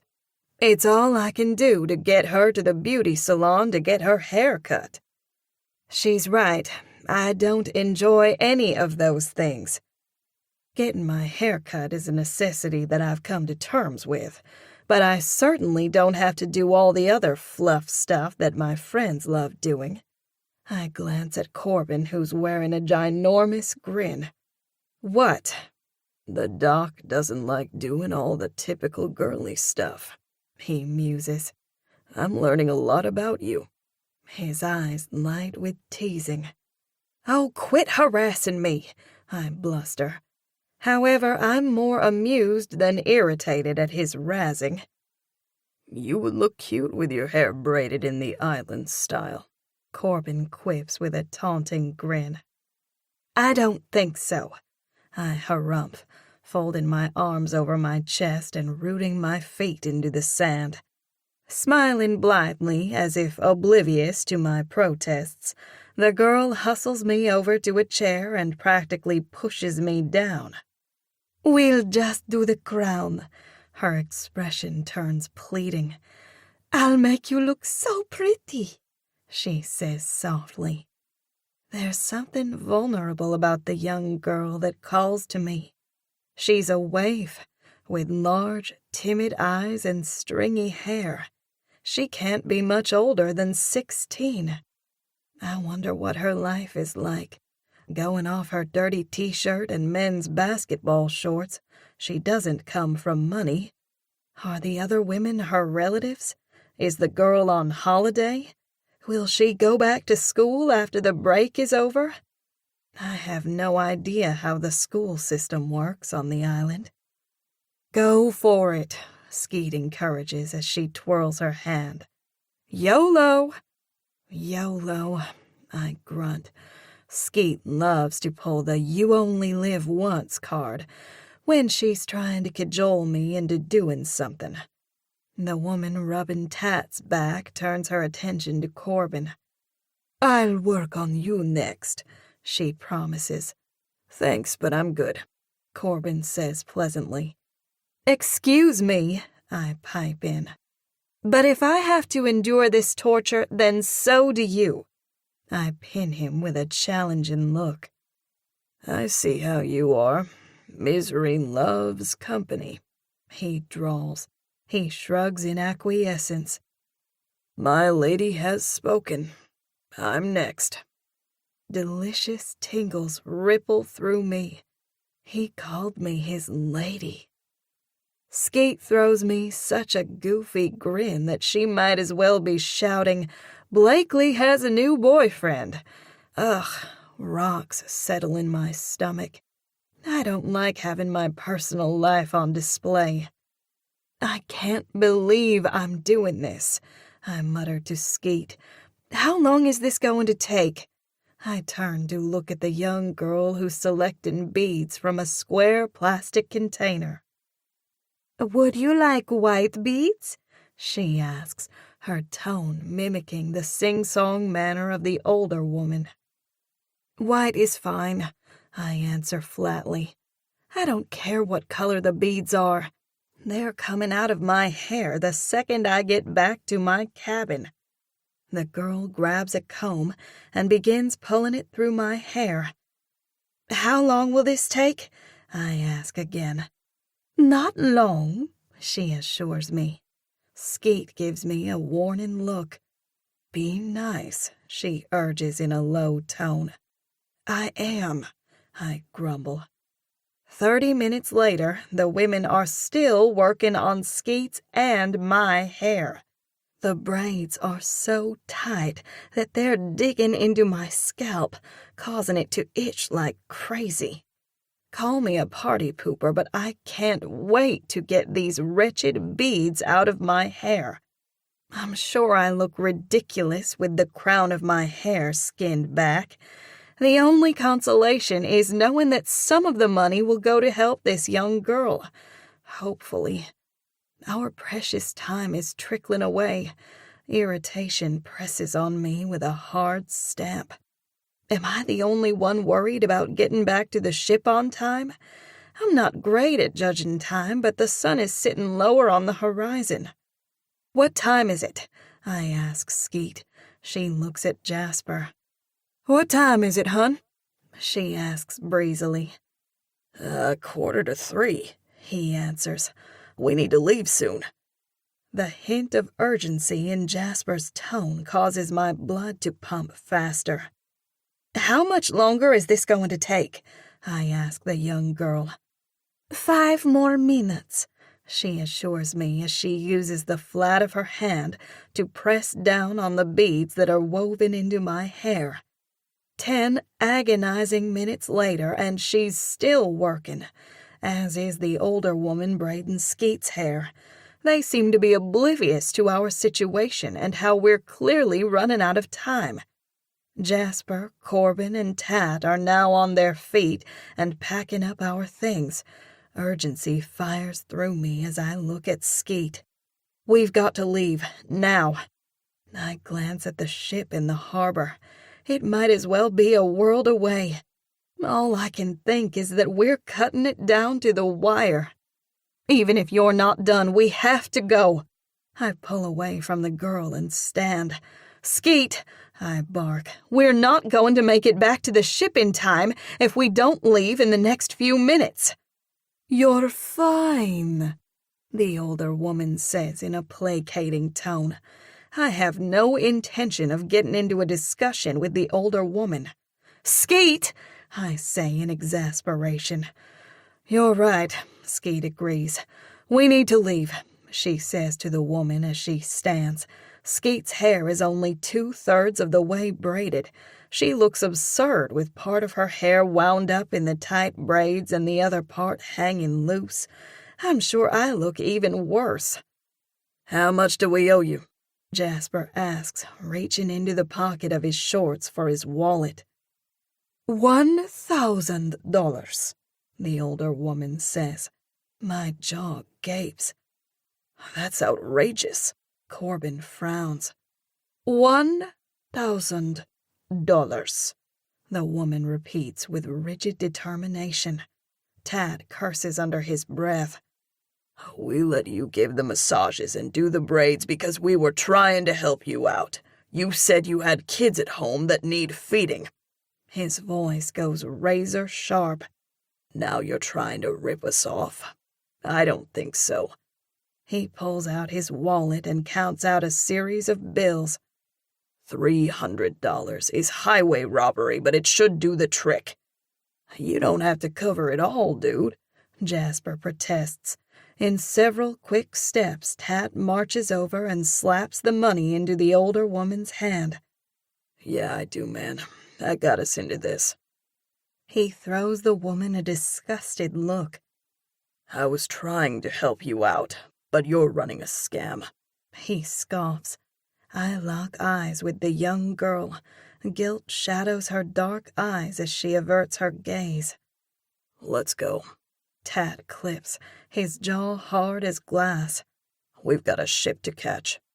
I gather my towel and beach bag as we rush across the sand to get to our ATVs. I glance back. My stomach lurches. The women are walking several paces behind us. The older one is on her cell phone.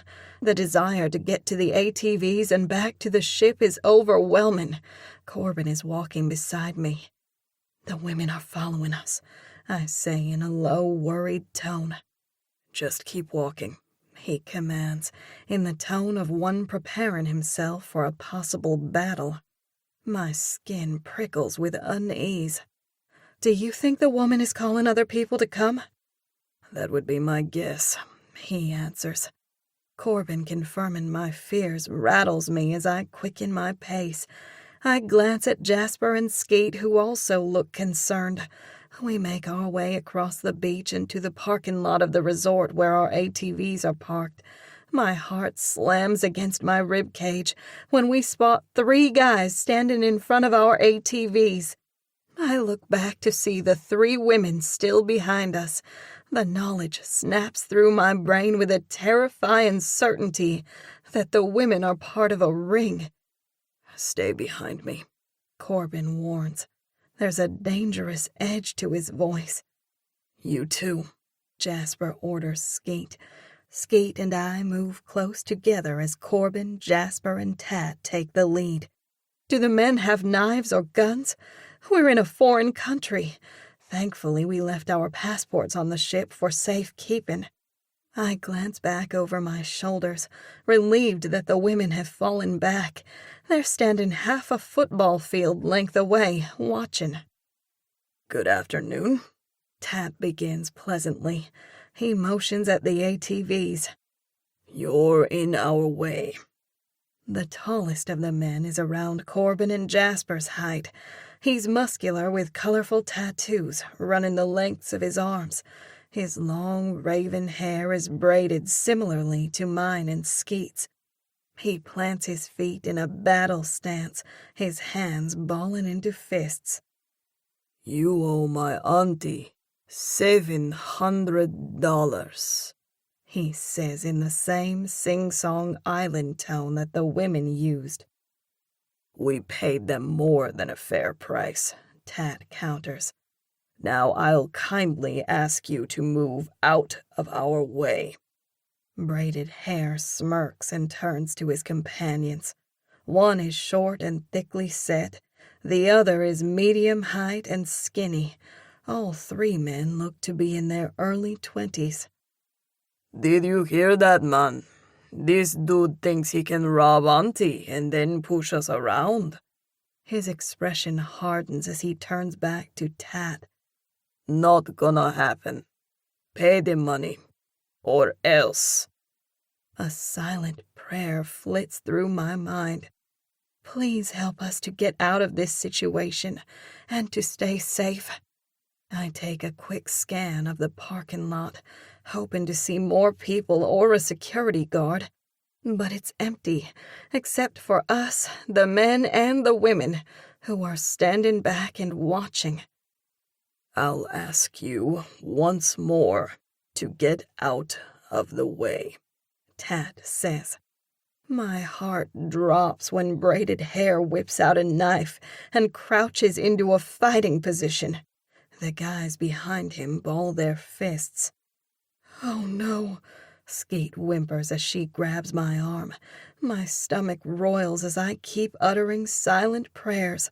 Braided Hair wields the pocket knife and lunges at Tat.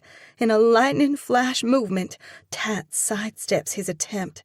He wrenches Braided Hair's arm behind him and causes him to drop the knife.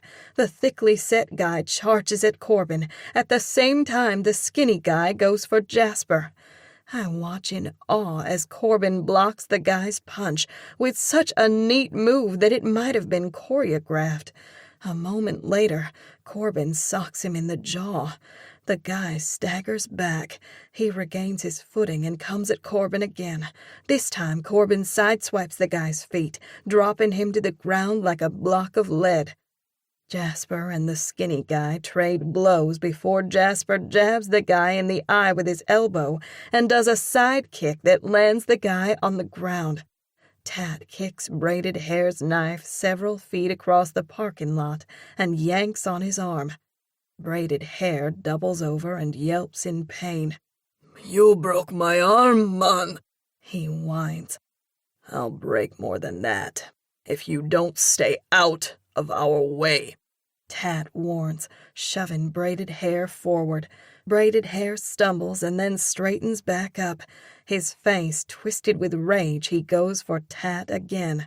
Tat gives him a swift jab to the nose, sending blood spraying out. Braided Hair doubles over, holding his nose. The other 2 guys are still on the ground. Call the others, Braided Hair screams across the parking lot to the women. Let's go, Corbin barks. That's all the prompting Skeet and I need. Holding our bags to our chests, we scamper to the ATVs and climb on. The engines roar to life as Corbin, Jasper, and Tat back out the ATVs.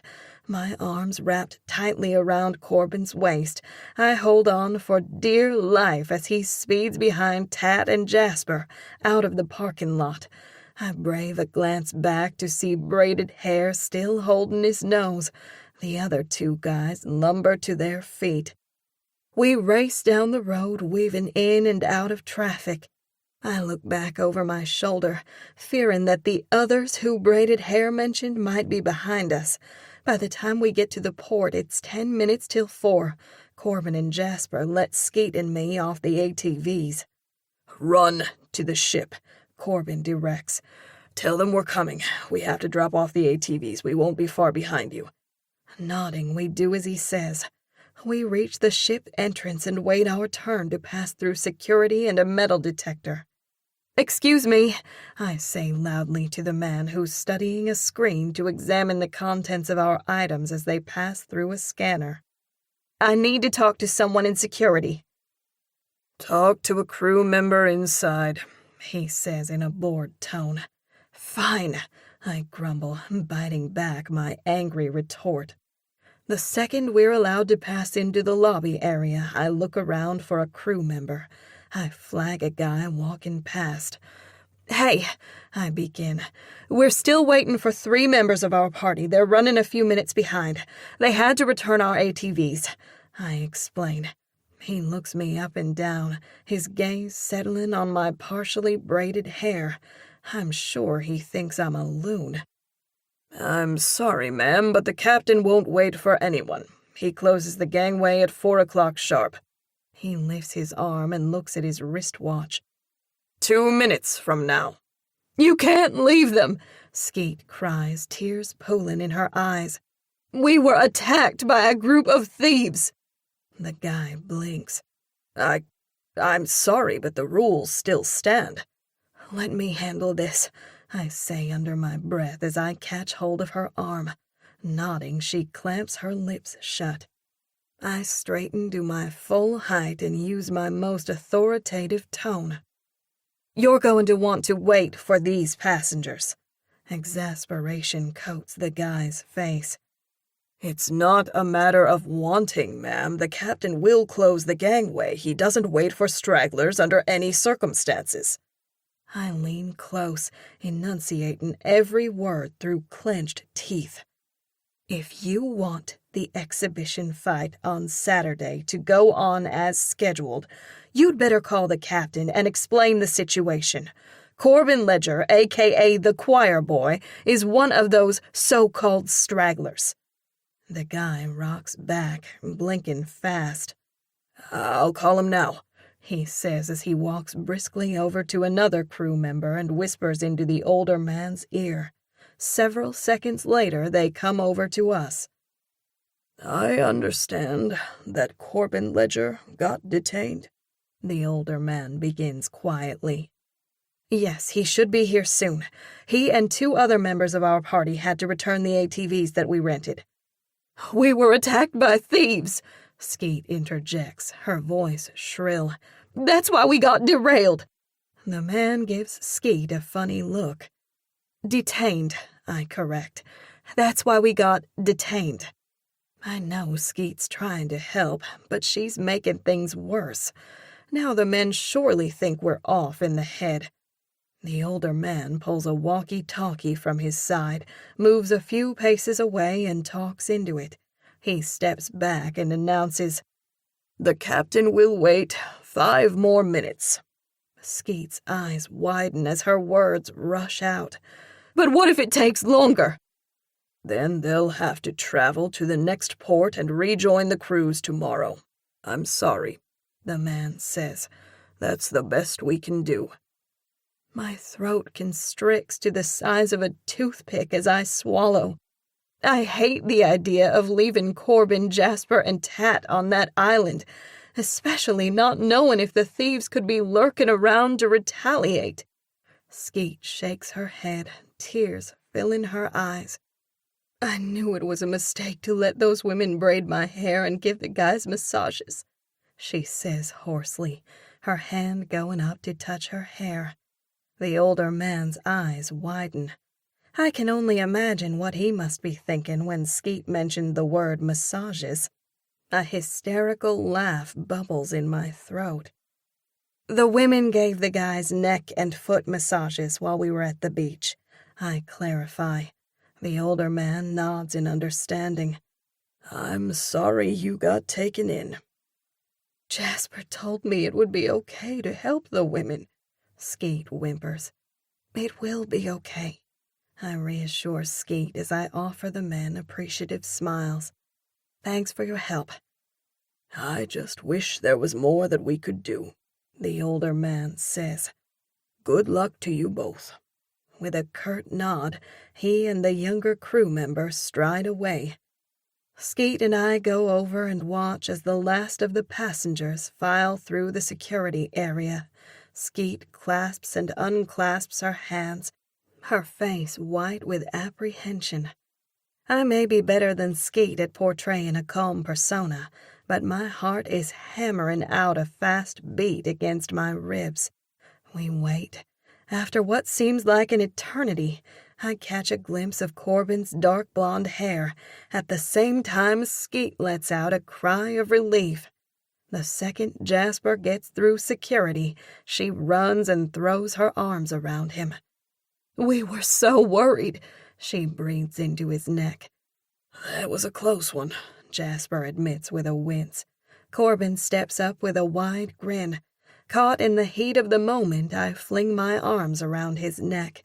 He chuckles in surprise before encircling my waist with his strong arms. This is a nice welcome, he murmurs. I'm just glad y'all made it in time.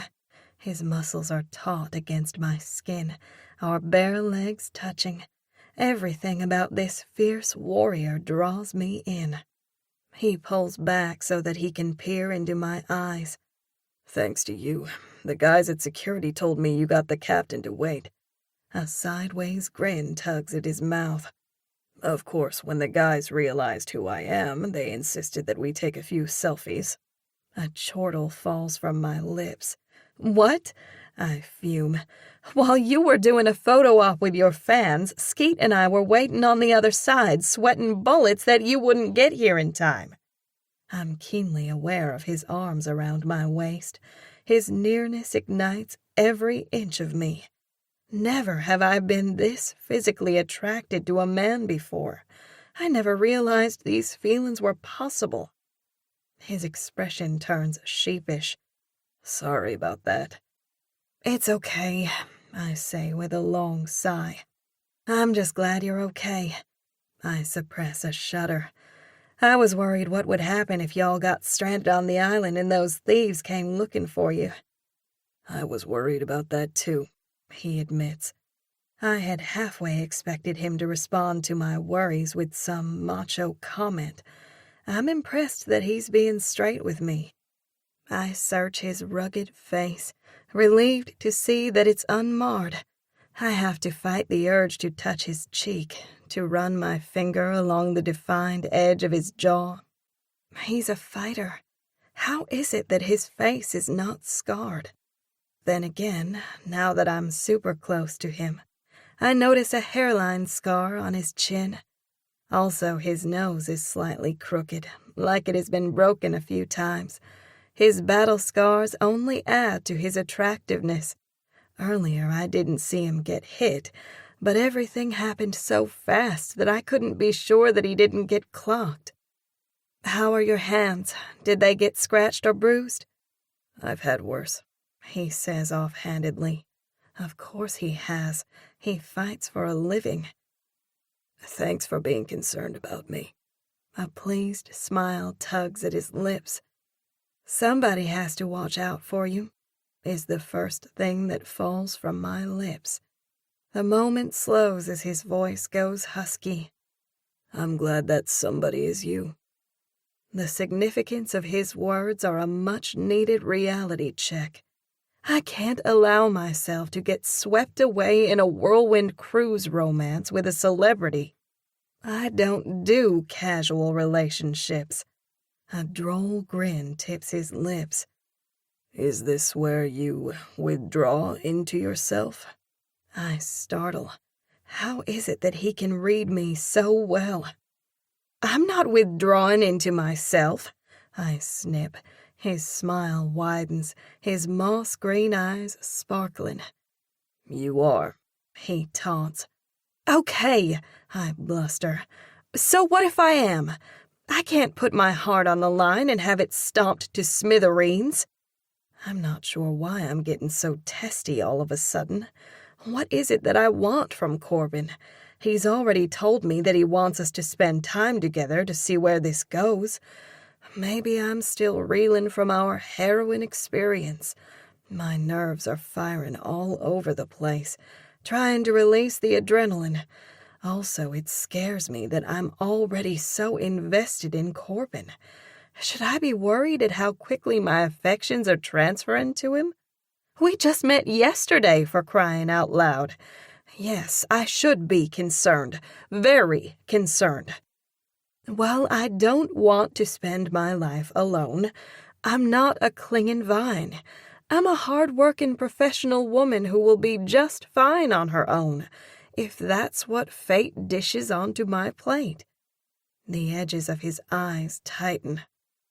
Just because you've been hurt in the past doesn't mean that I'm gonna hurt you. I've been hurt too, but I'm willing to give you a chance. You should extend the same courtesy to me. I'm not used to someone using such profound logic on me. How can I argue with that? It occurs to me that we're sinking into conversation much too deep given our current circumstances. I look around and spot a group of men and women who are talking excitedly amongst themselves and throwing glances at Corbin. One woman has her phone out, videoing. For better or worse, Corbin attracts attention wherever he goes. I make a point of cutting my eyes at the group. Maybe we should continue this later, when we have more privacy. We can do that. His eyes cut into mine. Just be prepared for some straight talk. I laugh in surprise. I can do that. Glad we got that settled. He pauses, a wicked grin tugging at his lips. In the meantime, should we give those folks something to wag their tongues about? Anticipation circles my spine when his gaze drops to my lips. After all, you are my girlfriend. He leans close, causing my breath to hitch. This is a first, he murmurs. What? I whisper. I've never kissed a girl with braids before. A cackle circles my throat. If you ever get tired of fighting, you could do stand-up comedy. He rewards me with a large smile that stretches from ear to ear. I believe you just gave me a compliment, Doc. I suppose I did. Unable to resist the temptation to touch his face any longer, I remove my hands from his neck and trace the line of his prominent cheekbone. His eyes deepen, heightening the green as his lips take mine. I meld into him as our mouths move together. All of the tension from earlier gushes out and mixes with my passion for Corbin. The clearing of a throat causes us to pull back. My chest falls up and down in rapid succession as I turn to see the older crew member who helped me earlier. Sorry to interrupt, Mr. Ledger. The captain would like to speak with you about the skirmish you had earlier with the thieves. Of course. Corbin nods. Reluctantly, he lowers his hands from my waist and steps back. I can escort you to see the captain now, the man offers. Sure thing. I'll get my manager to go too. Corbin surveys the area. Tat's over there talking to Jasper and Skeet. I point. Corbin waves them over. That was some kiss, Jasper says to me. Heat rushes into my cheeks. I got caught up in the moment. It didn't even occur to me that Jasper and Skeet were watching. What has gotten into me? Jasper eyes Corbin. Starfighter or not, you hurt my little sis, and I'll kill you. Seriously? I sputter. You're embarrassing me, bro. You've got to respect a man looking out for his sister, Corbin counters. Don't worry, I won't hurt her. He extends his hand to Jasper, who clasps it. You've got some impressive moves, Corbin says. He does, Tad grins. So much so that I might have to consider recruiting him.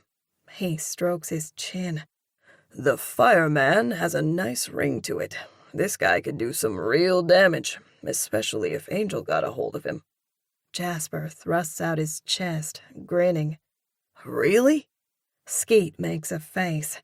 Don't get any ideas. I'm not having you locked away in some cage fighting people. He wouldn't be locked in, Tat says. Well, not exactly. He laughs. The captain wants to talk to us about the skirmish, Corbin says to Tat. It's then that I realize that there are blood splatters on Tat's t-shirt. They probably came from when Tat punched the guy in the nose. The sight of the blood brings back all of the unpleasantness. We're lucky that we came out of the situation as well as we did. A prayer of gratitude goes through my mind. Warmth rustles through me, letting me know that my prayers were answered. Tat straightens his shoulders as he looks at the crew member. Let's do it. Corbin touches my arm.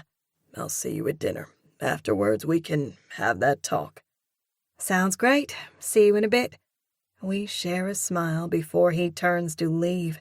His lithe body moves with the fluid grace of a dancer. My gaze takes in the outline of his broad shoulders, noting how that even with a baggy t-shirt, his back tapers into his waist. His legs are lean and tan. "Aren't you something?" Skeet jeers. "What?" My cheeks flame. She clucks her tongue. "Kissing Corbin in public? You're turning into quite the rebel." Oh, hush.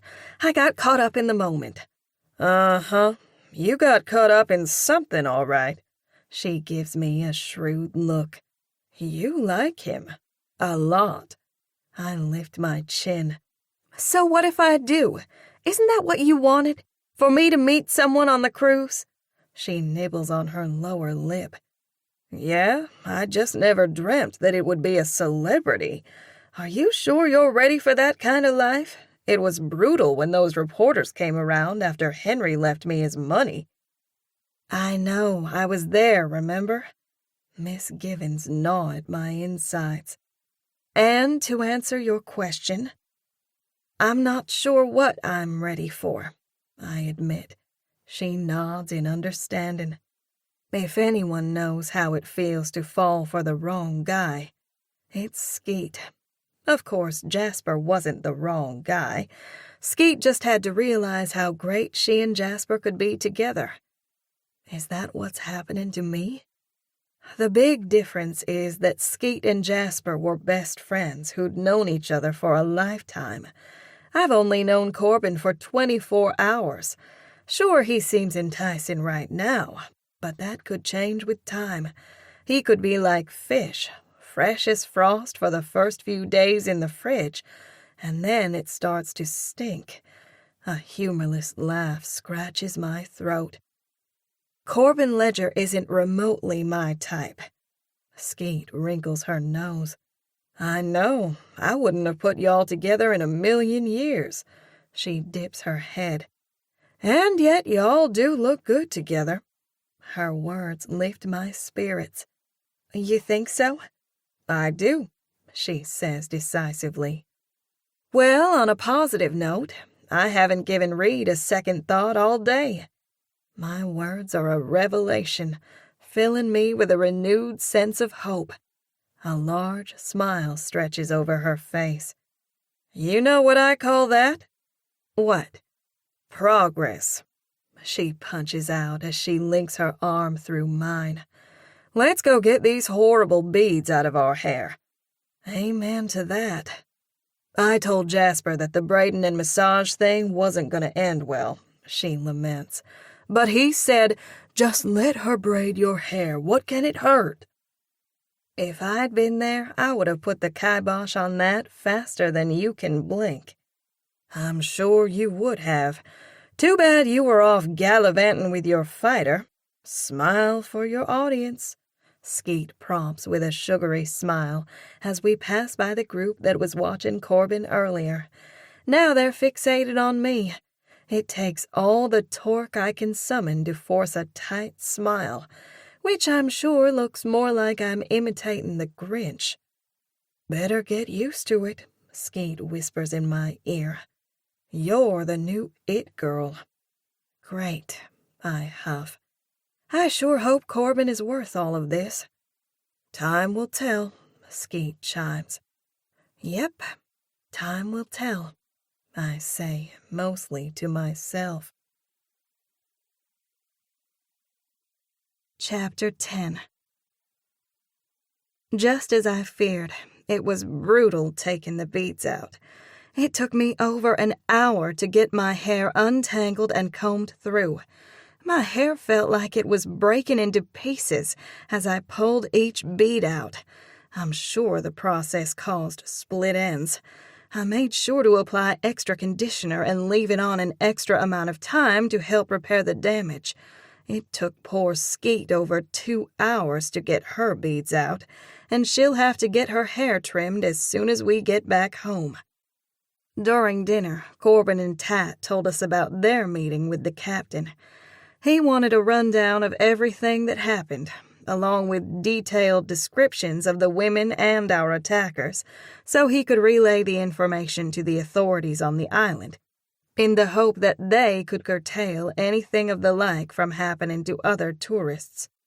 Jasper was impressed that the captain would go to such lengths to find and stop the perpetrators.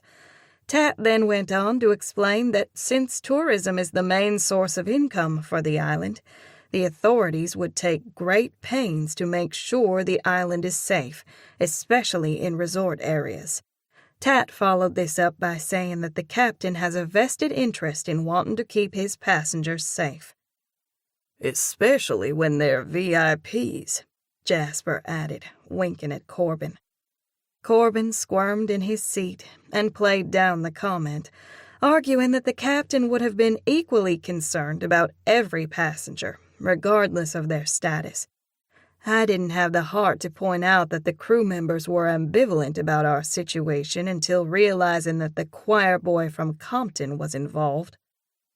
The fact that Corbin is uncomfortable with his fame makes him even more endearing. I throw him a sideways glance as we share a smile. An electric current jolts through me when he reaches for my hand and links his fingers through mine. His knuckles are raw from the skirmish. Earlier, when I questioned if he was injured, he played it off. What kind of man remains totally unruffled after something like that?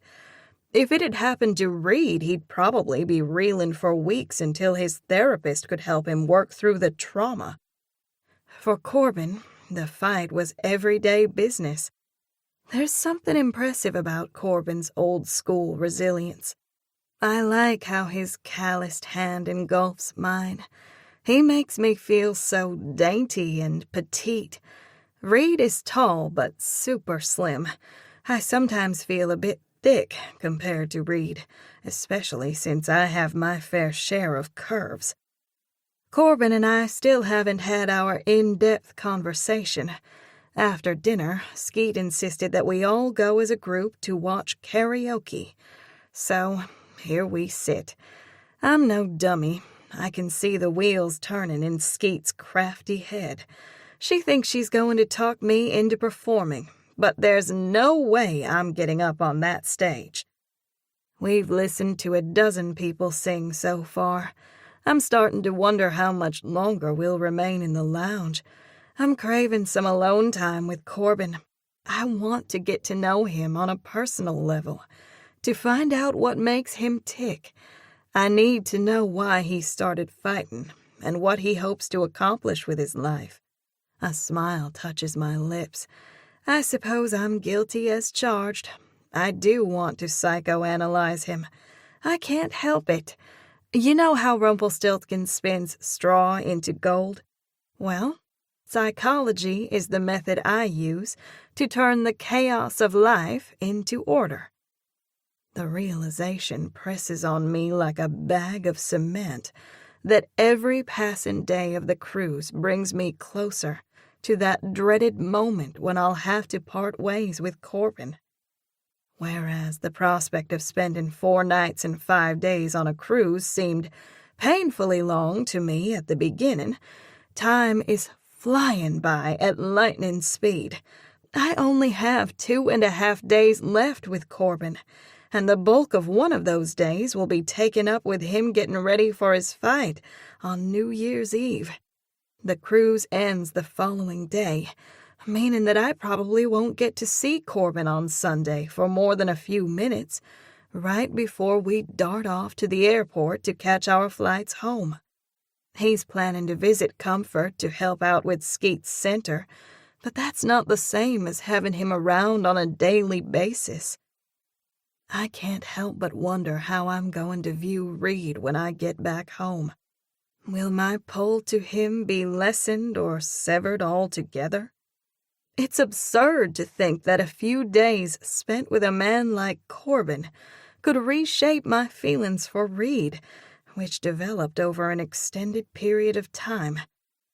The quote that Corbin recited rushes through my mind. "No man ever steps in the same river twice, for it's not the same river, and he's not the same man. Right now, it's impossible for me to know how I'll feel once this is over. All I know at this moment is that it boggles my mind to contemplate how alive I feel when I'm with Corbin, or how he's coming to mean a great deal to me, even after having known him a scarily short amount of time. Maybe time truly is irrelevant when it comes to human relationships. There are some people you can be around a lifetime and yet never really know them. For instance, I don't understand why Reed is hot one minute, then cold the next. Every time I come to terms with him going back to Cresta so that he can provide a stable home life for his kids, he pops back into my life, and then the hurt starts all over again. The woman with short, curly red hair on stage finishes her rendition of Girls Just Wanna Have Fun by Cyndi Lauper. Like the other performers before her, the woman has perfect pitch. I clap along with the audience as she offers a quick curtsy before scampering off the stage. The DJ, a burly guy in his early 20s, goes onto the stage to announce the next performer. As the DJ leaves the stage, the next performer steps up to the microphone and sings something from Lionel Richie. His sound is smooth and professional. The man certainly knows how to perform, just as those before him. I take in a deep breath and let it out slowly. It's not the entertainment that's the problem. It's me. I'm tempted to suggest to Corbin that we leave. However, I don't want to come across as too forward. Maybe it's how I was brought up, but I like to be pursued by the guy rather than the other way around. Corbin has enough women throwing themselves at him. He doesn't need me leading his fan club. My legs are getting restless. Something similar happened on the plane. I had to get up and walk around a couple of times so I wouldn't go nuts. I bob my knee up and down to release some of the tension. Sensing my angst, Corbin leans close and whispers into my ear. How you doing? His breath is a warm tickle on my skin that rolls me in a wave of dizziness. For an instant, all thoughts fly right out of my brain. Then I realize that he asked me a question. I rouse myself into action, my words spilling out like potatoes tumbling from a torn bag. I'm good. I throw him a reassuring smile for good measure. He scopes me with a shrewd gaze which I swear has the power to see into my soul. Did anyone ever tell you that you're a terrible liar? My eyes go round as I turn to him. What? He makes a point of looking at my knee that's working like a sewing machine. I lower my heel, forcing my leg to be still. Are you ready to get out of here? He murmurs. A thrill of anticipation runs through me. Yes, my mind shouts. Finally! It's all I can do to keep my expression impassive as I shrug. I guess we could leave, if you want to. He chuckles softly. How about this? We'll stay for a couple more songs and then we'll sneak out. What about the rest of our group? I'm sure they're capable of carrying on without us. I can tell from how he speaks the words and the amused expression on his chiseled face that he knows I'm chomping at the bit to leave. Heck, he probably knows that I'm craving some alone time with him. My desire to be with Reed would typically fill me with self-loathing. With Corbin, it's different. I'm living out some sort of wish fulfillment where I can throw caution to the wind and simply be in the moment. Sounds great. Relief spritzes through me. 2 more songs. I can handle that. I sit back in my seat and focus on our clasped hands, savoring the warmth flowing from Corbin's skin into mine. He strokes his thumb across my skin, fanning a rapturous fervor through my blood. When the guy finishes, the DJ gets up to announce the next performer. I'm only halfway listening. Mostly, I'm too busy pondering over the intense attraction that Corbin elicits from me, and how I can hardly wait until we're alone. At least, as alone as we can be on a crowded ship. Maybe we'll take a long stroll on the deck and gaze up at the stars. The romantic in me swoons at the thought. An aching warmth ribbons my insides as I imagine what it would be like to kiss Corbin without anyone around. To really kiss him, holding nothing back. The 2 kisses we've shared with the world watching have been incredible. I can only imagine how exquisite they will be when it's just us. Next up, we'll have Corbin and Blakely singing I've Had the Time of My Life, the DJ announces into the microphone before crossing the stage and going back to sit down behind the music booth. I startle, my bones nearly shaken out of my skin as my brain replays what the DJ said. I turn to Corbin, who's wearing a gargantuan grin. "What?" I shriek. "No way am I getting up there." Anger streaks through me. This has to be Skeet's doing. I withdraw my hand from Corbin's and clutch the arms of my chair. "Come on," Corbin drawls, his jade eyes glittering like polished emeralds.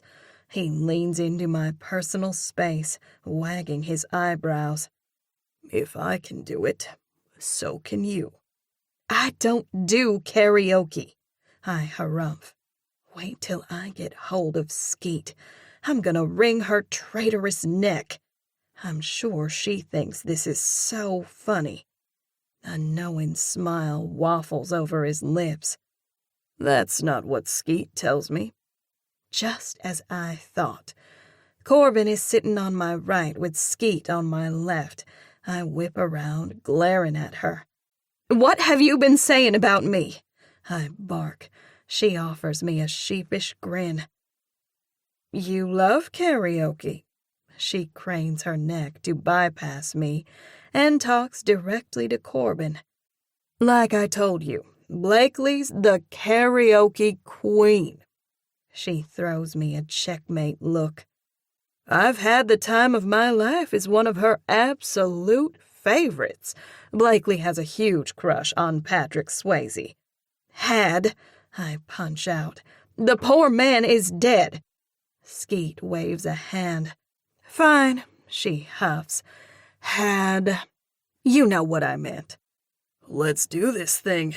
Corbin pumps his fist. "You do karaoke?" I croak. "Why am I not surprised?" "I can hold my own," he says with a shrug. I shake my head. "Is there anything you can't do?" "C's a lousy cook," Tad interjects from the other side of Corbin. "That's true," Corbin concedes. I look from one side of our group to the other, my narrowed eyes landing on Skeet. "I don't appreciate y'all talking about me behind my back," I snip.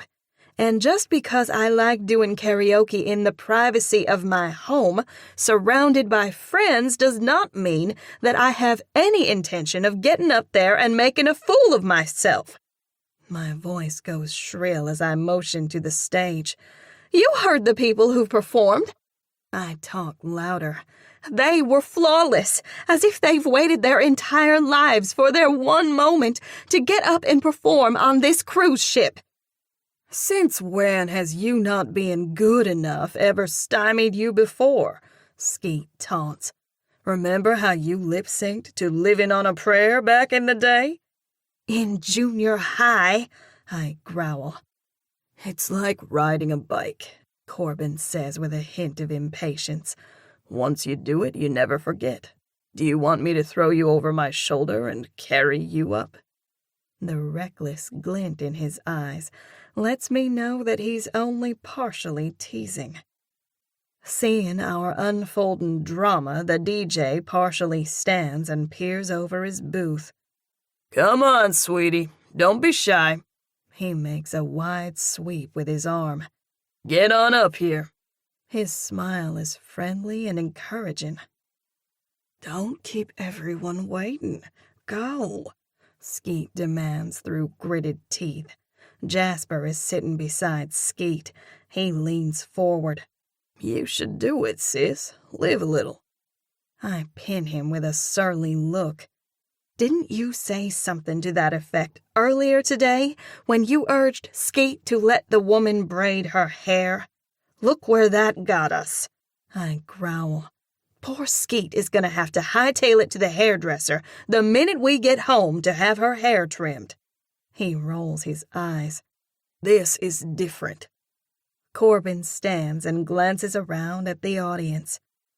Blakely, he begins chanting as he pumps a fist. Corbin, I say in exasperation as I grab his arm. He just laughs and chants even louder. Several seconds later, the people sitting at the surrounding tables start chanting my name.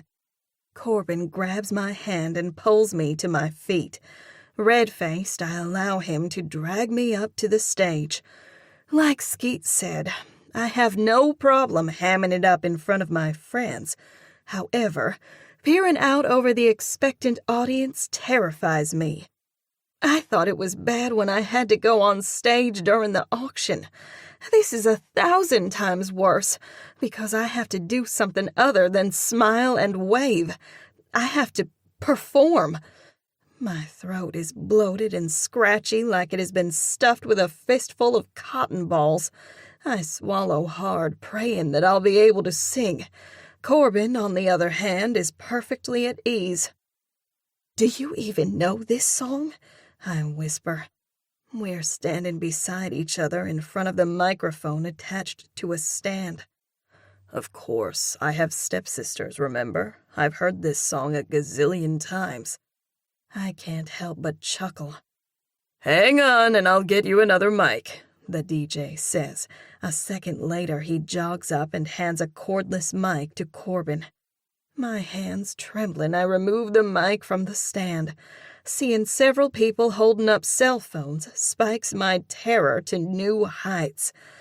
Are you sure you want to do this? I ask Corbin in a low tone. This will draw even more attention to you. I have no doubt that people are recording because they realize who Corbin is. People are gonna video me no matter what. I might as well have a little fun. He turns to me, his jade eyes sparkling. You ready, Doc? There's only one way out of this, to move forward. In a few minutes, this will all be a memory. As ready as I'll ever be. Corbin turns his attention to the screen hanging from the ceiling. Out of habit, I also glance at the screen and then remind myself that I know every word by heart. I could perform this song in my sleep. Okay, then why are you freaking out? My mind insists. The music begins as I take in a sharp breath, hoping that it will quell the butterflies in my stomach. The male starts off the song. Corbin comes in right on cue, his voice clear and melodic. While he's an adequate singer, it's his delivery that steals the show and brings a hearty round of applause. He performs with all his heart, like he's a superstar musician. I'm coming to learn that Corbin never does anything halfway. All too soon, it's time for my part. I try to come in strong so that I can smooth out any quivers in my voice. Watching Corbin's exuberance emboldens me. By the time we get to the chorus, I'm singing like I'm Celine Dion. No longer am I worried about being on stage or singing in front of strangers. I'm totally in the zone, performing with as much gusto as I've done countless times before. Our voices blend surprisingly well. As the song draws to a close, we end in perfect sync. Thunderous applause breaks out as the audience gives us a standing ovation. The glow on Corbin's face sends my heart soaring. He encircles my waist with his free arm, still holding the microphone. Then he pulls me close and plants a shivery kiss on my lips, causing the crowd to go wild. It's often said that life is made up of moments. This is a moment I want to lock away and treasure for the rest of my life. Chapter 11. Corbin and I are alone. Finally. We're on the top deck, leaning against the railing and gazing at the night sky. A fingernail of the moon glows silver, and the glittering stars are so large and close that I can almost reach out and touch them. I can tell from Corbin's body language that he's gearing up to do some heavy talking. I've been waiting for this all evening. Now that the moment is here, butterflies are revving their wings and gearing up to start their flight in my stomach. I try to pinpoint what it is that I'm so afraid of. Maybe it's that when we dive deep, we'll discover that the magic between us is only an illusion, our physical attraction working overtime. Or maybe it's the opposite. We could forge such a strong connection that the knowledge will be hammered into my soul that he's everything I've ever wanted and more. Then what? The cruise will end, he'll go back to Compton or wherever he lives now, and I'll go back to comfort. We might try to have a long-distance relationship for a time, but then the bond we've created in an impossibly short amount of time will weaken until it eventually dissolves. The short end of the story is that either scenario leaves me empty and alone. If Corbin could read my thoughts, he would accuse me of being a pessimist. Maybe I am. I'm mainly trying to give myself some straight talk so that I won't fall head over heels only to be hurt again. The definition of insanity is doing the same thing over and over again and expecting a different result. When I got involved with Reed, I knew he'd recently gone through a divorce, that Cresta had left him heartbroken with 2 children who depend on him.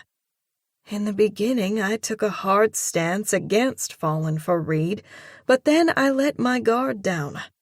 I can't make that same mistake again. I have to be tough to keep my heart under wraps. I can't get swept away by Corbin's terrific looks and quicksilver charm, or the fact that he thrills me in a way I can't put into words. And I'm rarely at a loss for words. I don't know what all of this means. Only that ever since I met him, I haven't been able to stop thinking about him. He's taken up a permanent residence in my head, and possibly my heart, but I'm not ready to either acknowledge or analyze that yet. Resting his arm on the handrail, Corbin turns to me. That was some performance. You weren't half bad yourself. He leans close, his tone going intimate as his eyes linger on my face in an intense way that infuses me with the heat of a dozen roaring fires. We make a good team. His hand moves to my face as he caresses the curve of my cheek with the sides of his fingers. His touch causes my breath to come faster. Instinctively, my lips part with anticipation of him kissing me again. To my disappointment, he lowers his hand. It takes all the intestinal fortitude I can muster to keep from pressing my mouth against his. Tell me about the professor, he prompts. A bark of laughter clips my throat.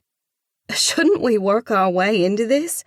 Gaze at the stars, talk about how beautiful the night is? I'd rather talk about your beauty. The compliment warms me through to my toes. You are charming, I murmur. And you are stunning. I love you in red. Thanks. My lashes brush against my cheeks as I look down at my dress. I opted to wear it since red is my best color, and I wanted to impress Corbin. That he thinks I'm beautiful is immensely gratifying.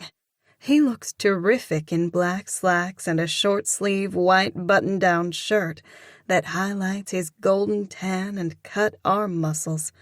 The breeze rustle in his hair adds to his appeal, giving him a bold, adventurous vibe. He truly is magnificent to look at. Several beats pass. I know what's happening here. He's using silence as a tactic to prompt me to open up about Reed. Taking in a deep breath, I rest my forearms on the handrail and stare out at the dark, restless water as I collect my thoughts. Where should I start? At the beginning. He steps close and drapes an arm around my shoulder. It's hard to think about my history with Reed when Corbin's nearness is driving me to distraction. Warmth from his strong body flows into mine, making me feel secure and protected. He strokes my bare arm with the tips of his fingers. Goosebumps ripple over my flesh in a good way. So? His voice dissipates into the moist air, which is tinged with a faint taste of salt. Reed and I work together. He's tenured, highly regarded at the college. So, it was a networking thing. His jab stings. It's not like that, I retort. I'm listening. I suck in another breath, trying to wrap my mind around what I want to say. Then I just blurt out the meat of the matter. Reed pursued me. He sent flowers, asked me out multiple times. I clasped my hands together in a tight hold. I resisted his attentions at first. Eventually, he wore me down. Why did you initially resist going out with him? Because he was recently divorced with 2 kids. I didn't want to be a rebound. I push out a short laugh. We started dating. I fell for him. Supposedly, he fell for me, too. Supposedly? He removes his arm and turns to face me. Bitterness coats my throat. I thought things between Reed and me were going great. Then one day he came into my office and announced that he needed to go back to Cresta because of his kids. He said he wanted to give them a stable home life, with both a mom and a dad. Corbin's voice takes on a hard edge. The professor should have thought about that before he wooed you.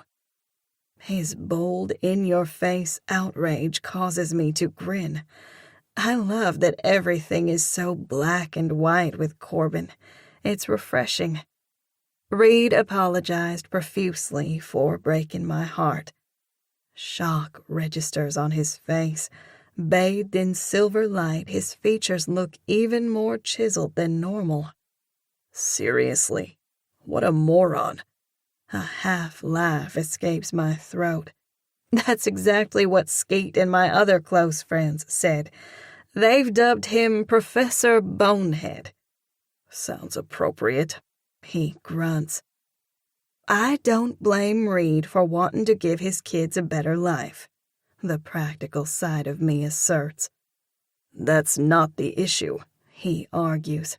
No one forced Reed to pursue you. He got you where he wanted and then dumped you. It was a power play thing. His blunt words are a punch in the gut, mostly because they contain an element of truth. It's on the tip of my tongue to argue with Corbin simply for the sake of argument. But then what would I say? Maybe Reed's actions were a power play. I have no idea what to think about Reed. Right now, here on this ship with Corbin, my problems with Reed seem surprisingly distant. What's the situation with you and the professor now? I thought we were over.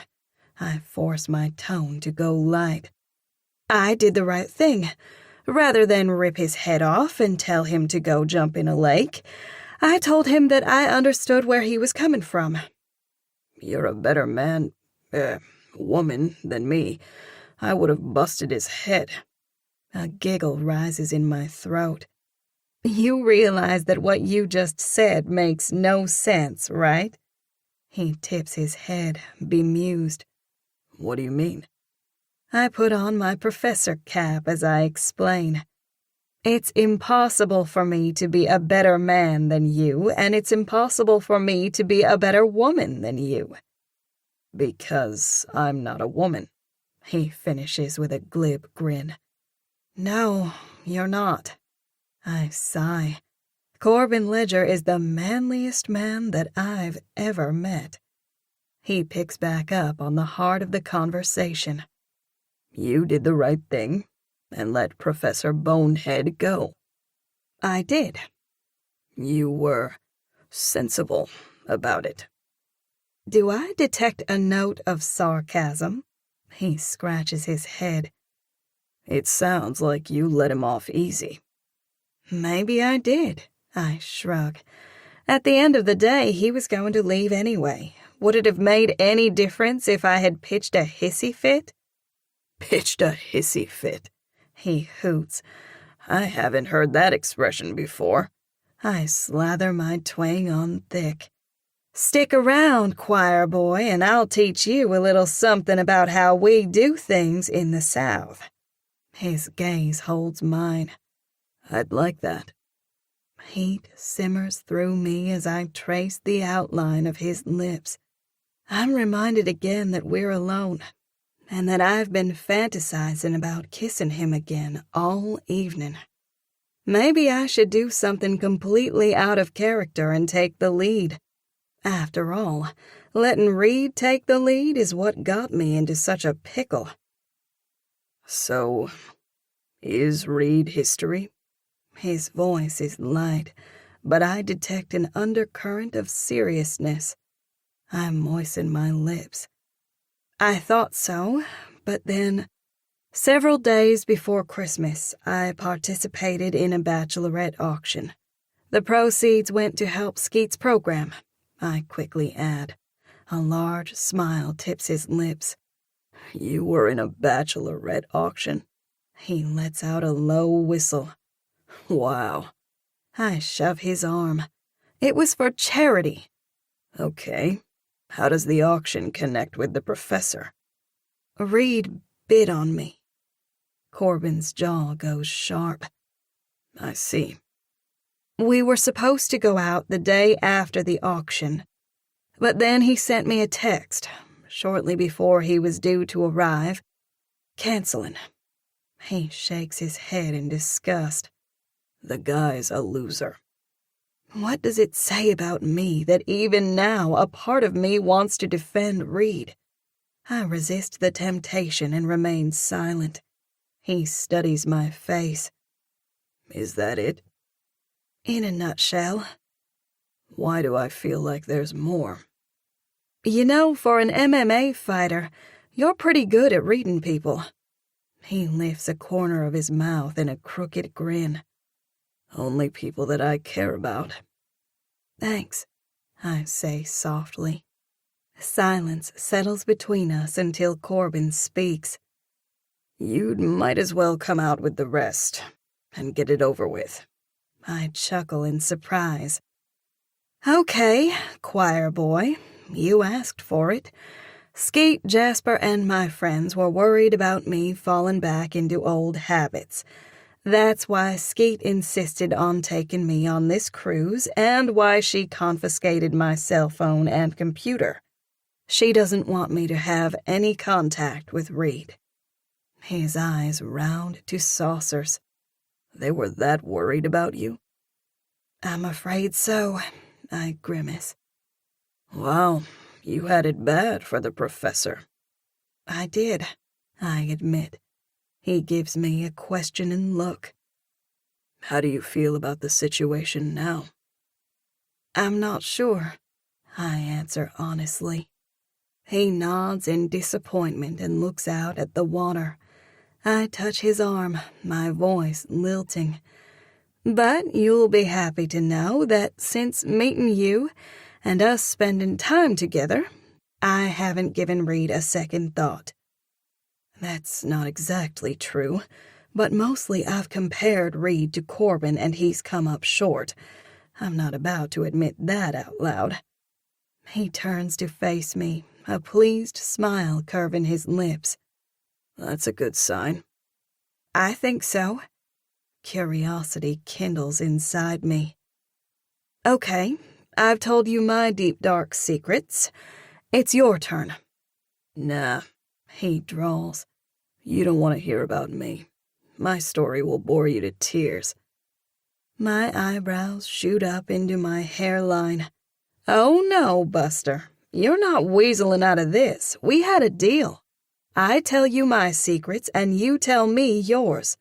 I also want to know how you got into fighting.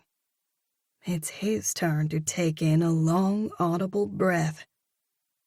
I grew up a poor white kid in Compton.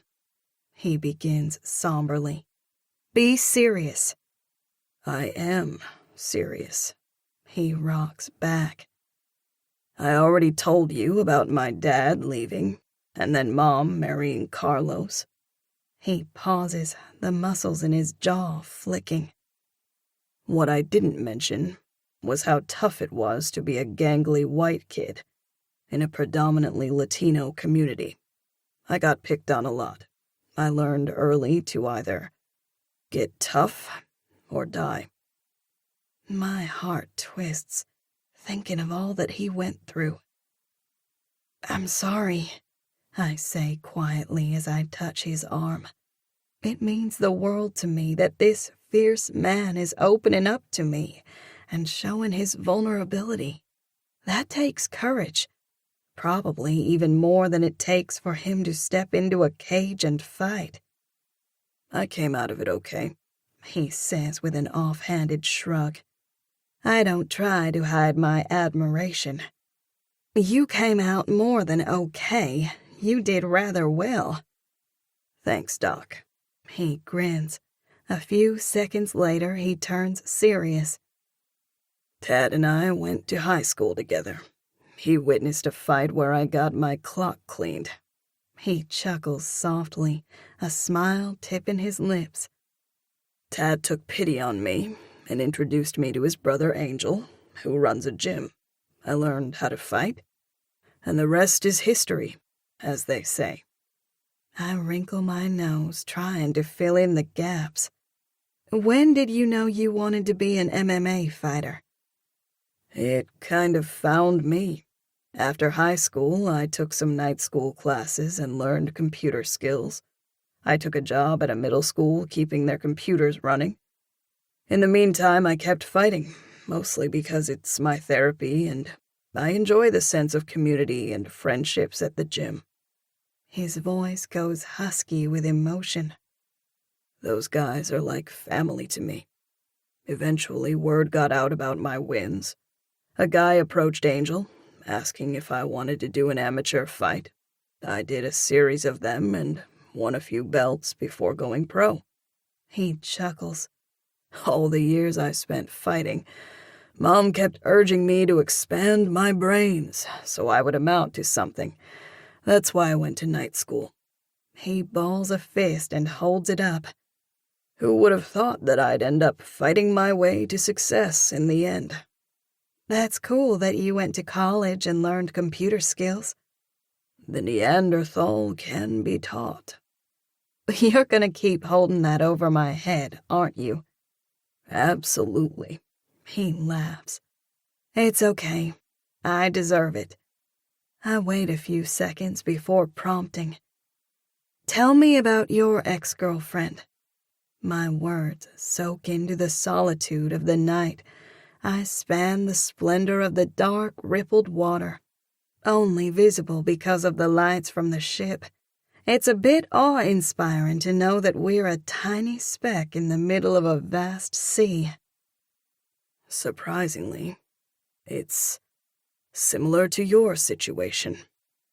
His words stoke my curiosity, especially considering the swift connection or understanding that ran through us yesterday when those shark reporters hounded Corbin about his breakup and the loss of his title. I felt his pain as if it were my own. I'm eager to hear the details. Really? How so? Well, Sedana pursued me. She's an up-and-coming model. Tad wanted me to go to a party to network with some of the power players in our sport. I went and met Sedana. Jealousy pinches my gut. She's a model, meaning that she's probably drop-dead gorgeous. If I had access to my phone or computer, I would have already looked her up. Now I'm left to the ravages of my imagination. Is she blonde and skinny, or is she dark-haired and curvy like me? At first, I was leery of Sedana. Once I started winning, women came out of the woodwork. Disgust coats his voice. Everyone wants a piece of the champ. That must be so hard, I purr. He turns to me, his expression serious. It is. I have no idea if a woman actually wants me or if she's simply enamored with all the hype. My words fly out before my brain can fully process what I'm saying. How do you know that I'm not with you for the hype? The laughter that rolls from his throat is as pure and bubbly as natural spring water. You don't know the first thing about fighting, and you had no clue who I was when we first met. True, I concede. I nudge his arm. Let the record state that I'm not with you for the fighting. A shudder runs through me. In fact, it gives me the heebie-jeebies to think of you in a cage and having to fight. It's so primitive. He laughs again. You mean Neanderthal? Yes, I punch out. My stomach knots. Do you really have to do the exhibition fight on New Year's Eve? It's a walk in the park. I think of something as I dip my head. Is your opponent on the ship? Is he also getting hounded by the reporters? No, the panda is flying in the day of the fight. I scrunch my nose, remembering my reaction when Jasper first told me who Corbin was fighting. What kind of name is the panda? I'm not sure where the name came from, he muses. Curiosity niggling at me, I direct the conversation back to the part that I'm dying to know. So, you were with Sedana, and then what happened? I sense more than see him go tense. Initially, I was drawn to Sedana because of her striking beauty. Not just beauty, but striking beauty. It's my turn to tense up. What does she look like? I ask, making a point to keep my voice casual. He turns to me, a pleased smile filling his handsome face. You're jealous. No, I'm not. I scoff. I'm so glad we're in semi-darkness so he won't see that my face is burning. Who needs Rudolph the red-nosed reindeer when you've got me and my bright red cheeks? You are, he taunts. It's okay. I get it. His tone goes pouty. I don't like hearing about Professor Wonderful. A snigger sputters from my lips. I would hardly call Reed Professor Wonderful. As I was going to say about Sedana, she's beautiful, but an empty shell. All she can think about is her social media followers or what outfit she's going to wear to the latest party. He pushes out a soft grunt. You can't imagine how refreshing it is to have a real conversation about something substantial. You're pretty good at holding up your end of the conversation. And while we're making comparisons, I find it refreshing that you don't beat around the bush. I like your straightforward talk." His voice is rolled with amusement as he comes back with, "Well, that's good to know." He winces. "I'd hate to have to cushion my tongue with some soft pillow diplomacy."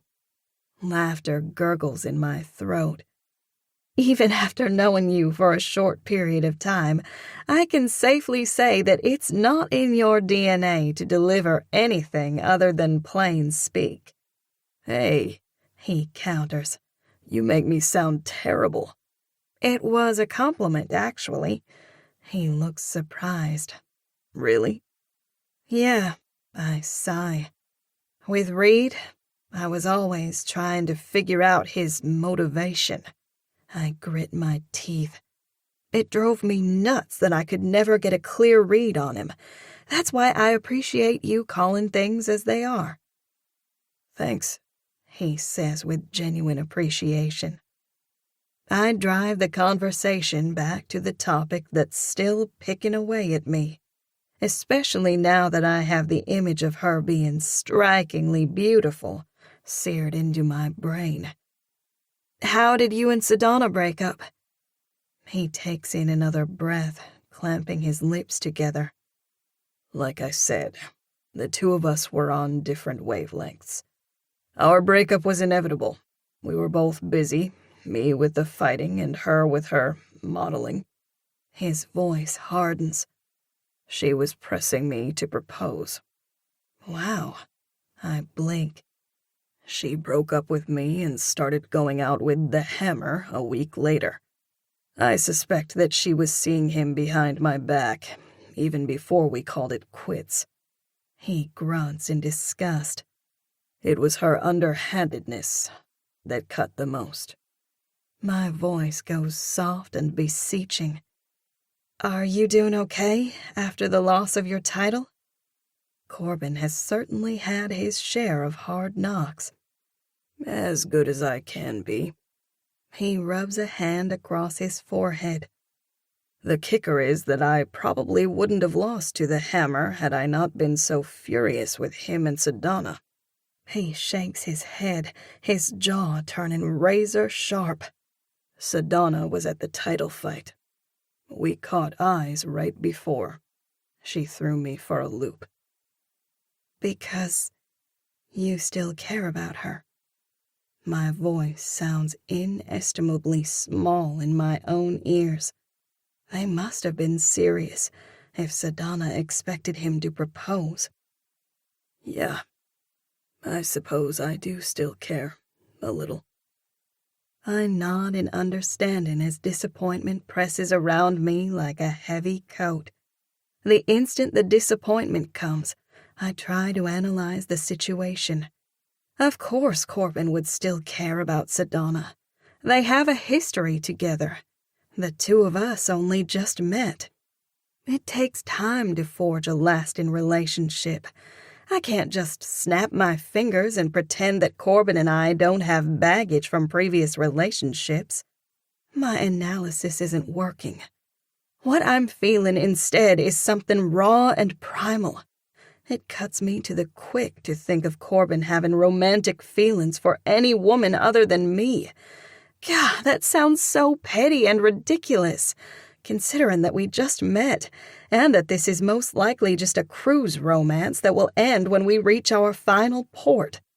A part of me wishes that we could suspend time and stay on this ship forever. He makes a face.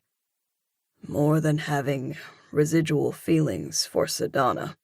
It was her betrayal that got me." He barks out a short laugh.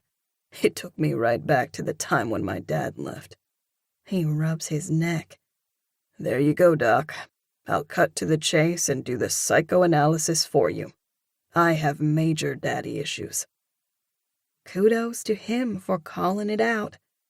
Everything in me wants to put my arms around Corbin and speak soothing words to ease his pain. We all deal with issues of one sort or another. Emotion clogs my throat. Look at me. I'm so messed up that Skeet and Jasper took drastic measures to confiscate my phone and computer so I wouldn't succumb to old habits. He turns to me, his brows knitting. Would you really go back to that jerk? You know he's just stringing you along. I nibble on my lower lip. Yeah, in my heart of hearts, I do know that. It gives me no pleasure to admit it out loud. I hug my arms, peering out at the darkness. I hate that I've been so weak where Reed is concerned. I punch my words out with a vengeance. That I allowed him to have so much control over me. So you wouldn't go back to him? I turn to Corbin, offering up the most honest answer I can give. If you had asked me that question a day ago, I would have answered that I would consider giving Reed another chance. Now that I've met you, I'm starting to view things differently. A pleased smile overtakes his face. That's good. I guess.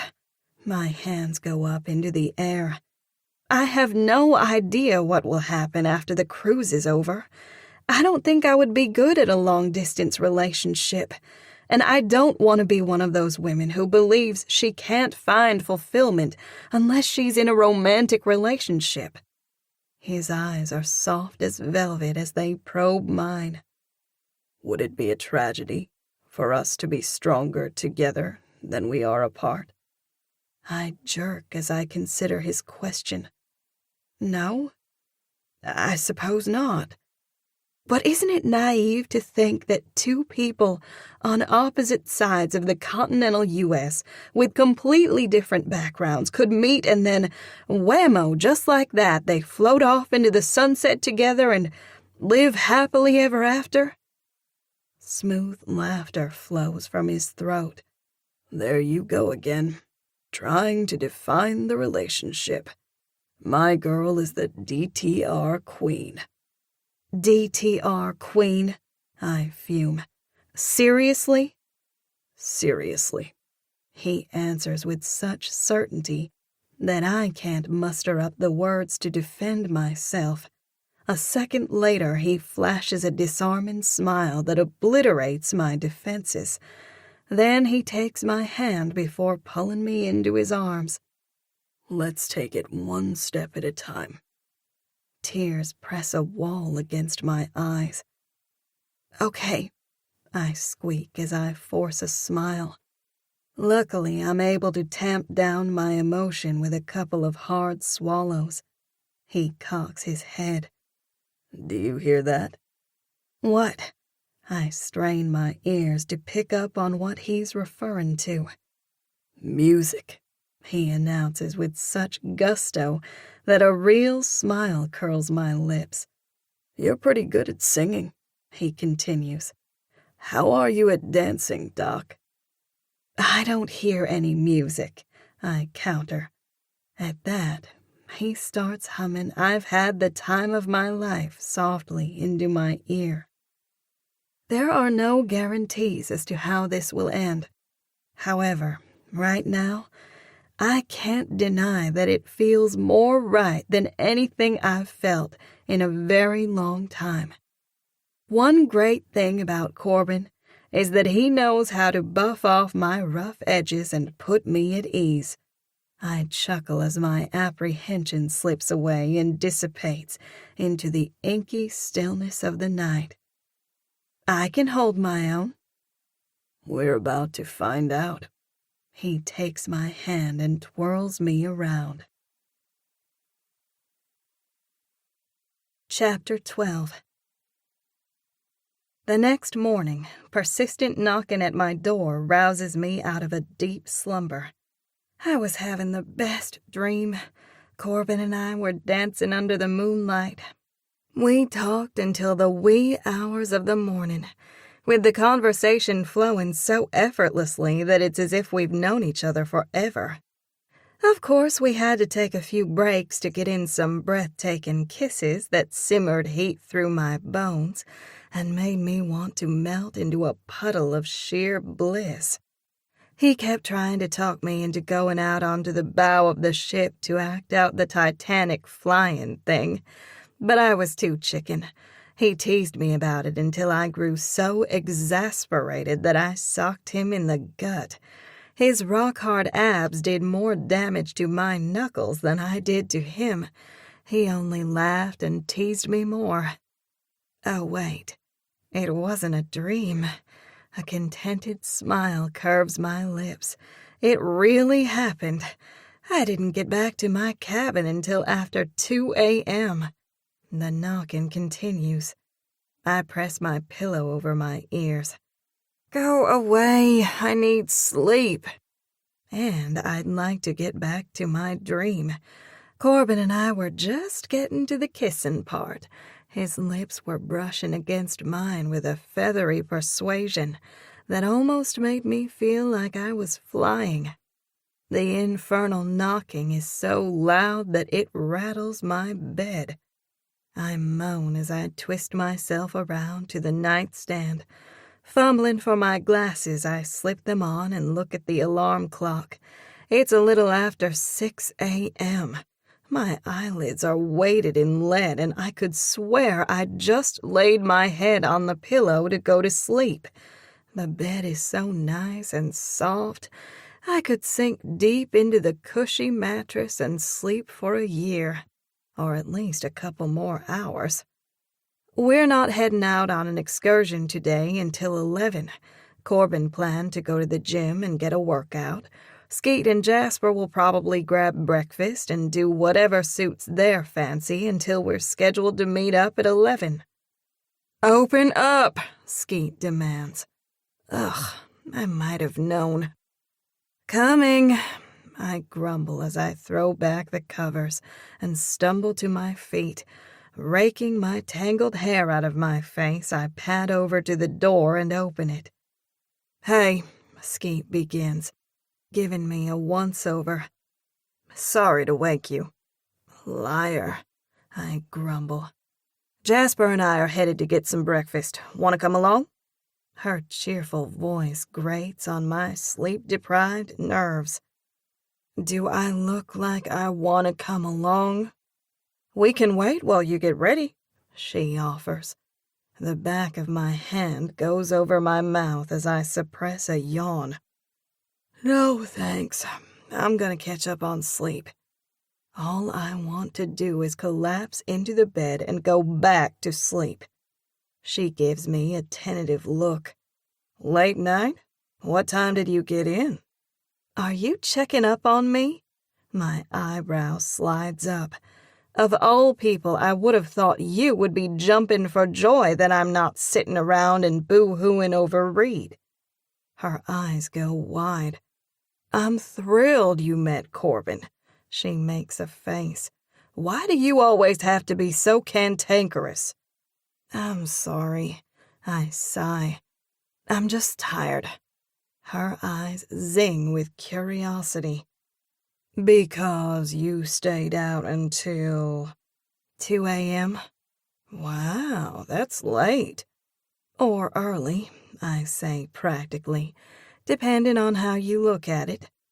She props a hand on her hip as a slow smile slides over her lips. It's good to see you doing so well. Thanks. Are we still planning to go on our excursion at 11? Yep, we are. I'll feel more human then. Because of yesterday's incident on St. Martin, the captain insisted on hiring a personal driver to take us around St. Kitts, and presumably to keep an eye on us to make sure we don't get into any more trouble. Skeet knits her brows and works her jaw like there's something she wants to tell me. What is it? I prompt, her features smooth. Nothing that can't wait until after you get some sleep, she says breezily. A tug of anxiety clutches my stomach as I search her face. Are you sure? My biggest worry is something going wrong at home with either Reed or Mom and Dad. Without my devices, I'll be the last to know what's going on. Yep, she throws me a buoyant smile. Get some rest. We can talk after you wake up. Are you sure? Absolutely. Her voice lifts. Hey, how about this? Jasper and I will coordinate with Tat and Corbin. We can meet you in the cafe around 10. That way you can eat something before we head out. I can read between the lines. You mean so that Jasper can eat before we leave? She laughs easily.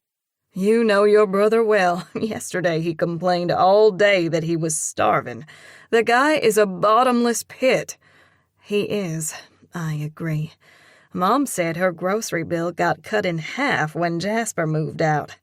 I believe it. Skeet chuckles. A second later, she straightens to her full height.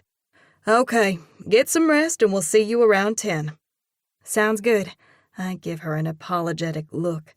Sorry I'm such a bear this morning. I stifle another yawn. I'm just so tired. Too much partying with your MAM fighter, she teases. A grin tugs at my lips. MMA fighter. Her expression goes dubious. Huh? It's not worth explaining. I wave a hand. Never mind. See you around 10. I close the door, hurry back to bed, and go back to sleep. Several hours later, I make my way into the large cafe where food is served buffet style from morning until 9 p.m. I go over to a station serving eggs. I grab a small plate with 2 eggs over medium before moving to an area where I find fruit, toast, pastries, and several breakfast meats. After my plate is full, I meander through the cafe, looking for Skeet and Jasper. I find them sitting in a booth. Tat is with them. Both he and Jasper are chowing down on food. Skeet is munching on dry toast and picking at fruit and yogurt. Corbin is nowhere to be found. I'm surprised at the disappointment that coils my stomach. He'll be here soon, I hope. It would seem that I have it bad for Corbin Ledger. I slide into the booth beside Tat.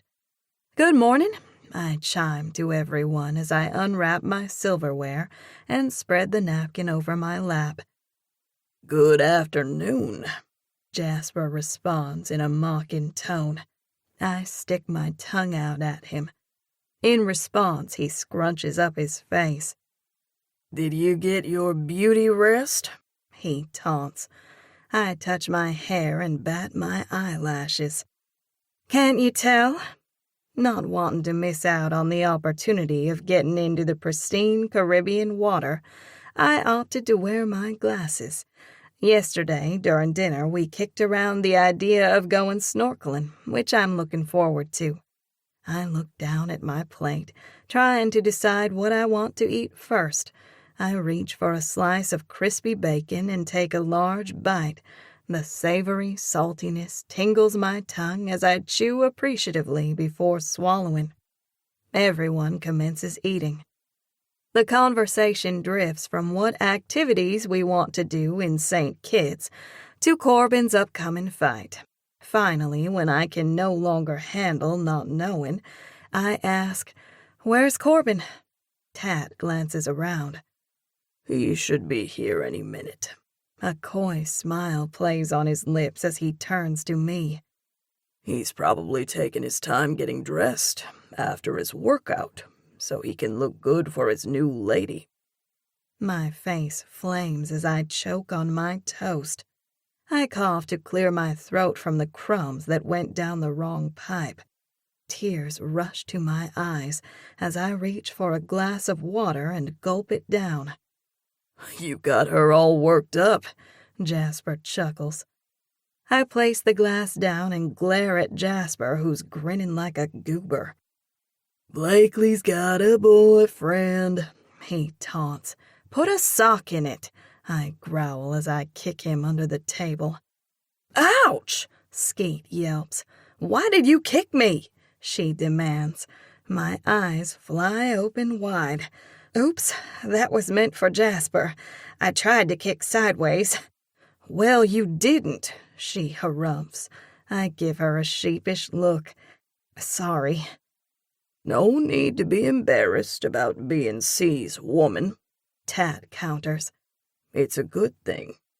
I cringe inwardly at Tat's use of the word woman. It's like Corbin is a caveman who has claimed his possession. Normally, I would say something cheeky about it to put Tat in his place, but I get the feeling that Tat meant no disrespect. Rather, he's simply speaking in the manner that he knows. I turn to look at Tat. Just as I thought, he meant no harm. His expression is earnest. You're good for C, he continues. I haven't seen him this happy in ages. Really? I squeak. The idea that I make Corbin happy pleases me immensely. That's exactly the same thing I've been saying about Blakely, Skeet chirps, with a note of pride at having been right. You're much better for him than Sedona ever was. The edges of Tat's eyes and mouth harden. I couldn't stand that diva and how she wielded so much control over C. My body goes stone cold. I've only eaten a few bites of my food, but suddenly I'm no longer hungry. What type of control? I prompt, clenching my jaw. Tat's eyes go round as he shakes his head. I'm sorry. Forget I said anything. He turns his attention to his food. He's not getting off the hook that easily. What type of control? I demand. Jasper gives me a warning look. Take it down a notch, sis. Steel slips into my voice. Tat brought up the subject. I'm only asking him to expound on it. I pin Tat with a glare. What type of control? I ask a third time. Tat's shoulders slump in defeat. Well, for starters, she was super needy and whiny, always wanting C to drop everything and go to one of her parties. His eyes narrow with resentment. I tried to tell C that she didn't care about him, but he was too wrapped up in her to listen. Sedona only wanted access to the fame. He looks at me. You're different. You care about my boy. For you, it's not about his celebrity status. His voice quivers with fervor. You're a good person. Thanks, I say quietly, touched by his sincerity. His eyes shadow with pain. It's like I told C. When you find a good woman, you gotta have enough sense to hold on to her for all it's worth.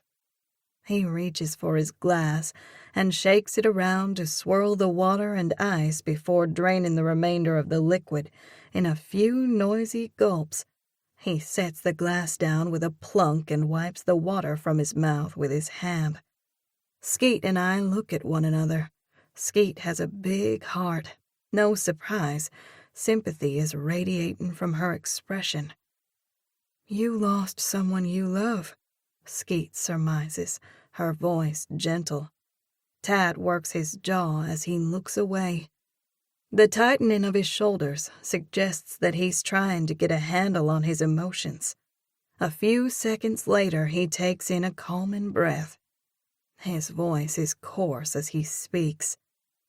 Me and my lady had a misunderstanding, and she dumped me. That's rough, Jasper laments. I'm sorry, man. Pressing his lips together, Tad acknowledges the comment with a curt nod.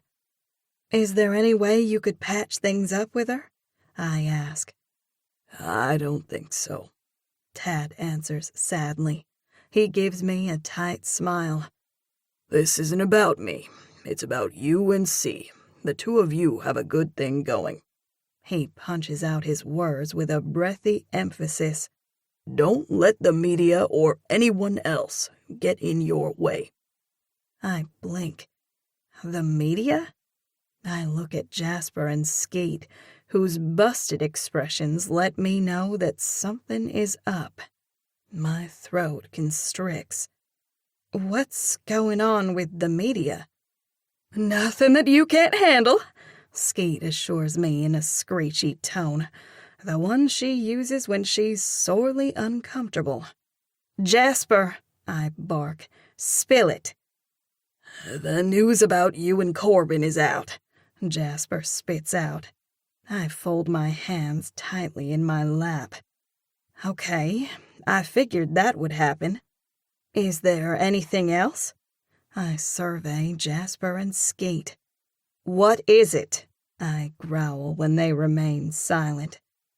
Tell her, Skeet prompts, touching Jasper's arm. Word of you and Corbin has reached Comfort. Mom called this morning in a frenzy, wanting to know why you were sucking face with a guy you just met. What? I squeak. My mind races to put the pieces together. Did she see the photo of Corbin kissing me in front of the shop? Not exactly, Skeet answers. She and Jasper exchange looks. Okay, then what? I demand. Skeet turns and fishes her phone out of her purse. She scrolls through the screen and hands it to me. There are a series of photos. The space around me expands and contracts in a hard punch that whooshes the breath out of my lungs. The pictures are of Corbin and me on the deck. In several of the photos we're kissing, in others we're dancing. There's one where we're standing by the railing and gazing into one another's eyes. How?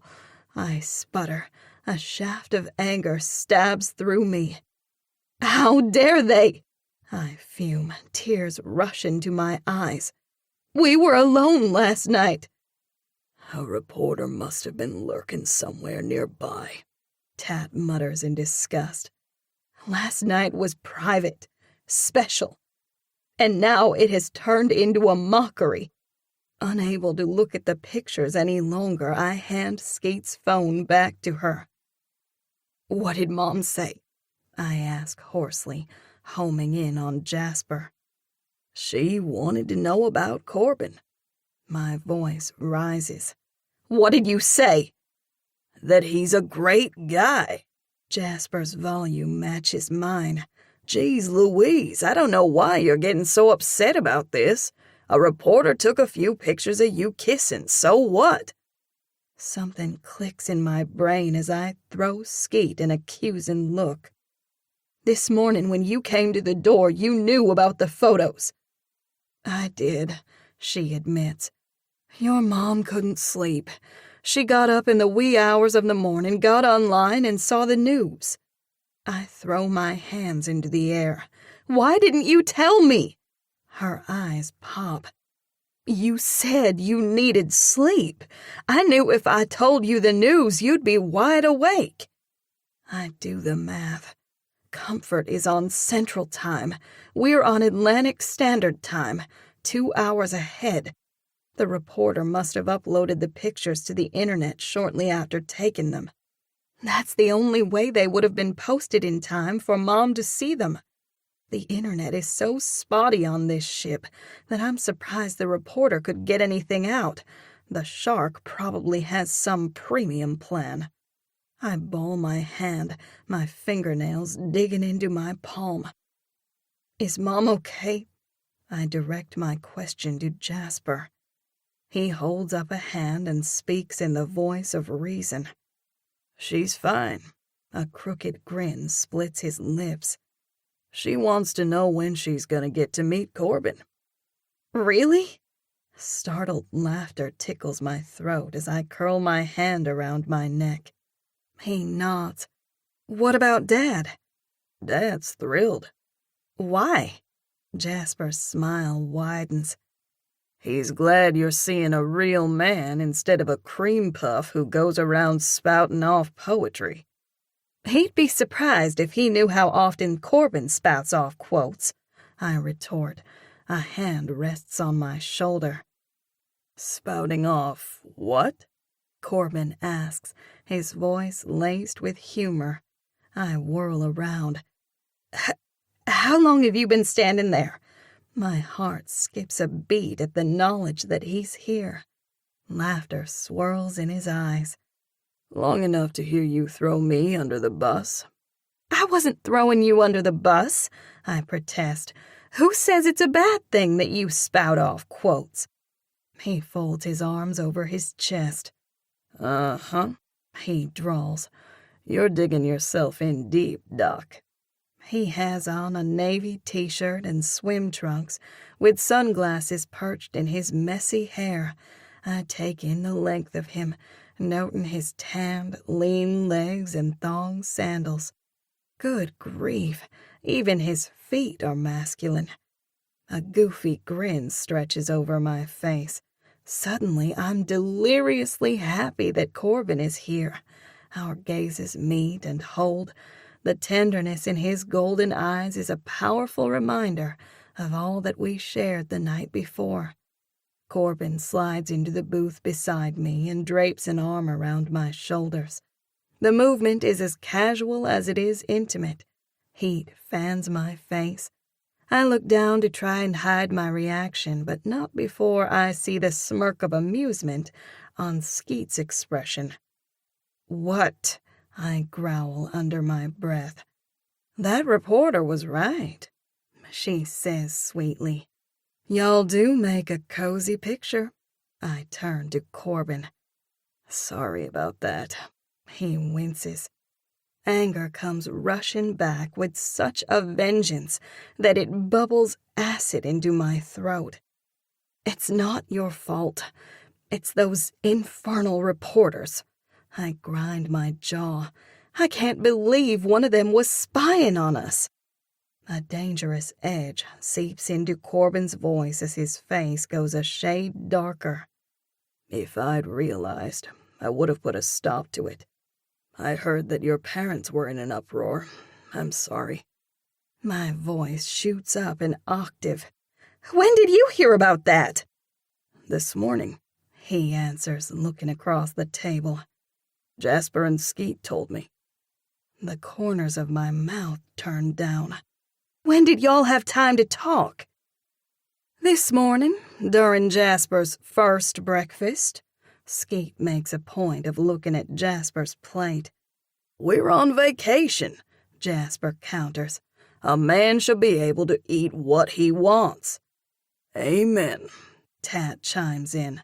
He picks up a slice of bacon from his plate and folds the entire thing up like an accordion before shoving it into his mouth. "Speaking of food, that looks good." Corbin points to my plate. "May I?" He's so darn cute that I can't help but grin. Of course.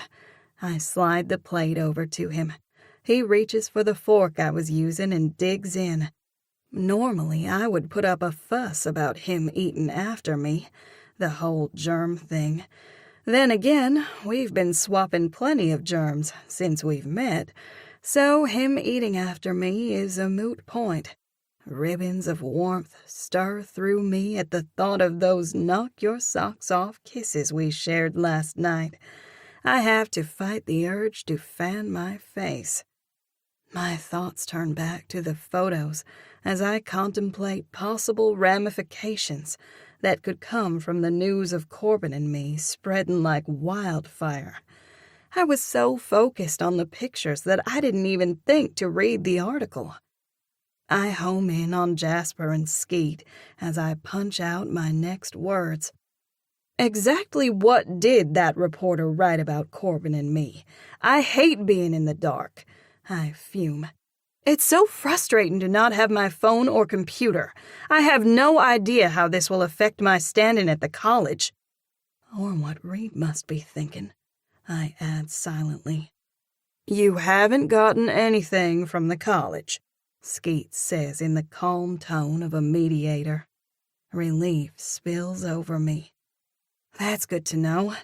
I can only imagine what my colleagues must be thinking about all the buzz. I can see the headline now. I spread my hand and scan it across the air as if displaying an imaginary banner. Professor of psychology goes wild on Caribbean cruise. Skeet rolls her eyes. I would hardly think sharing a few kisses can be considered going wild. Jasper goes into big brother mode as he eyes Corbin and me. That is all that's happening here, right? He points at Corbin. Don't make me hurt you, choir boy. I know my brother well enough to detect the layer of seriousness behind his good old boy drawl. An incredulous giggle rises in my throat. Seriously? You're threatening Corbin?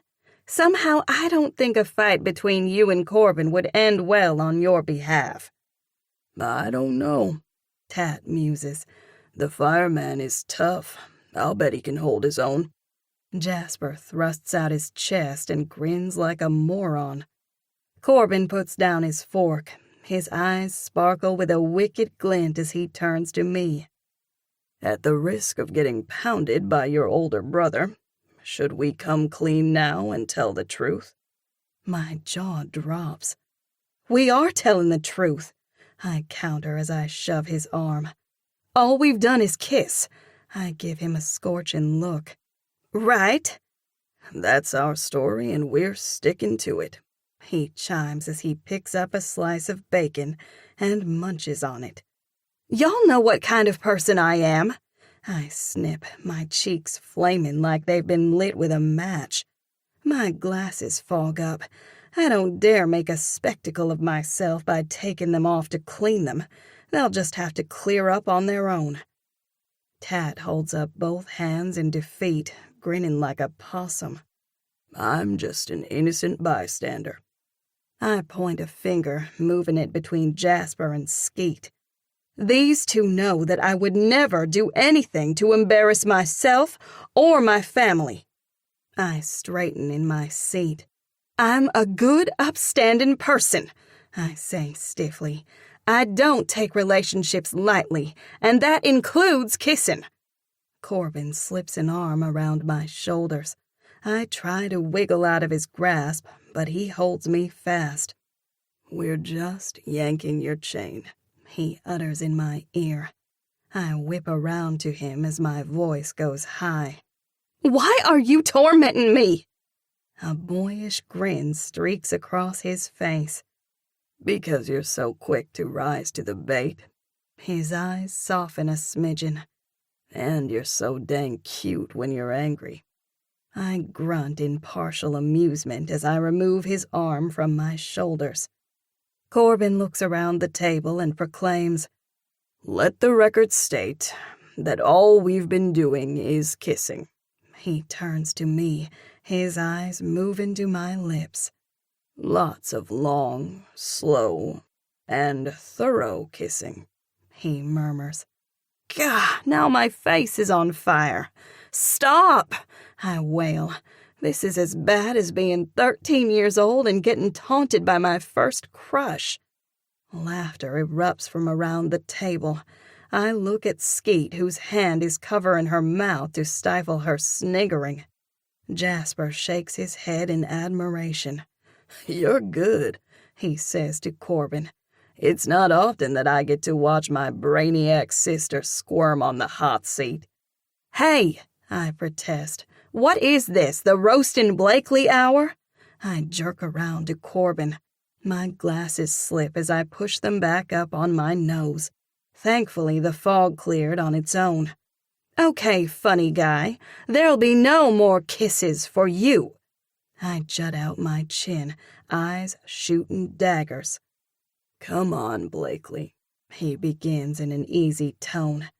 You don't mean that. He thrusts out his lower lip in a pout, giving me a puppy dog eye look. You'd better believe I mean it, Buster, I snap. He just shakes his head and laughs. Then he has the audacity to lean into my personal space.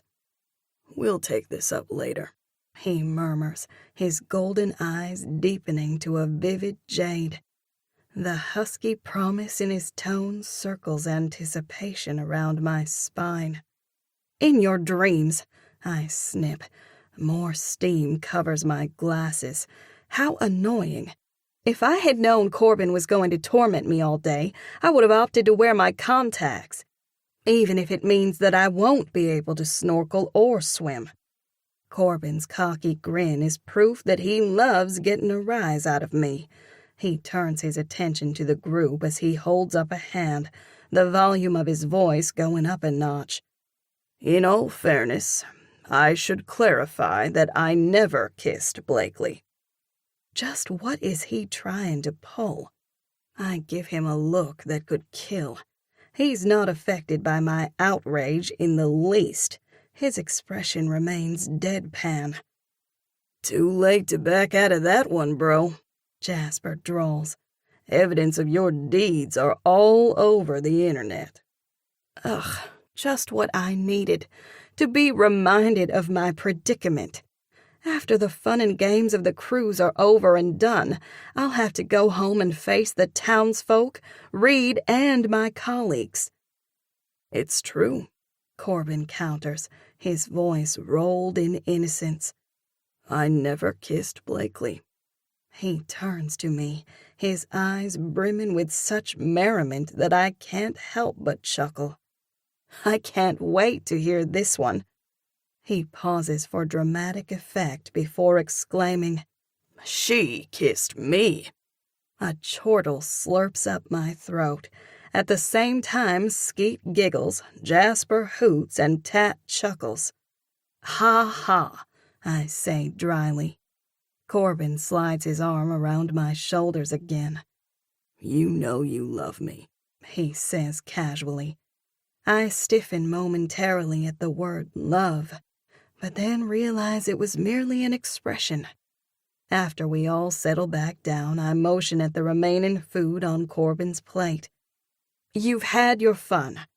Now you need to finish eating so we can meet our driver on time. Yes, ma'am, he clips in mock solemnity as he removes his arm and continues eating. A few minutes later, when the plate is clear, he pushes it back and touches his stomach. That hit the spot. What's on the agenda for the day? Tat asks. We talked about finding a good spot to go snorkeling, I answer. Sounds good. Corbin shrugs. Anyone know anything about St. Kitts? Normally, I would have scouted out some good areas for us to go, but since someone confiscated my phone and computer, I suppose we'll have to ask our driver the best places to go. I make a point of looking at Skeet, whose cheeks are stained with pink. Wait a minute.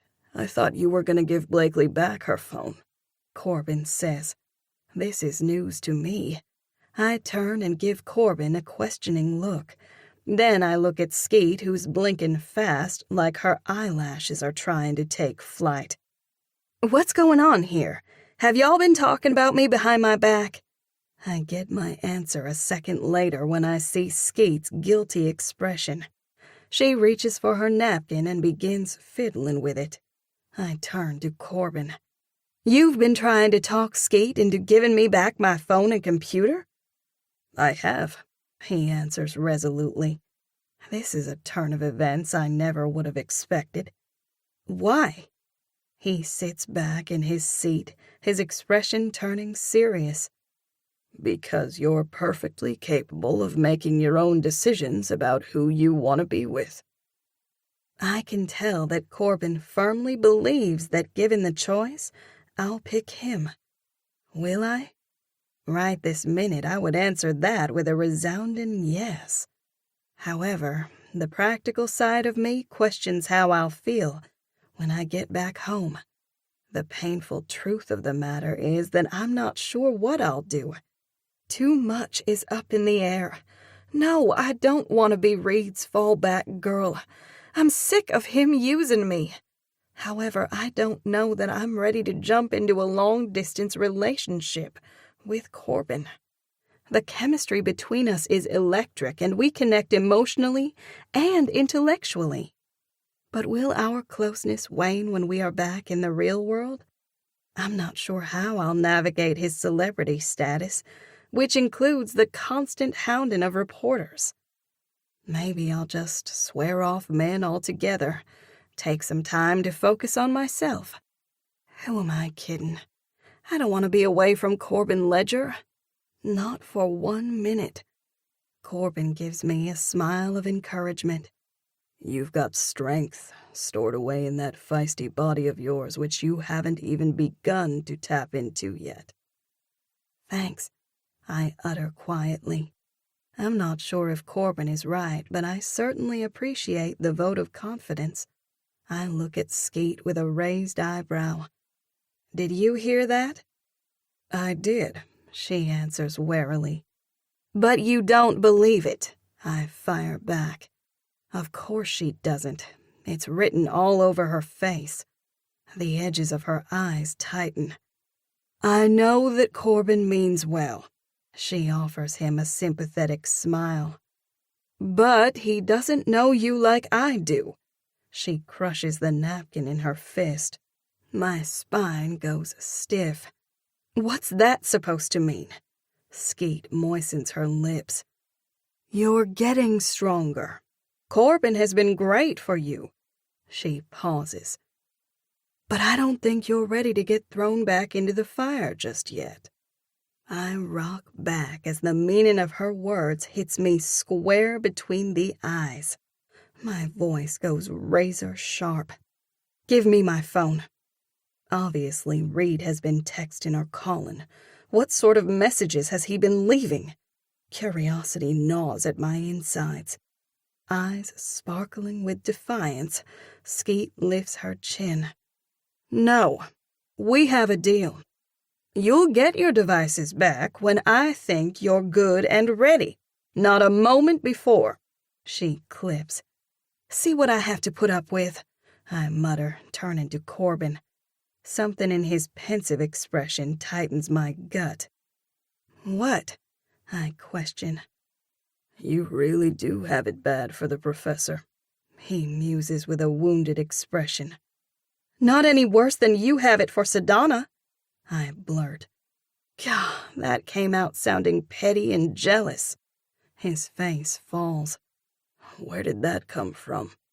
I jut my thumb at Tat. Corbin throws him a hard look. What have you been telling her? Only that I didn't like how you let Sedana lead you around by the nose? He mutters. Corbin takes in a breath and lets it out slowly. When he speaks, his voice is calm and reasoning. We both have a past, which we have been open about. I nod my agreement.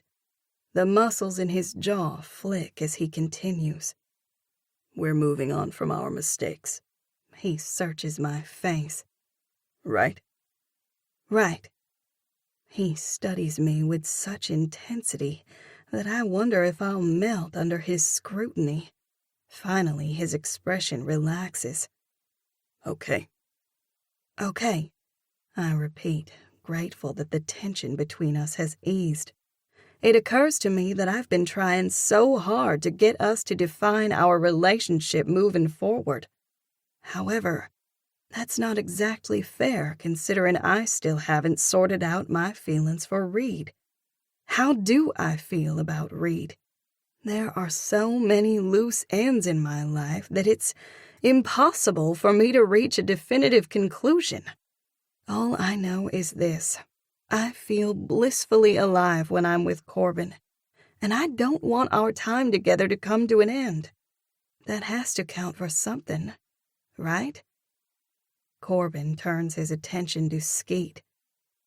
The only way that Blakely can put closure on her past is to face it. His words hold significance as he continues. When the dust settles, I want to know that she's with me because I'm her first choice, not because you're shielding her from going back to a mistake. My breath catches in my throat. I turn to Corbin, my eyes going moist. I'm still working through my past, I admit hoarsely. I get that, he acknowledges. I'm still working through my past, too. Disappointment coats my throat as I swallow. He still has feelings for Sedana. I can't exactly fault him for that. God, my feelings are all over the place. One minute I'm fretting over how I might or might not feel about Reed. The next I'm fretting over Corbin still being hung up on Sedona. I've never considered myself to be a wishy-washy person, but at this rate, I might have to reevaluate that opinion. Corbin reaches for my hand and squeezes it, his gaze holding mine. One day at a time. One day at a time, I repeat as my glasses fog up again. This time I'm grateful for the barrier. Tomorrow is New Year's Eve, and then we're entering a brand new year. Ironic, considering that January 1st is the fateful day when I'll be forced to part ways with Corbin, at least until he visits Comfort. Corbin makes a good point, Jasper says to Skeet. The only way Blakely will know her own mind is if you put the ball in her court. Maybe you should give her back her phone and computer. I will, Skeet snips. She eyes me with stubborn determination. When she's ready. Chapter 13. Isn't this exciting? Skeet throws me a sidelong glance. Sure, I respond tonelessly. I never thought I'd be this excited about a fight, she squeals. Excitement is not the word I would use to describe what I'm experiencing right now. Snorkeling on St. Kitts yesterday was exciting, sublime. This is something entirely different. My stomach is heaving like I'm trapped in the spin cycle of a washing machine, and it's all I can do to hold down the dinner I just ate. As worked up as I am, one would think that I'm the one about to fight rather than Corbin. I push out a soft grunt. He's probably cool as a cucumber right now. The exhibition fight is being held in an event area on the third deck of the ship. As Skeet, Jasper, and I, along with hordes of other people, make our way down to the lower deck, my stomach drops every time the boat lurches. Several announcements over the intercoms have warned that we're traveling in rough seas tonight. I've felt the floor shift subtly under my feet a few times when I was on the upper decks. However, down here it's so brutal that I can hardly walk straight, especially in these skyscraper heels. I smooth my moist hands over my dress and remind myself to stand up straight and hold my stomach in. After all, I never know when one of those wretched reporters will snap a photo. Earlier today, Skeet and I were lounging by the pool when we spotted a man snapping pictures. Corbin assures me that things will settle down once we get off the cruise ship. Right now, we're all they have to focus on, he explained. I sure hope he's right, because I don't like living in a fishbowl. Will the reporters follow me home to Comfort? I shudder at the thought. The floor tilts, knocking me off balance. I stumble as Jasper catches my arm to steady me. Easy, sis. Thanks. He gets a good look at my face and gawks. Are you okay? You're green around the gills. The rough waters are getting to me, I'm afraid. Skeet cuts her eyes at Jasper. It's not the rough waters. She's worried that Corbin will get his clock wound in the fight. A chortle bubbles in my throat. At the same instant, Jasper doubles over laughing. What? Skeet asks, perplexed. Jasper encircles Skeet's waist with his arm. I think you mean clock cleaned, hun, not wound. He looks at me, his eyes zinging with amusement. Oh, she laughs hesitantly, her cheeks turning red. You'll know what I meant, she blusters. We do, I sigh with an affectionate smile. Skeet's mix-up helped to take the edge off. I needed that. You don't need to worry about Corbin, Jasper assures me. This is a walk in the park for him. It's an exhibition fight. I know, that's exactly what Corbin told me. A shudder runs through me as I rub my arms. Still, I'll be glad when it's over. Smile, Skeet chirps as a smile stretches over her lips. I turn in the direction Skeet is looking to see a woman taking pictures of us. Let's go, I growl as we continue toward the entrance. We wait our turn in line. When we reach the front, we show our tickets to an usher, whose eyes go wide when he realizes that we have front row seats. If you'll wait here, I'll have someone escort you to your seats, he says cordially. VIP treatment, Jasper drawls. I like it. A few seconds later, a girl in her mid-20s approaches. Gracefully, she motions with her hand. This way, please. The heat of numerous eyes ping us with interest as we follow behind the girl. The ship heaves as I stagger, and then quickly regain my footing. I'll be so glad when the fight is over, and when we can get to a higher deck. It has been a long, boring day without Corbin. I saw him briefly this morning over breakfast before he, Tat, and Jasper left to go to the gym. Jasper was elated to be able to help Corbin get ready for the fight. Rather than venturing off to St. Lucia on our own, Skeet and I opted to hang out on the ship. We got spa treatments and lounged by the pool, soaking up sun.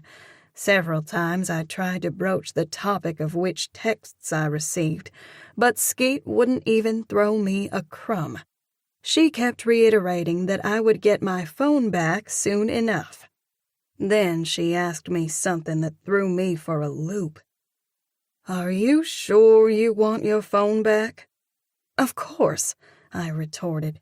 She made a point of lowering her sunglasses and throwing me a superior look.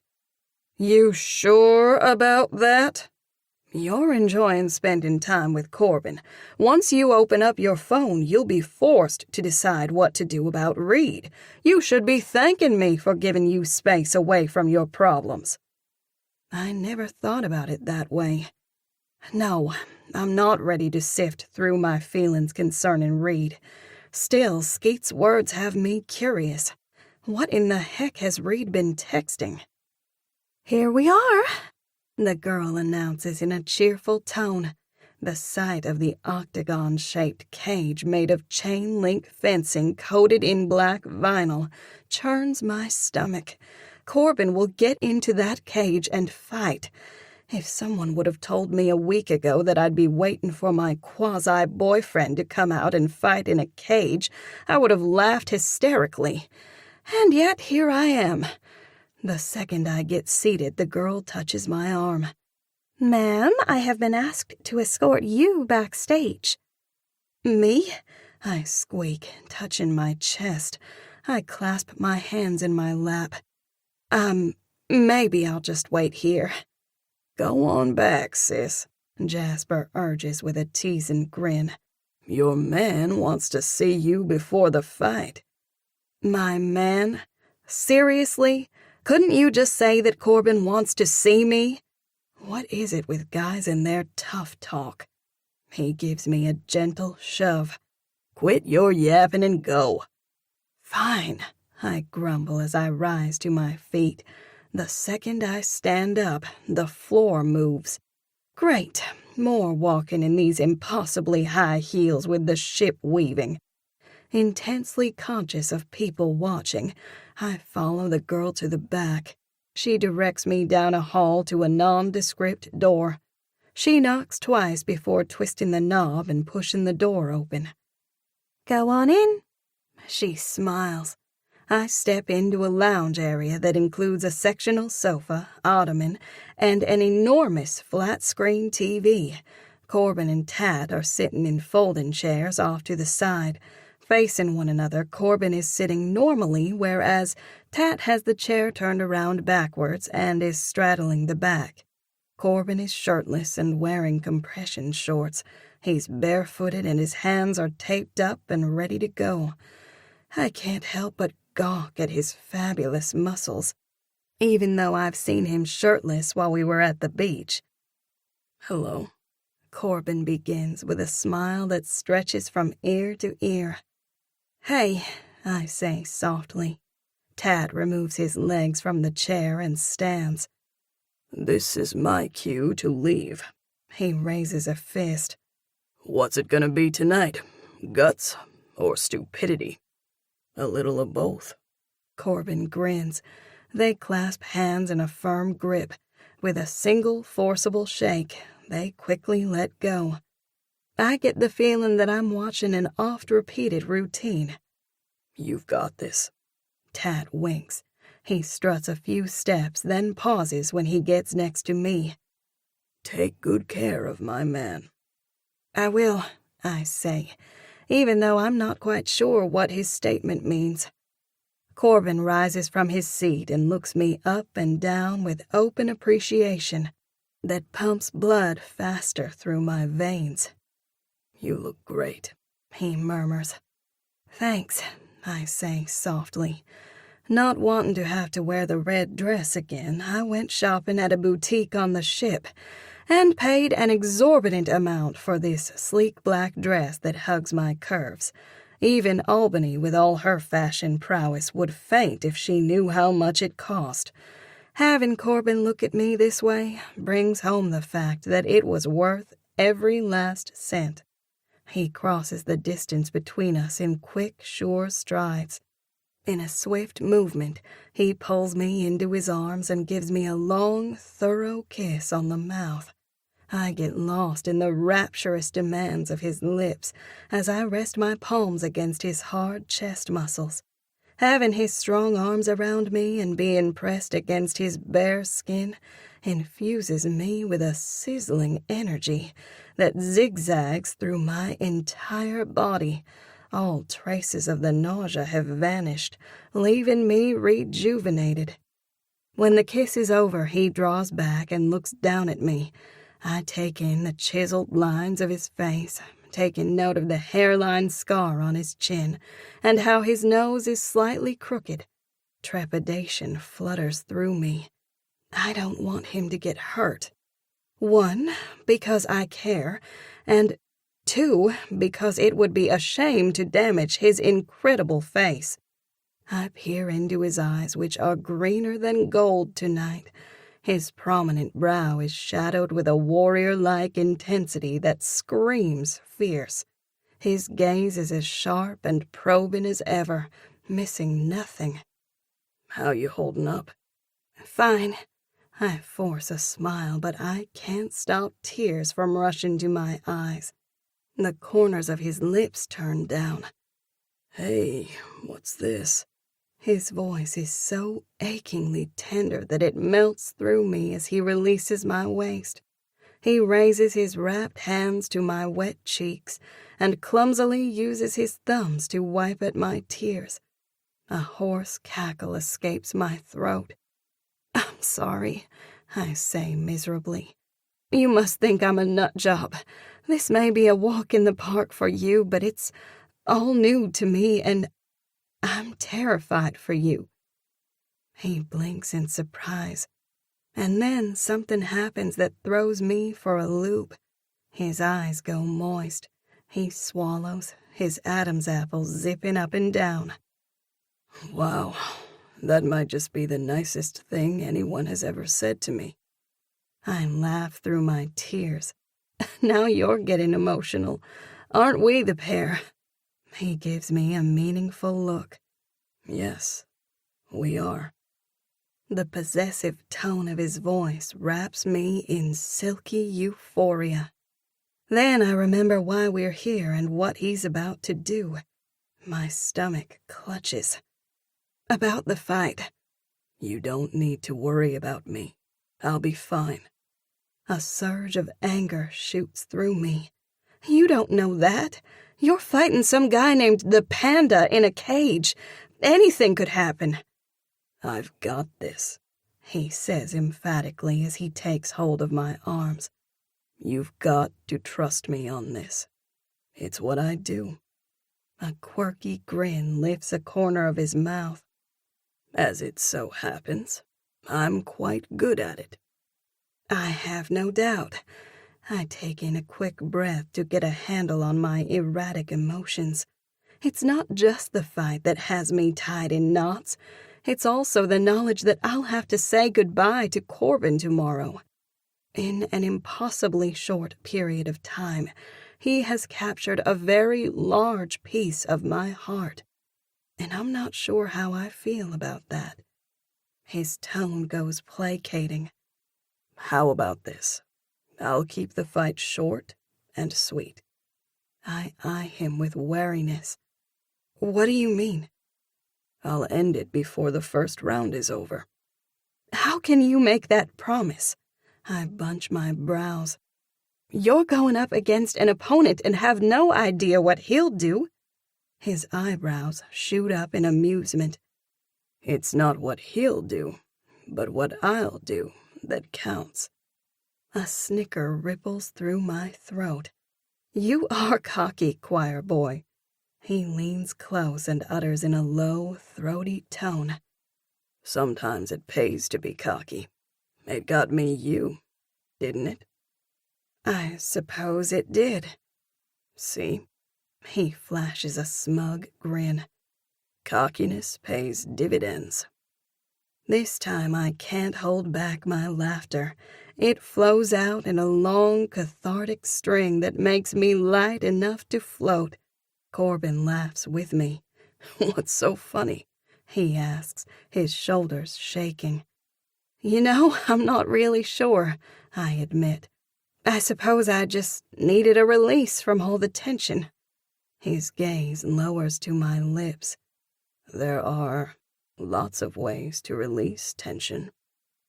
Warmth stirs through me as I give his chest a playful shove. So, you're gonna win the fight before the end of round 1. "Sure am." I'm both impressed and intrigued by his bold confidence. How can you be so sure? He cocks his head as if collecting his thoughts. I motion toward a sectional sofa. Would you like to sit down? "No can do. I've got to stay in the zone, keep myself revved up." A grin tips his lips. "So I can win."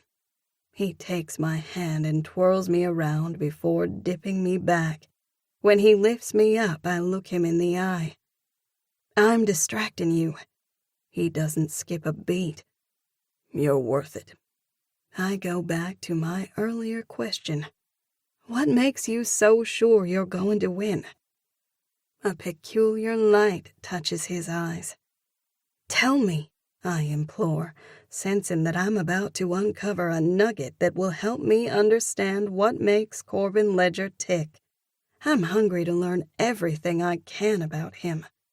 "You really want to know?" I do.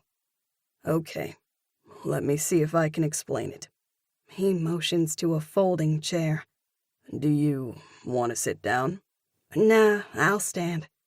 He begins talking with his hands. "It's like this. There's always a point in the fight when everything comes together.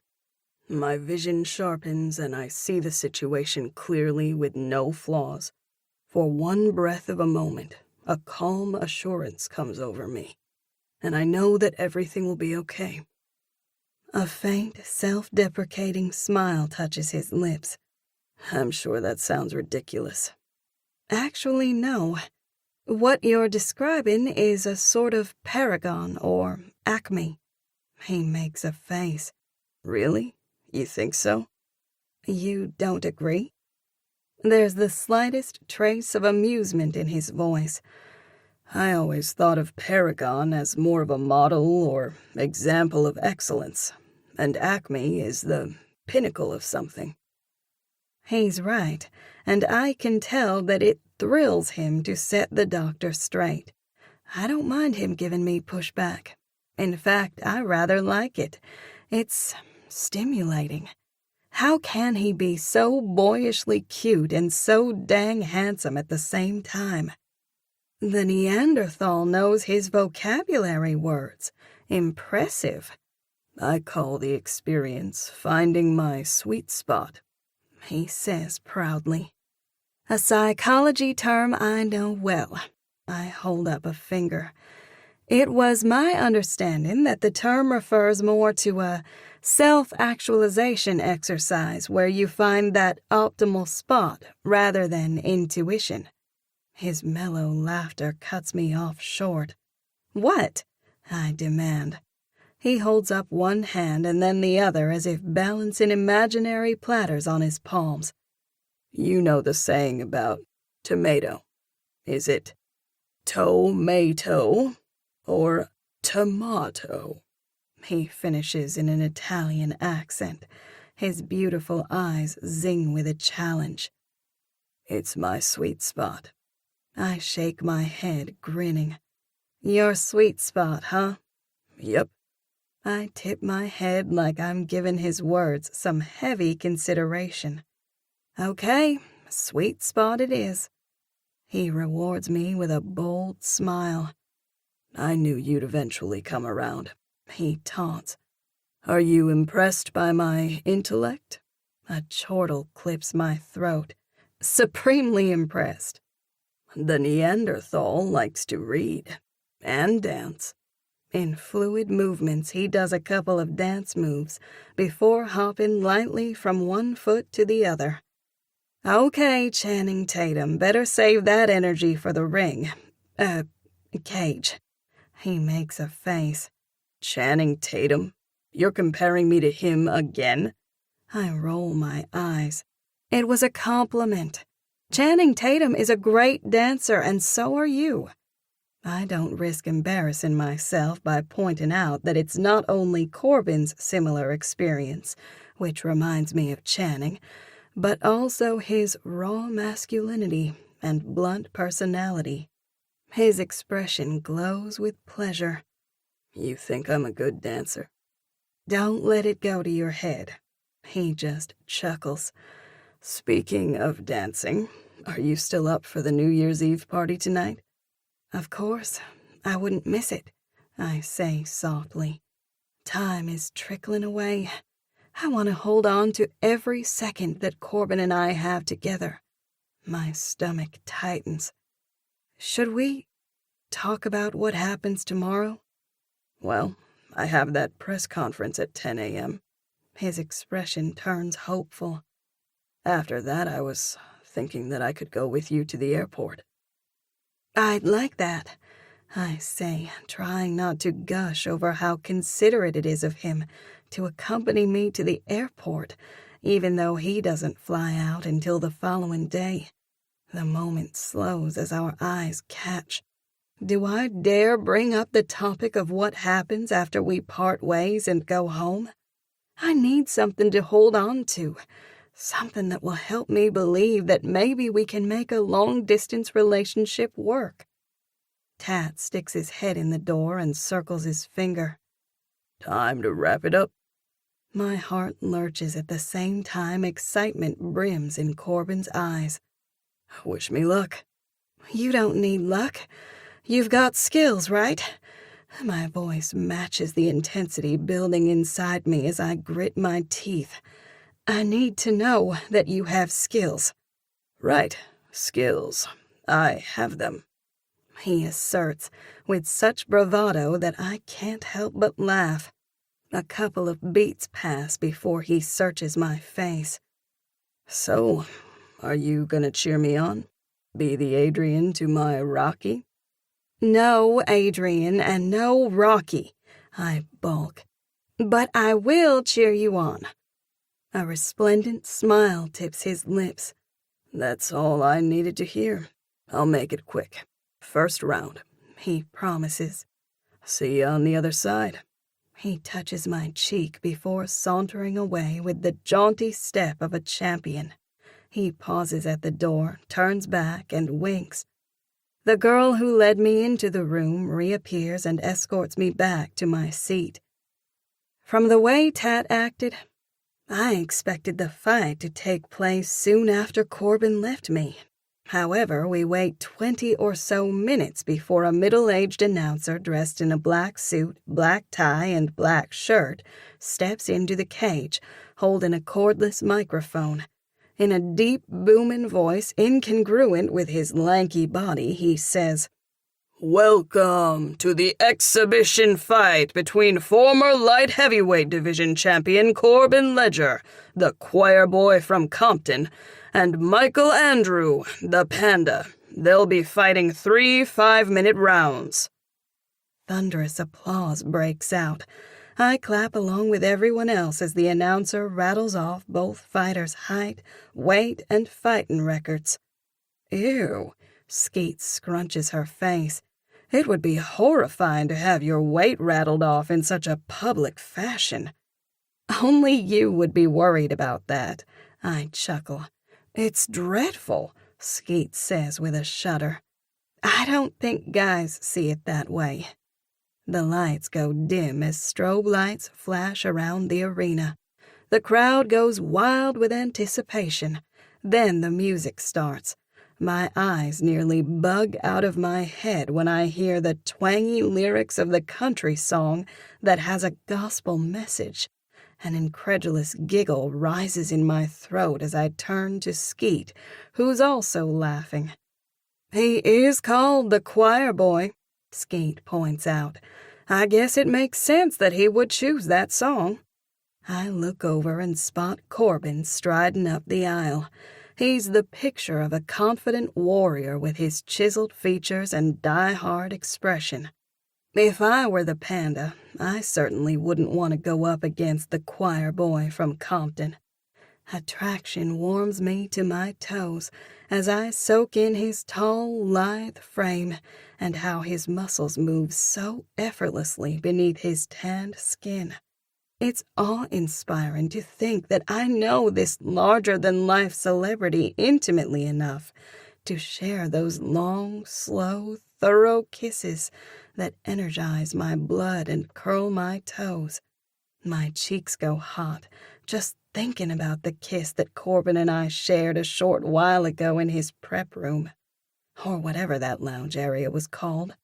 I can certainly see how people could get swept up by his celebrity status. No wonder Corbin has a hard time deciphering which of his relationships are real. While I'm impressed with this production, my interest in Corbin Ledger in no way hinges on his fighting abilities. In fact, it would suit me just fine if Corbin never had to step into the cage again. However, I get that it's who Corbin is. I could feel the excitement buzzing off him like a summer electrical storm when he realized it was almost time to fight. I can't separate Corbin's fighting from him any more than he could separate my love of psychology from me. I suppose I'll have to take the whole package, long distance and all. Wow, he's something to behold, Skeet murmurs in my ear. No wonder you're so moon-swept over him. I wrinkle my nose. Is moon-swept even a word? I haven't the foggiest. I only wish Albany and Penn were here to see this, Skeet continues. I nod, only half listening. Tension crackles through me as I straighten in my seat and swallow the tightness in my throat. Please let Corbin come through this unscathed, I pray. When he steps into the cage, he goes over to his corner where Tat and another man I haven't seen before are waiting for him, on the other side of the chain-link fence. Light on his bare feet, Corbin shifts around and pumps his gloved fists while waiting for the panda to come out. Another song starts. This one is a rap song. I crane my neck to see the panda headed to the cage. He's coming from the opposite direction of where Corbin made his entrance. A shiver runs through me. The guy is as formidable as Corbin, with his taut, muscled body and strong jaw set in stone. I understand at once why he's called the panda. His snow-white skin is a stark contrast to his closely cropped, coal-black hair and mustache. He observes the crowd through squinted eyes that are hooded by dark, bushy brows. Even though the panda is roughly the same height and weight as Corbin, his frame is slightly larger, making me wonder if he had to lose weight to be in the light heavyweight category. Corbin, on the other hand, doesn't strike me as being concerned about his weight. I would venture to say that he's naturally the size he is, especially since he described himself as being gangly as a kid. Corbin has simply filled out his frame now that he's an adult. The panda steps into the cage and lifts a glove to the audience, like he's ready to do some damage. My gaze travels to Corbin to gauge his reaction to his opponent. I'm startled when I realize that instead of looking at the panda, he's looking at me. Our eyes meet as he gives that boyish grin I'm coming to love. He is calm as can be. A smile quivers over my lips. I laugh when he lifts his glove to me. I can almost picture him shouting, "Adrian!" The announcer leaves the cage, and a stoutly built referee with a bald head and a salt-and-pepper goatee takes his place. Corbin and the panda wait in their respective corners. The announcer gives the ref an introduction from where he's standing, just outside the cage. A few seconds later, the referee looks from one fighter to the other. Stretching out his arms to each of them, he clips out an abrupt, "Let's go fight, gentlemen." He steps back as Corbin and the panda come forward and touch gloves in a show of good sportsmanship. They dance around light-footed as each tries to gain the advantage. They punch at one another lightly for the first several seconds, as if testing the waters.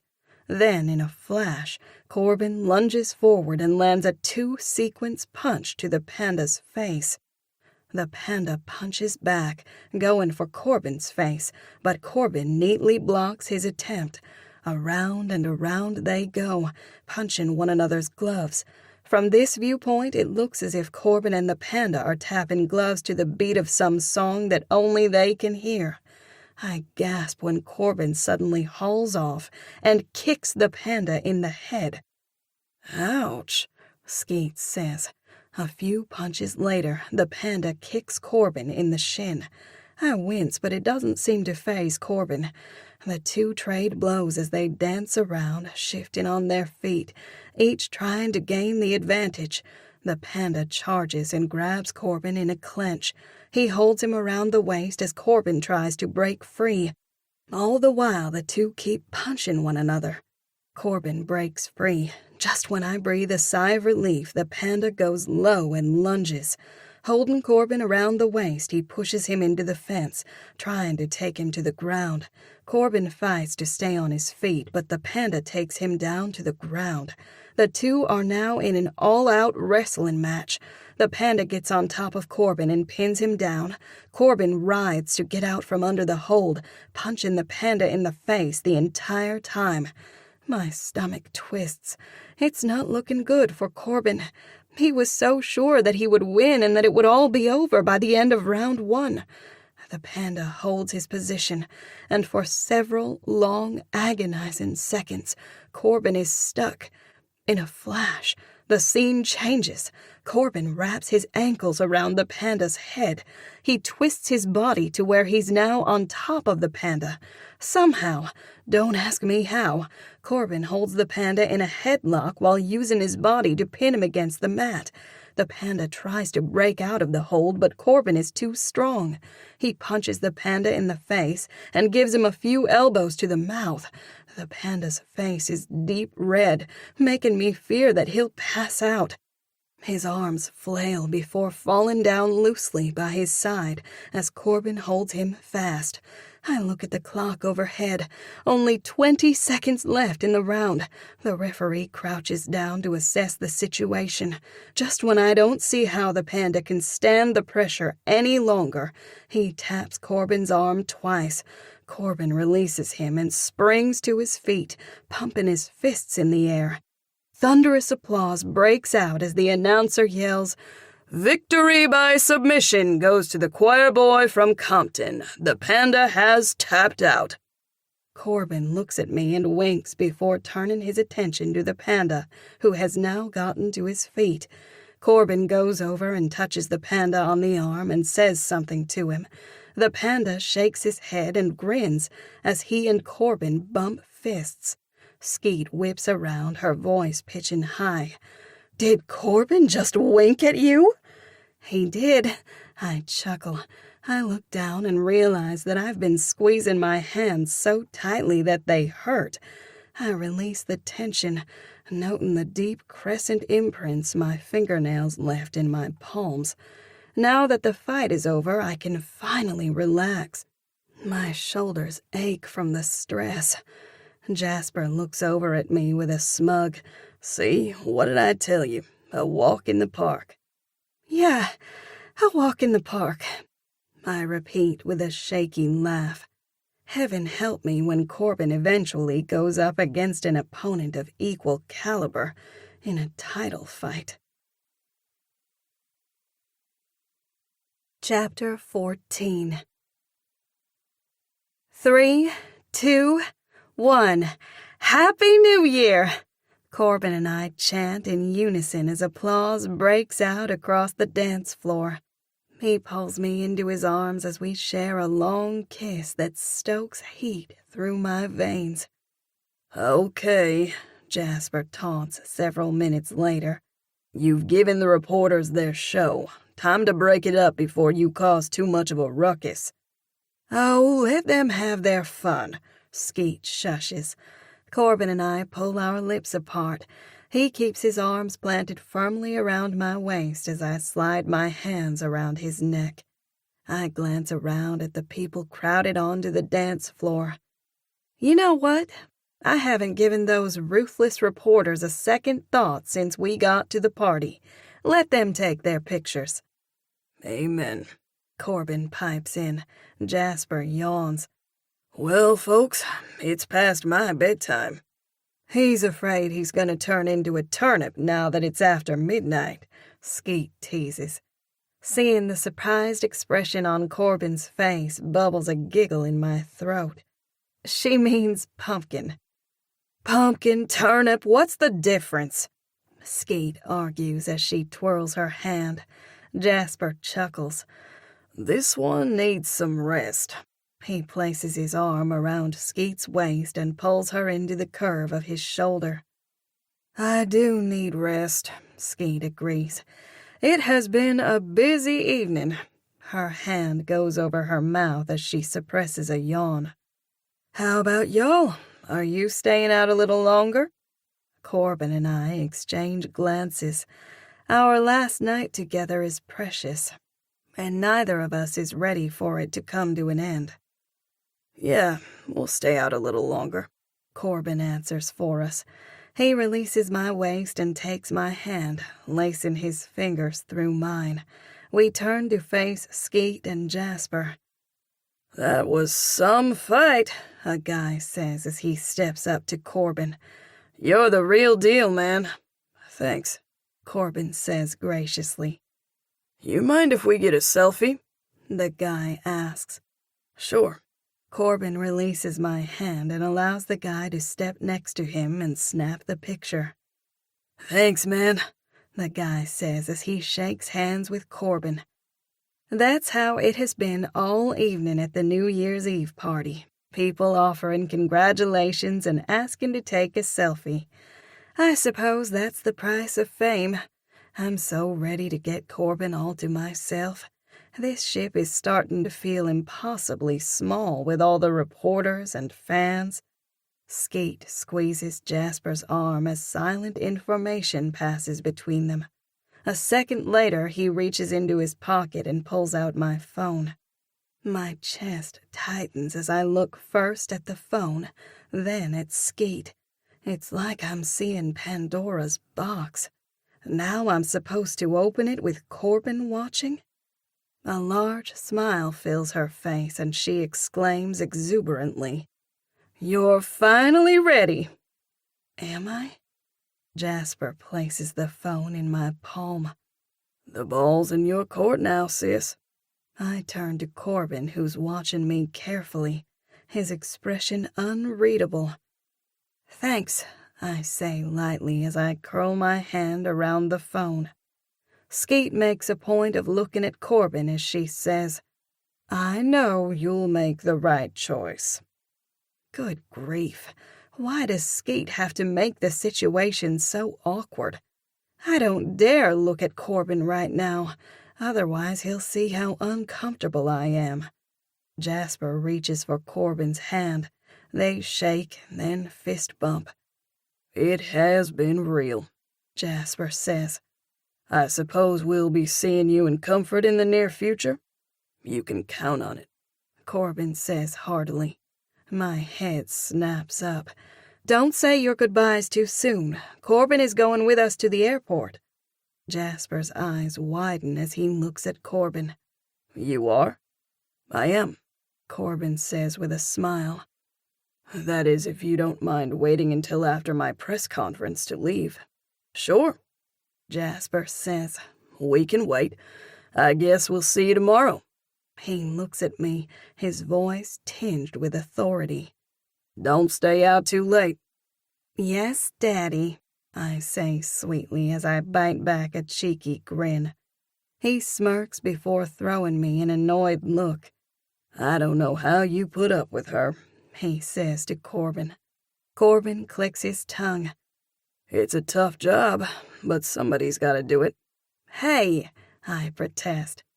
Jasper takes in a deep breath. "All righty, folks. This is where we make our exit. Good night." He yawns again. "Good night," Corbin and I say in response. As they walk away, Corbin turns to me and looks down at my phone. "A big night, huh?"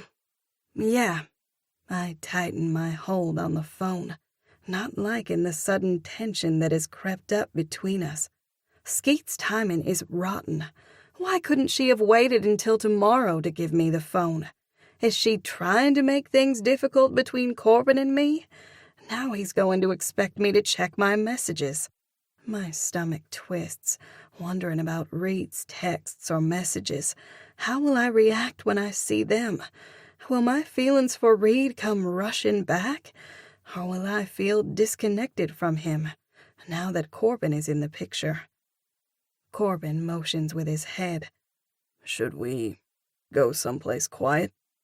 I nod as he places his hand on my spine and navigates me through the tight maze of people.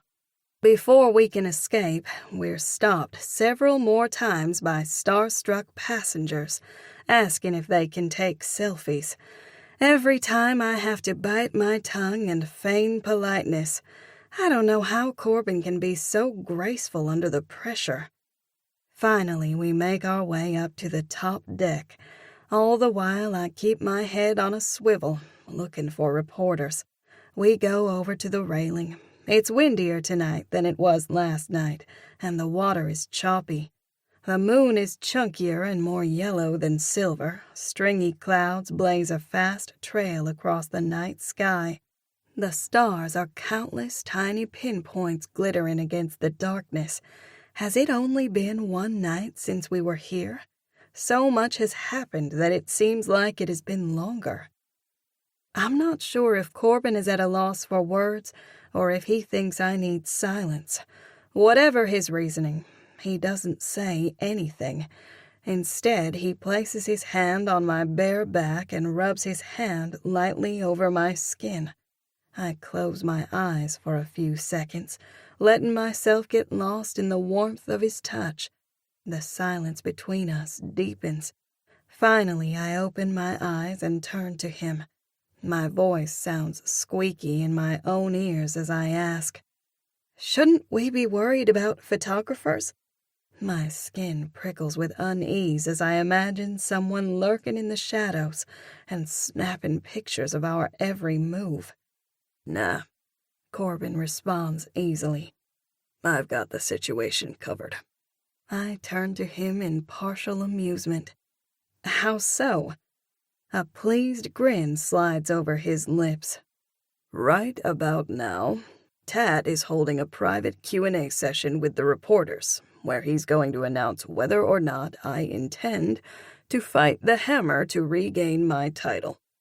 I blink several times. Shouldn't you be there? His smile widens, crinkling the edges of his eyes. Nope. I'm right where I need to be, here with you. The Q&A is a decoy to get the reporters off our backs. Impressive, I murmur. Do you think your plan will work? I glance around. We appear to be alone, but one can never be sure. As I'm learning, I lower my voice to a whisper. What if a straggler is lurking somewhere nearby? He shrugs. Can they really do any more damage than they already have? I suppose not, I sigh. If we truly want to be alone, we could go to either my cabin or yours. A low chuckle rumbles in his throat. Don't tempt me. He caresses my jaw with the backs of his fingers. You know how you were freaked out about your parents and colleagues seeing us kissing? Yeah, I say hesitantly, not sure where this is going. What do you think would happen if a reporter took photos of us going into a cabin together? I stiffen. Oh, I didn't think about that. This is about as private as we're gonna get on this ship, he says sadly. I relax my shoulders and turn back toward the water. He slides his arm around my shoulders as I snuggle close to him. When I speak, my voice soaks into the dense air. Are you going to try and win back your title? Of course. He answers like he can't believe I would ask such a question. I figured as much, even though I don't like to think about it. You fought well tonight. Thanks, he responds with a smile in his voice. I push out a soft chuckle. You had me worried for a few seconds there when the panda had you pinned down. I was worried too, he admits. And then I moved into the sweet spot and knew everything would be fine. You and your sweet spot, I say with a rush of affection. I peer ahead at the fathomless sea, a sense of wistfulness overtaking me. I wish we could stay like this forever, that we didn't have to go back to our normal lives and face all the problems. Speaking of problems, you should probably check your phone. He reaches into his pocket and pulls it out. Not having a purse, I didn't want to have to carry around my phone the rest of the night, so I gave it to Corbin after we left the party. My throat thickens. Maybe I should forego checking any texts or messages tonight. I don't want to ruin our last night together. He tenses. Are you that worried about how you'll react when you find out what the professor has sent you? Regardless of what Reed texted or left on a voice message, it won't change anything between us. He turns to me with a raised eyebrow. If that's the case, then what can it hurt to check it? My heart begins to pound. It irritates me that Corbin is putting me on the spot. Then again, would I have expected anything less from him? He's a power player from the word go. Fine, I say flatly. I'll check it. He hands me the phone. Your hands are ice. It's chilly out here. Actually, it's not. It is to me, I say defensively. Trembles run through my hands as I slide a finger over the screen and punch in my passcode to open it. I'm keenly aware that Corbin is looking over my shoulder the entire time. Service is spotty on the ship. Will the texts or messages even show up? Probably, since they've already been loaded on my phone. My heart is in my throat. I check the text messages first. There are a string of them from Reed. I get the uncanny impression that my spirit has disconnected from my body and is floating above me, watching from a distance. As I scroll to start reading from the beginning, I go to the text where Reed canceled our date on the day after the auction. Then there was the one 2 days after Christmas when he tried to reschedule. That was the text I wasn't able to respond to, since Skeet confiscated my phone. Blakely, are you there? Is everything okay? Where are you, and why aren't you answering my texts? I ran into Albany at the Piggly Wiggly. She told me that you went on a cruise. Why didn't you tell me? I miss you. I wish you would respond to my texts. This isn't like you. Why are you tormenting me this way? I miss you like crazy. Why are you ignoring me? I thought you cared. I just heard the news about you and the martial arts guy. Nellie Kinsey is having a field day about it in her blog. Is this you trying to get retribution? If so, it's working. I can't eat. I can't sleep. I love you, Blakely, and want us to start fresh. Going back to Cresta was a mistake. I know that now. Don't throw away everything we have on a whim. Please text me back or call. I'm worried sick about you. For a few seconds, I'm so stunned that I don't know what to think or how to feel. My mind spins as my stomach roils. No wonder Skeet didn't want to give me my phone. Corbin grunts in disgust. This guy is a piece of work. I can't believe he's stringing you along like that. Not sure how to respond, I remain silent. Corbin turns to me, his jaw hard. Surely you're not falling for his crap. I'm not sure what to think. The guy's a narcissist. Outrage quivers in his voice. He has the audacity to think that you're with me to get retribution. Everything is about him. I'm spiraling down a black tunnel and don't know how to get out. Reed has never been that forthright about his feelings before. He's everything I thought I always wanted. And now? I can't shift gears that fast. I need time to process this. I need space to figure out how to proceed. Yes, I care about Corbin. Not to mention the fact that I'm intensely attracted to him. However, I can't just up and throw away a history with a man that has been built over a long period of time. A man who lives in my same town. He comes from my world. We share a common profession. Life with Reed is predictable, safe. Corbin looks me in the eye. His expression is agonized. What are you gonna do, Doc? The last thing I want to do is hurt Corbin. But I need to be truthful about how I'm feeling. My insides crumble. I don't know, I admit. His voice goes hard. Surely you're not falling for that drivel. He's trying to put a guilt trip on you, questioning if you care when he's the one who went back to his ex. Everything Corbin says is true. You're right, I admit. About everything. Reed has a lot to answer for.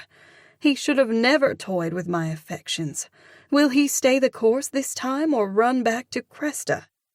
Corbin blinks in surprise as if he's not sure he heard me correctly. Good, he clips. You should shut him down hard right now. I rock back, panic trickling through me. I don't think that's a good idea. Suspicion flicks over Corbin's features. Why not? I scramble to come up with a plausible excuse. It would be unnecessarily cruel to respond with a hateful text. It's a complex situation. I wouldn't even know what to say. Before I realize what's happening, he grabs the phone out of my hand. Okay, I'll do it for you. No, I blurt. Corbin's eyes narrow. You don't want to break it off with him. I thrust out my chin as I hurl out my words like razor-tipped arrows. That's not what's happening here. I grind my teeth. This isn't some cage fight where you can strong-arm me into doing what you want. I need time to figure this out. My voice gathers intensity. You don't even know Reed. How could you possibly know what kind of person he is? He throws me a condemning look. No wonder Skeet was so worried about giving you back your phone. You still have feelings for him. Duh, that's not news. I told you as much. You knew I was working through some things. I raise my voice. You're working through things too.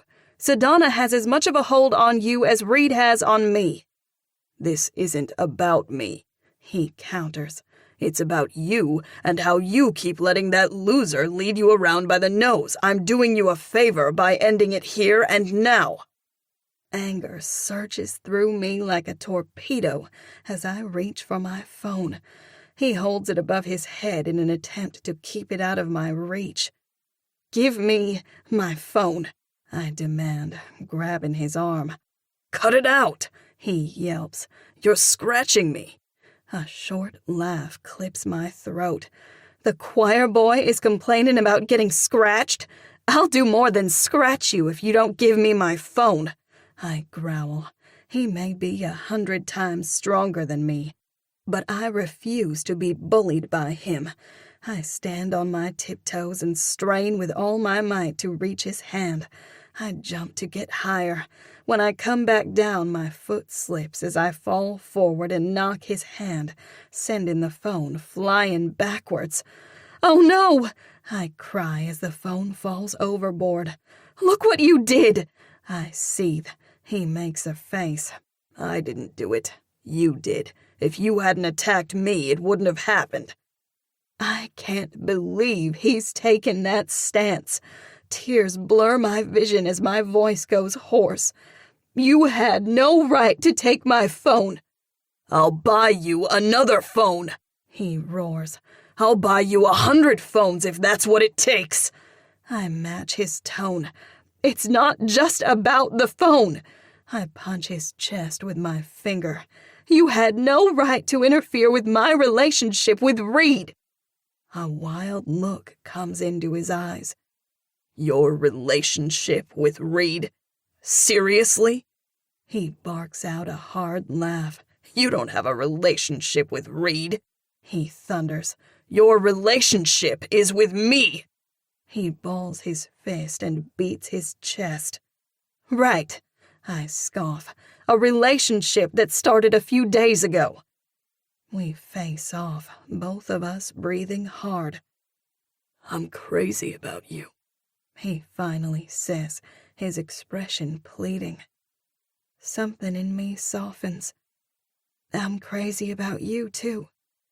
Then what's the problem? I'm mixed up right now. I need time to sort things out in my head. A tear slips from the corner of my eye and dribbles down my cheek. Hastily, I swipe it away. Why can't you understand that? The muscles in his jaw flick. I do understand. His eyes harden. But I refuse to be a consolation prize. It's like I said earlier. I need to know that you're with me because you want to be. I get that, but don't you think you owe me the same consideration? Of course, he spouts. That goes without saying. I get up in his face. Can you honestly say that if Sedona showed up this minute and begged you back that you wouldn't be tempted to give her a second chance? Hesitation clouds his features, giving me the painful answer. He lifts his chin in defiance. No, I wouldn't. Yes, you would, I hurl back. I can see it on your face. Sedona's not trying to get me back, he says stubbornly. So, it's a moot point. My voice goes shrill. But Reed is trying to get me back. Now do you see my quandary? He looks me in the eye. I want to give us a chance. Emotion thickens his voice. What we have doesn't come along every day. Surely you must recognize that. I do, I acknowledge. Then what's the problem? He demands. Brittle laughter scratches my throat. Around and around we go. I thought you cared about me the same way I care about you. He sulks. I do care about you. A deep weariness settles over me as I take in a long breath and let it out slowly. How can I make him understand what I'm feeling when I don't even understand it myself? You need to know that I'm not saying I'm going back to Reed. He arches an eyebrow. But? There's no but about it. My voice goes practical. You're coming to comfort. When you do, we'll spend time together. See how it goes. A corner of my lip turns up in a slight smile. We don't have to do a DTR now. Let's wait and see how it goes. He pushes both hands through his hair and rests his hands on his head as he assesses me with a penetrating gaze that cuts right through me. He knows I'm running scared. I don't like it. My eyes fly open wide as my hand goes to my hip. You don't like what? He lowers his hands and plants his feet in a battle stance. You're giving up on us. This is your way of letting me down easily. I clench my hands. Am I giving up? I don't know what in the heck I'm doing. I've been thrown into the ocean along with my phone and am treading water trying to stay afloat. No, this is my way of putting on the brakes. You and I both need time to come to grips with our pasts. Time, he grunts. Yes, time, I say in exasperation. Is that such a bad thing? How did we even get to this point? Things were going so well, and now it's all ripped to shreds. Blast Skeet for giving me back my wretched phone. Something in him shifts, and I can see him withdrawing into himself. His expression goes hard. You want time. You've got it. He gives me a cold smile. Take all the time you want, Doc. He turns away from me and rests his arms on the handrail. My heart twists. Don't be like that.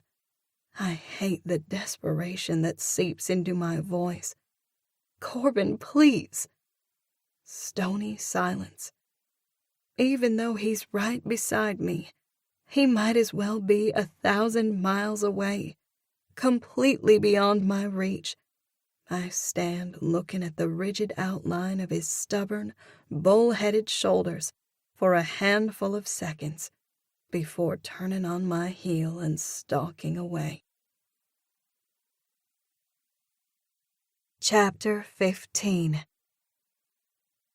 The next morning, after having gotten hardly any sleep, I drag myself out of bed and scamper out of my cabin and go over to Skeet and Jasper's door. I feel like crap. My head is pounding, and I don't have to look in the mirror to know that I'm a wreck. I was so distraught last night, early this morning, that I didn't take off my makeup.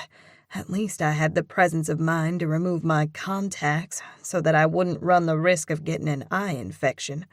That's the last thing I need right now. It's a little after 6 a.m. Skeet and Jasper are probably still asleep. However, I can't wait any longer to talk to my best friend. I need her advice, and I need it now. I knock on the door and wait. Nothing. I knock harder. If I have to, I'll pound on the door. Wrapping my arms around my body, I wait. Nothing. I'm just about to knock again when the door opens. "Hey," Skeet slurs. She's wearing a long t-shirt and her eyes are glazed with sleep. "What are you doing up so early?" A second later, she gets a good look at me. "What happened?" she demands in a low, urgent tone. That's all it takes for tears to pool in my eyes and roll down my cheeks. My nose runs like a faucet and my mouth quivers. I can't see a thing through my fogged glasses, but I don't even care. "Hey," she says again, this time softer. "It's okay." She steps forward and pulls me into a hug. "No, it's not," I say hoarsely against her shoulder. Stepping back, I remove my glasses and wipe at my eyes. My nose keeps running. I sniff a couple of times to try and control it. When that doesn't work, I have no alternative but to wipe my nose with my forearm and then rub my arm against my pants. So gross. "Can we talk?" "Sure." She glances back into the cabin at Jasper's sleeping form beneath the covers. "We can go to my cabin."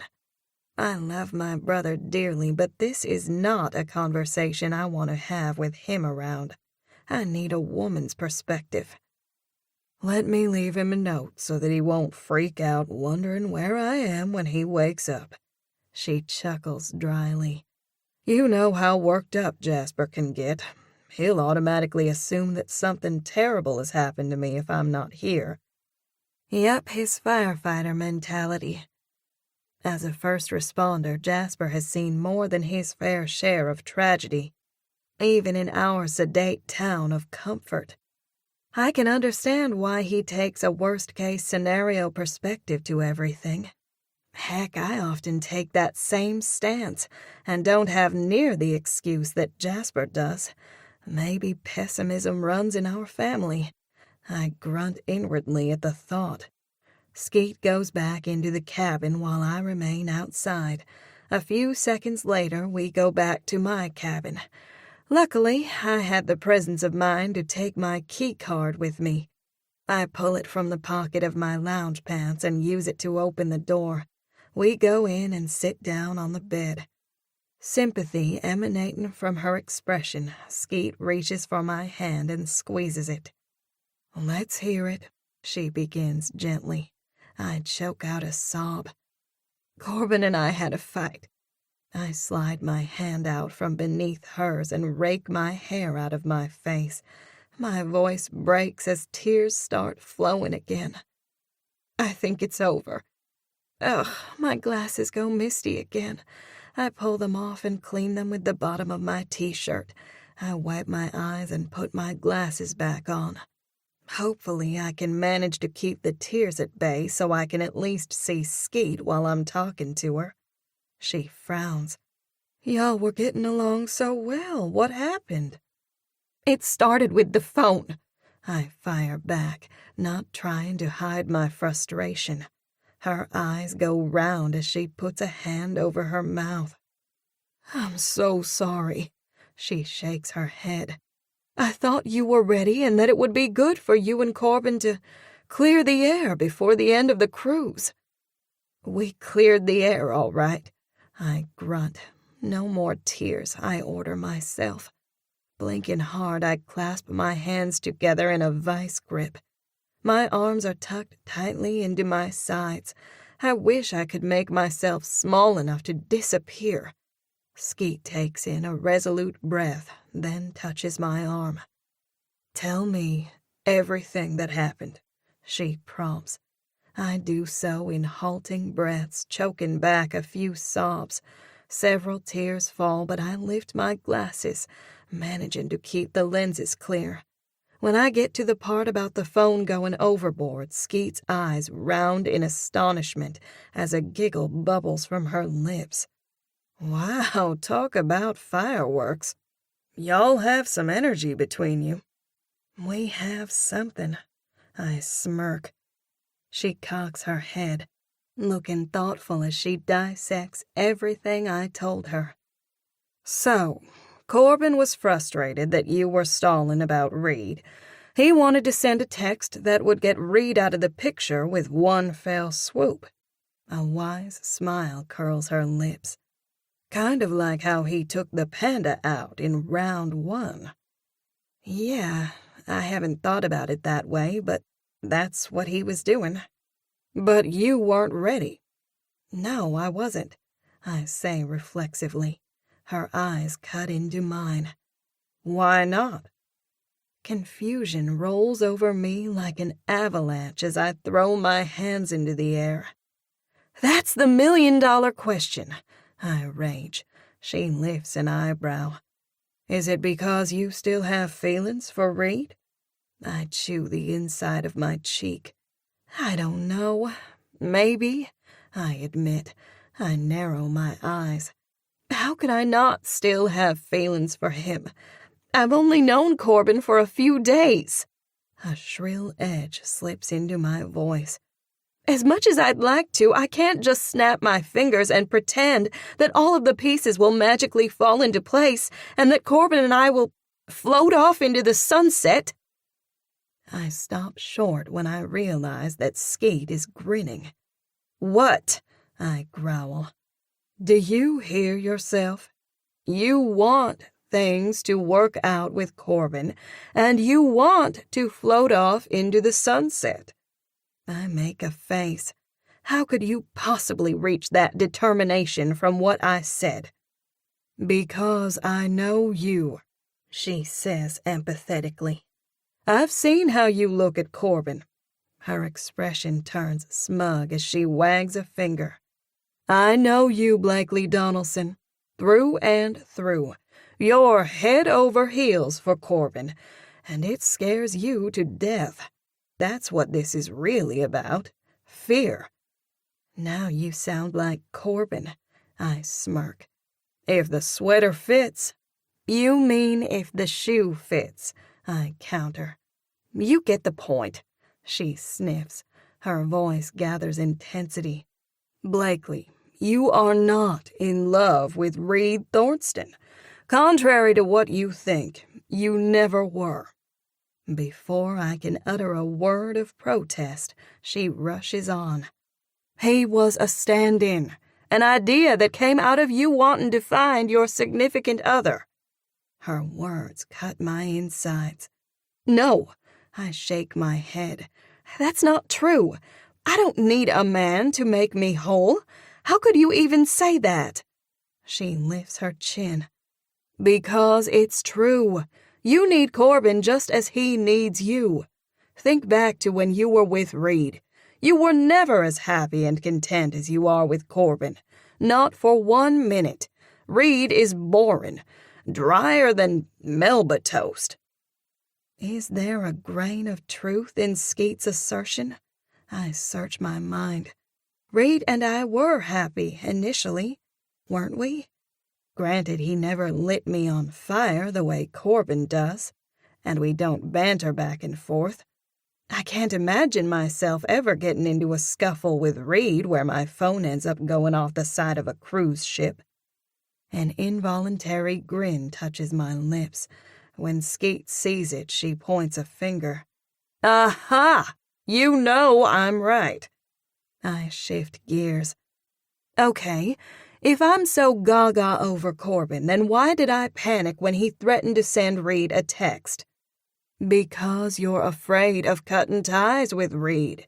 He represents security and everything that you know. Skeet makes a good point. Are you sure you haven't studied psychology? I joke. She gives me a superior look.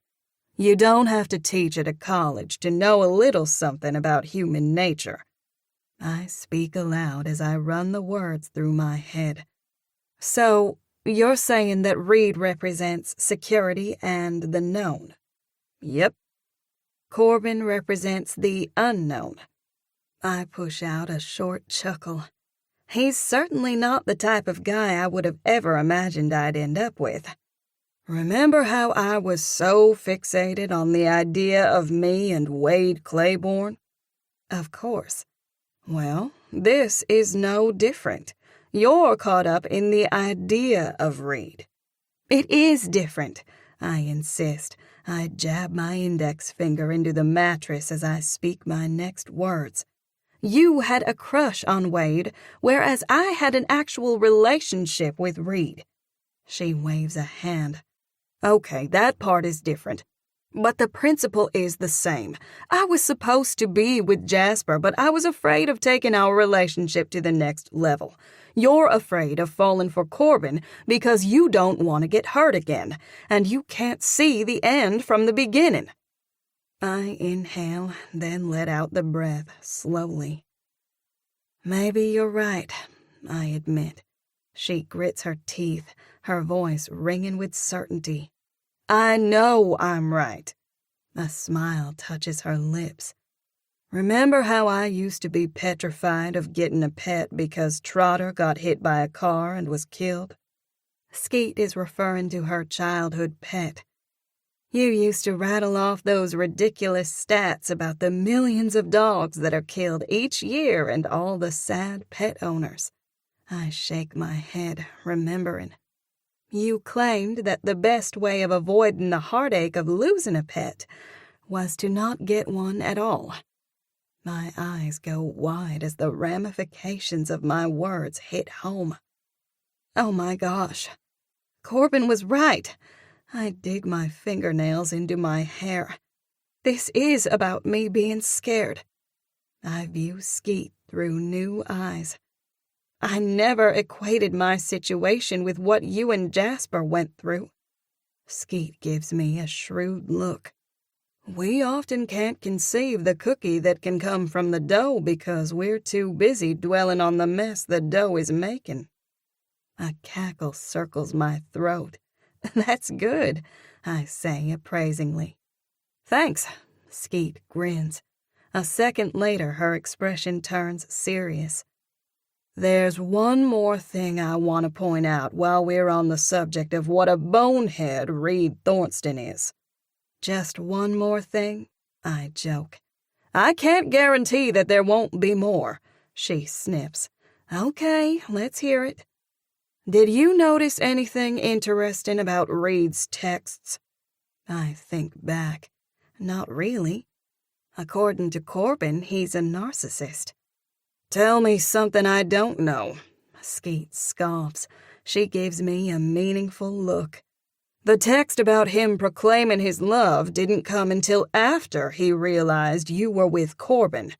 Had Reed not been worried about you moving on, he never would have texted those things. You're probably right. And, she continues in a checkmate tone, Reed only texted you. Not once did he try to call. Really? I didn't get around to checking the voice messages. Sparks fly from Skeet's eyes. If he truly cared, he would have called to have a conversation. Okay. Reed's a dud. What? She puts her hand behind her ear and cocks her head. Did I hear that right? Yes, I say emphatically as I lift my arms into the air. He's a bonehead. I'm done with him. Good. It's about time. Now, what are you gonna do about Corbin? Despondency rushes back. I messed up, didn't I? Yeah, she says simply. But it's not too late to fix it. My spirits lift. Really? Really, she affirms. I knit my brows. But what about Sedona? What about her? She asks in exasperation. Corbin still has feelings for her. Shouldn't I be concerned about that? My stomach tightens. No. I flinch. No? No, she repeats with certainty. Sedona is Corbin's Reed. A chortle gurgles in my throat. Corbin's Reed? Seriously? She throws me a sheepish grin. What I meant to say is that Sedona is Corbin's past. She hurt him the same way Reed hurt you. How do you know so much about Corbin and Sedona's relationship? Tat told me. Skeet's tone turns gossipy. She treated Corbin like dirt. She's even worse than Reed. She'd have to be scuzzy to dump Corbin for his rival and to run around behind his back. Skeet nods in agreement. Several beats later, she looks me in the eye. This isn't about Sedona or Reed. It's about you and Corbin facing your fears and moving forward. Is it truly possible for two people to fall for each other over the course of a few days? I muse. You're living proof, The quote Corbin recited rushes through my mind, filling me with inexplicable warmth. I repeat the words aloud. No man ever steps in the same river twice, for it's not the same river, and he's not the same man. Or woman, Skeet adds. We share a smile. Or woman. She pins me with a determined look.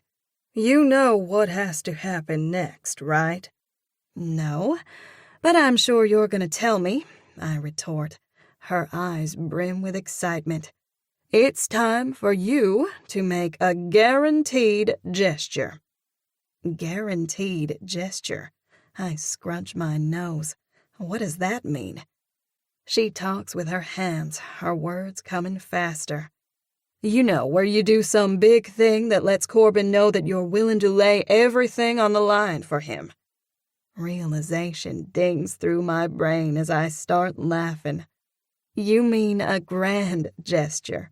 She makes a face. If you ask me, guaranteed gesture is more appropriate. Why do you say that?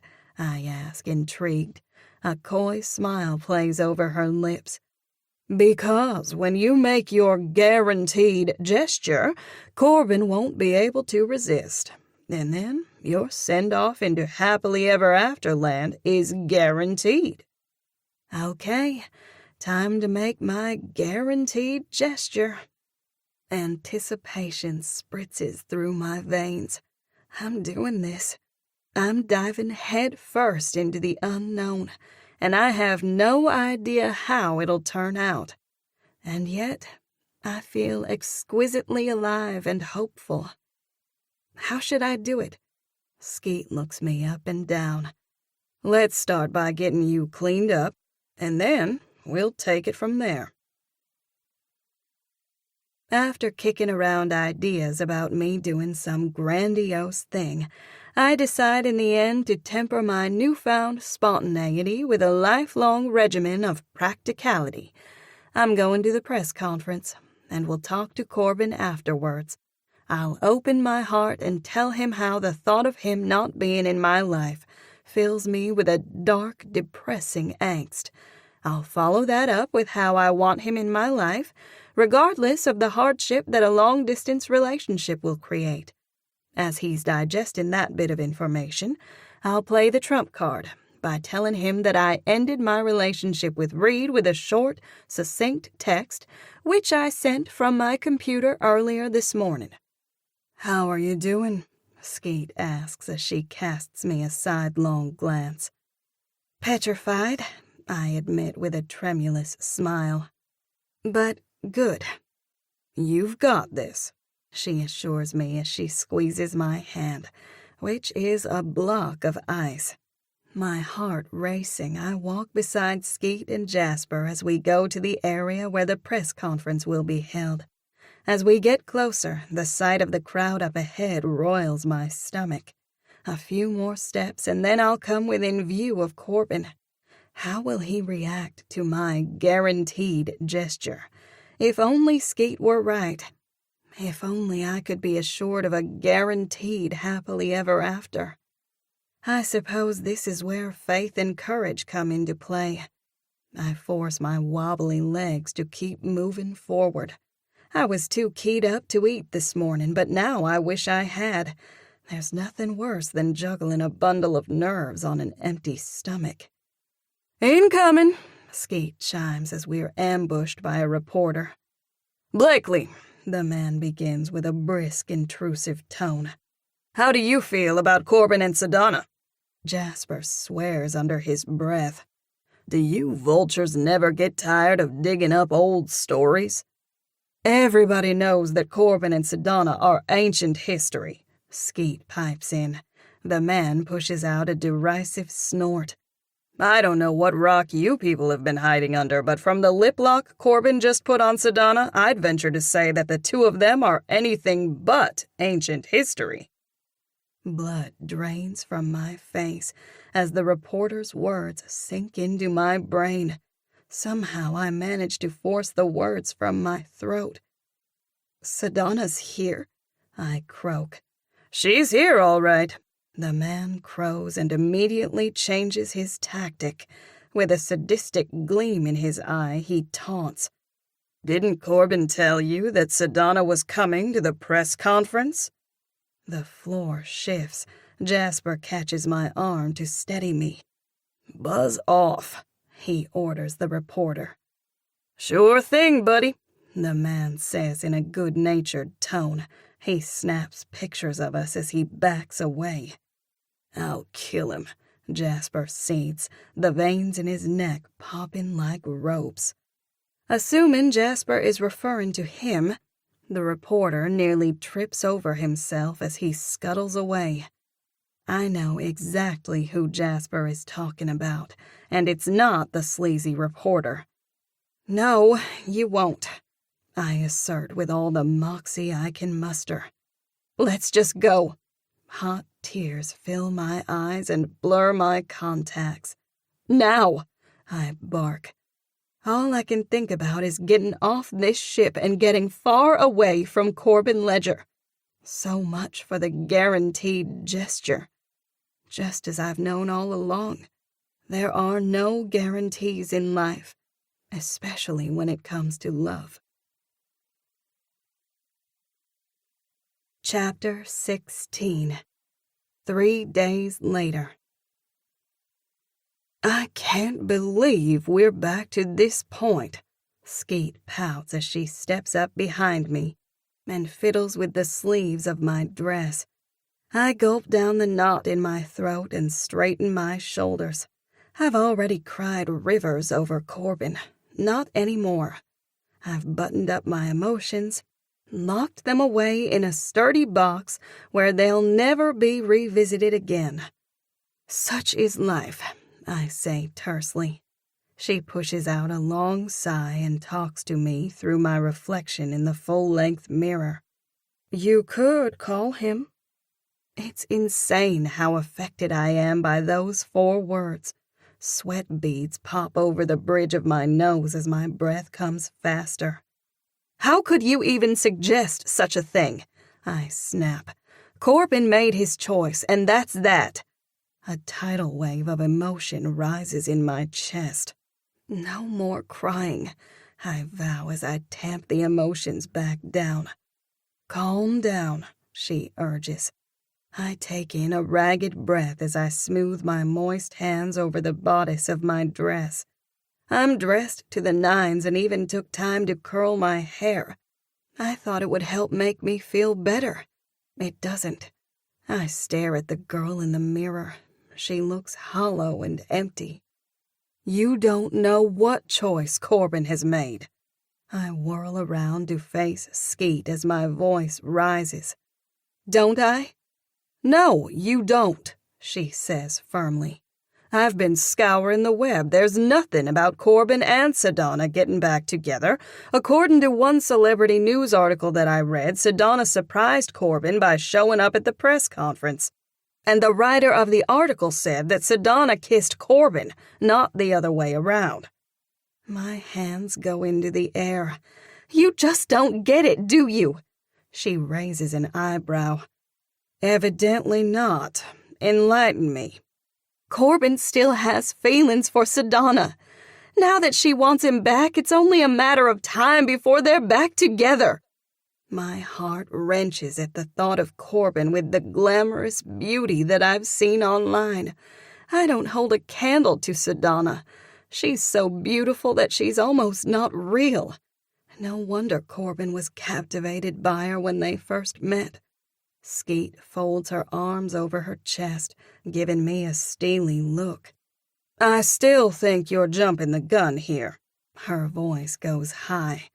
And going on a date with Reed? What are you thinking? I thought that chapter of your life was closed, for good. So did I, but after I ended things via text, Reed texted back and begged me for another chance. You'll be happy to know that he even called me. You checked your texts through your computer? I nod. She scrunches her face. How did he call you? You don't have a phone. He called me over my computer. A furrow dents her brows. I didn't even realize that was possible. And no, it doesn't make me happy, she mutters. I clench my jaw. Well, seeing as how I'm here, alone, I figured that having dinner with Reed beats sitting around licking the gaping wounds that Corbin left. She shakes her head in weary frustration. I don't know what to do with you. I square my jaw. You don't have to do anything. I'm a grown woman and can make my own decisions. You don't love him. This has nothing to do with love, I growl as I ball my fists. The phone call I had with Reed was stilted. Reed was so composed and careful about his manner of speech. I kept wanting him to just spit out whatever it was he wanted to say. I wanted him to be Corbin, but he's not. You love Corbin. I bark out a hard laugh. I hardly know Corbin, I roar. That's not true, and you know it. I'm not doing this with you. I hold up my hands as I march out of the bedroom and go into the living room. Skeet follows on my heels. Tat has been calling Jasper. I halt in my tracks, my heart skipping a beat. Slowly I turn around to face her. What did he say? An unreasonable sprig of hope sprouts in my breast. Would it be too much to ask for Corbin to come running after me like guys do in the movies? Why would he? The two of us spoke harsh words and now it's over. I have no idea what Tat wants to say. Her eyes go round in exasperation. Jasper is as stubborn as you are. He refuses to take Tat's call. Good, I clip. No, it's not good, she shrieks. Y'all are idiots. Both of you are too prideful for your own good. Seeing Skeet so worked up sends a rush of tenderness through me. If she didn't care so much, she wouldn't be this upset. The same goes for Jasper. I'm supremely grateful to have both of them in my corner. I take hold of Skeet's arms. I appreciate what you're trying to do. My voice quivers as I continue. However, I'm a big girl and can make my own decisions. She eyes me with doubt. I mean it, I affirm. I'm just having dinner with Reed, that's all. A deep furrow creases her brow. You said y'all were eating here at your house. That's the plan. Is he bringing the food? I guess. Why is Skeet so worried about the blasted food? An intimate dinner here with the two of you. Reed is up to something. Amusement tickles my throat. Of course he's up to something. He's trying to get me back. I know, she growls, and it ticks me off. I'll be fine. The doorbell rings. I wonder who that could be, I muse. Reed won't be here for another hour. I'll get it. Skeet rushes to the door and opens it. Margie, what are you doing here? She asks, her voice laced with open disapproval. I'm catering the dinner, Margie says pleasantly. She looks past Skeet. Is Blakely here? I step up and offer Margie a welcoming smile. Hello. Hello, Margie responds. She looks down at the cardboard box she's holding. Do you mind if I set this down? Come on in. Do you need help getting stuff in? No, ma'am. I've got it covered. Skeet throws Margie a dark look. Reed hired a caterer? Unbelievable. She seethes. I swat her arm. Shh. It's not Margie's fault that you're ticked about Reed, I say in a low tone as I glance at Margie. Thankfully, she doesn't appear to have heard Skeet's rant. A woman on a mission, Margie walks briskly past us, going back outside to get more items. You should go, I say to Skeet. If she stays any longer, She'll be looking over Margie's shoulder and giving her pointers on how to do a better job with her food presentation. Fine, I'll go, Skeet huffs. She turns to me and points, her eyes sparking. Don't do anything stupid tonight. I won't, I assure Skeet as I shoo her out. Several minutes later, Margie comes back in carrying another box. She goes into the kitchen and deposits it on the island. I don't mind helping. It seems odd for me to just stand here and watch while Margie works in my kitchen. Not that I do very much cooking. Still. Nah, I've got it. Her smile turns juicy. You just need to relax and get ready for tonight. Reed wants to make everything perfect. Her words sour my stomach. Maybe Skeet was right. Dinner with Reed is a bad idea. I'm in no mood to deal with him tonight.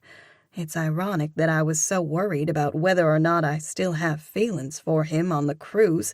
Right now, all I can think about is Corbin and how he broke my heart. Of course, in Corbin's defense, I was wishy-washy about Reed. Now I'm paying the price. How will I feel about Reed once he gets here? I suspect the same, but time will tell. Something shifted in me that last morning on the ship when I chose Corbin. It's like my heart moved on from that point, and there seems to be no going back. The phone conversation with Reed was downright awkward. I hope dinner will go better. I'll be in my bedroom. Holler if you need anything, I say to Margie. Will do, hun. She throws me an insinuating smile. You're gonna love what's on the menu, she coos. I can hardly wait, I respond, trying hard to keep sarcasm from leaking into my voice. Since I'm already dressed, I have no idea what to do with myself for the next hour. I can already tell that the rest of the week is going to drag by. I'm glad school starts back next week. At least then I'll have something to focus on other than Corbin. I really need to get a new phone. Maybe I'll do that tomorrow. I can take a day trip to Mobile. That will help fill the time. Skeet is probably slammed at the bakery and with the outreach center after having been gone. I can see if either Albany or Penn can go with me. A humorless grin tugs at my mouth as I picture my phone floating in the Caribbean Sea. It has probably been eaten by a whale by now. Corbin promised to buy me a new phone, 100 new phones, and I won't even get one out of the deal. I open my laptop and watch a show on Netflix. 10 minutes before 7, Margie knocks on the door and informs me that she's done. Everything is ready for your special evening, she chirps. The manicotti and rolls are warming in the oven. Dessert is in the fridge. Thanks so much. I offer her an appreciative smile. You're welcome, she responds with a magnanimous smile. Has Margie heard all the buzz about Corbin and me? My mom stopped by this morning to check on me. According to her, the whole town has been jabbering about me having a whirlwind romance with a celebrity during my cruise. Of course, Nellie Kinsey has discussed the matter at great length in her blog. Margie must be wondering why I'm having a romantic dinner with Reed when I was with Corbin a few days ago. She's probably just too polite to say anything. Reed hired her to cater, and she's trying to be professional about the situation. I can respect that. I wait until I hear the front door close before going into the combination kitchen and dining room. I freeze in my tracks when I see the lavish display. There's a white linen tablecloth, lit candles, and cloth napkins. Margie even went to the trouble of bringing her own tableware that boasts of milky white china adorned with lacy blue trim. A spray of red roses adds the crowning touch to the table. The zesty scent of the manicotti mingled with the yeasty smell of rolls rumbles my stomach. I haven't eaten much since coming home. I can't believe Reed went to all of this trouble. My eyes go moist, thinking of how thrilled I would have been about this setup a mere week ago. Now I'm curiously detached and a little sad in an ironic way that it took me falling for someone else for Reed to finally realize my value. That's what tonight is all about, right? Reed capturing the one who got away. An image of Corbin flashes before my eyes. The longing for him is so fierce that it slices my insides. Should I call him? Oh, the irony. I have no phone. I suppose I could call him over the computer. No, that won't work. I don't know how to get in touch with him. Although, I could make Jasper share Tat's number with me. A plan begins to take shape in my head. That would work. Wait, what would I say if I called Corbin? That I made the biggest mistake of my life because I was indecisive? That I was scared? Another thought occurs to me. He could be with Sedona right now. Maybe he's glad things didn't work out between us because it gave him an easy out. My stomach balls into a hard knot. Wow, talk about a punch in the gut. Reed is finally coming around, and now I'm lovesick over a man that I'll never be able to have. The doorbell rings. Smoothing my hands over my dress, I go and open it. Reed is as impeccable as always, dressed in a white shirt, khaki pants with creases in the center of each leg, a navy vest and matching bow tie. His dark hair is perfectly gelled with a lock trailing down and covering his eyebrow. Did he style his hair that way on purpose? It looks to be the case. Well, it's effective, no doubt about it. Reed is a heartthrob, in a scholarly way. His brown eyes flicker over me with appreciation. Hello, he begins in a cordial manner that borders on being stiff. Welcome home. Thanks, I murmur. He steps in and closes the door behind him. Then he moves close and gives me a peck on the cheek. I catch a whiff of his spicy cologne, which brings back a trove of memories. His nearness is not unpleasant, but it doesn't rev up my cells. If anything, I'm curiously unaffected by Reed. This is certainly new. Something smells good, he observes. You pulled out all the stops. Everything looks and smells great. It was the least I could do, he says softly, giving me a lingering look. A few awkward beats pass before I motion to the table. Shall we eat? We might as well get this over with. He shifts his feet as if unsure of himself. Sure. Do you mind if we put on some music first? Something classical? My throat constricts. He's certainly taken great pains to set the stage. We can do that. I go over to my home speaker device and ask it to play classical music. Corbin didn't need music to set the stage. He created his own. I think about how he hummed softly in my ear as we danced on the upper deck of the ship. I take in a quick breath, ordering myself to get a grip. I can't keep pining away for Corbin. I suppose I should be grateful that he finally got me over Reed. I suppose I'm going with option 3, living life on my own, without a significant other. Do we want to eat the salads first? My voice is off kilter, a dead giveaway that I'm sorely uncomfortable with this situation.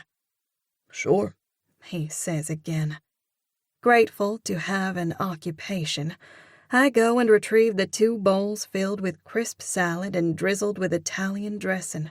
The salads are garnished with shaved Parmesan cheese and topped with crusty croutons. It would seem that Margie thought of everything. I place my bowl down first in the center of my plate. When I go to do the same for Reed, he touches my arm. I'm surprised by how soft his hand is compared to Corbin's. I don't think Reed has done a day's worth of manual labor his entire life. I've missed you. He gives me an imploring look. Thanks, I respond with a wooden smile. It occurs to me that I don't feel anything from his touch, not even the slightest tingle. Pulling away from him as gracefully as I can, I go and sit down. I pick up my fork as we commence eating. All the while, I'm trying to figure out what to say to fill the silence. How are Matthew and Lainey enjoying their Christmas break? He settles into his seat, obviously pleased with my question. They're enjoying every minute. His voice takes on a note of affection. Matthew got a new Nintendo Switch and would play with it 24/7 if he could. Lainey got a new iPhone and some new clothes. I let him go on about his kids and their various activities as I pick at my salad. I've always felt left out when Reed talks about his kids. However, tonight I'm grateful because it takes me off the hot seat. As I watch Reed talk, I'm struck by how normal his physique is. He's super thin and moderately fit. However, I don't remember ever hearing him mention working out. He goes on the occasional hike, but that's about it. I must be more superficial than I thought, because I miss Corbin's cut muscles and how he commands a room with his masculine bravado. Reed is so ordinary in comparison. He doesn't have much pizzazz. I feel guilty for thinking this, but Albany is right. Reed is a bit of a limp noodle. I'm glad your kids are doing well, I say when the conversation lags. More awkward silence passes. He could help to fill these long, awkward gaps in the conversation by chiming in with something, anything. I fight the urge to roll my eyes. How was your Christmas break? Terrible. A droll smile overtakes his lips. I'm sorry, I respond reflexively. You weren't here to share it with me. The wounded criticism in his voice rubs me the wrong way as I plunk down my fork. I guess we're doing this, I mutter. Maybe it's better this way. I don't know how much more of dancing around the topic I can take. He throws out the first punch with a plaintive, "Why didn't you tell me you were going on a cruise?" He places his fork down beside his plate. My eyes lasso to circles. Do you really have to ask? He looks genuinely perplexed. Is he really that clueless about all the angst and hurt he has caused me? An edge slips into my voice. You broke up with me and went back to Cresta. He holds up his hand. That's not true, he says in the calm voice of a seasoned professor, accustomed to enlightening his students. I went back because of Matthew and Lainey. His expression turns pleading. I made a mistake, and I'm so sorry. His voice catches. He balls his fist and puts it to his mouth as he coughs. I never meant to hurt you. Well, you did, I fire back. That's why you hurt me, he counters, the lines around his mouth hardening. My jaw drops as my hand goes over my chest. I hurt you? I bark out a hard laugh. Seriously? He wrinkles his brow. That's why you went on the cruise and had the fling with that fighter. To get back at me. His words take the wind out of my sails. Wow, he is narcissistic. Everything is about him. Heat sweeps through me as my voice rises. Do you actually think I would have a romantic relationship with someone Just to get back at you? He doesn't so much as flinch. I know that's what happened. I shake my head in disbelief. You need to know that it's okay. I understand why you did it. His lyrical voice takes on a recitative quality as he begins quoting. Man's love is of man's life a part. It is a woman's whole existence. In her first passion, a woman loves her lover. In all the other, all she loves is love. I recognize the quote. It's by Reed's favorite poet, Lord Byron.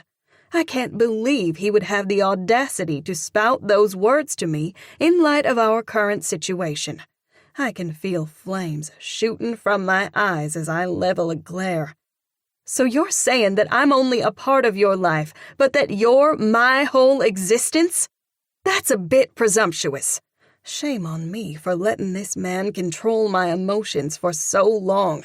I was an absolute idiot. Well, not anymore. Red blotches up his neck as he adjusts his bow tie. The poem is meant as a compliment.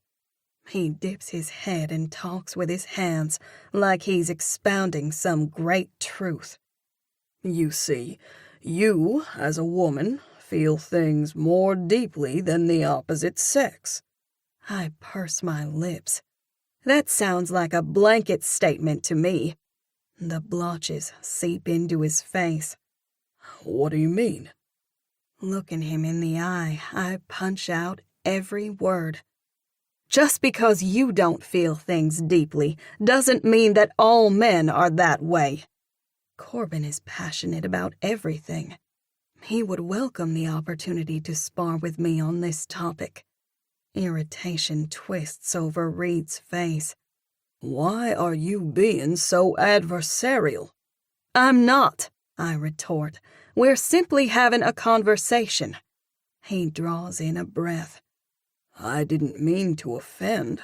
I was trying to give you a compliment. Some compliment, I mutter. I beg your pardon? Nothing. Blakely, he utters, his expression pleading. Our time apart prompted me to do some soul-searching. His voice trembles with fervency.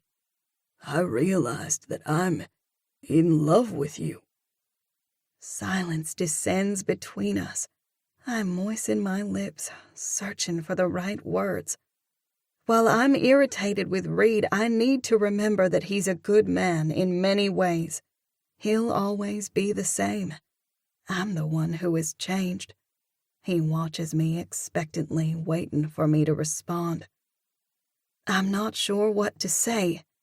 Your guaranteed gesture with the roses, candles, and food is touching, but it's a little overwhelming to me right now, considering the circumstances.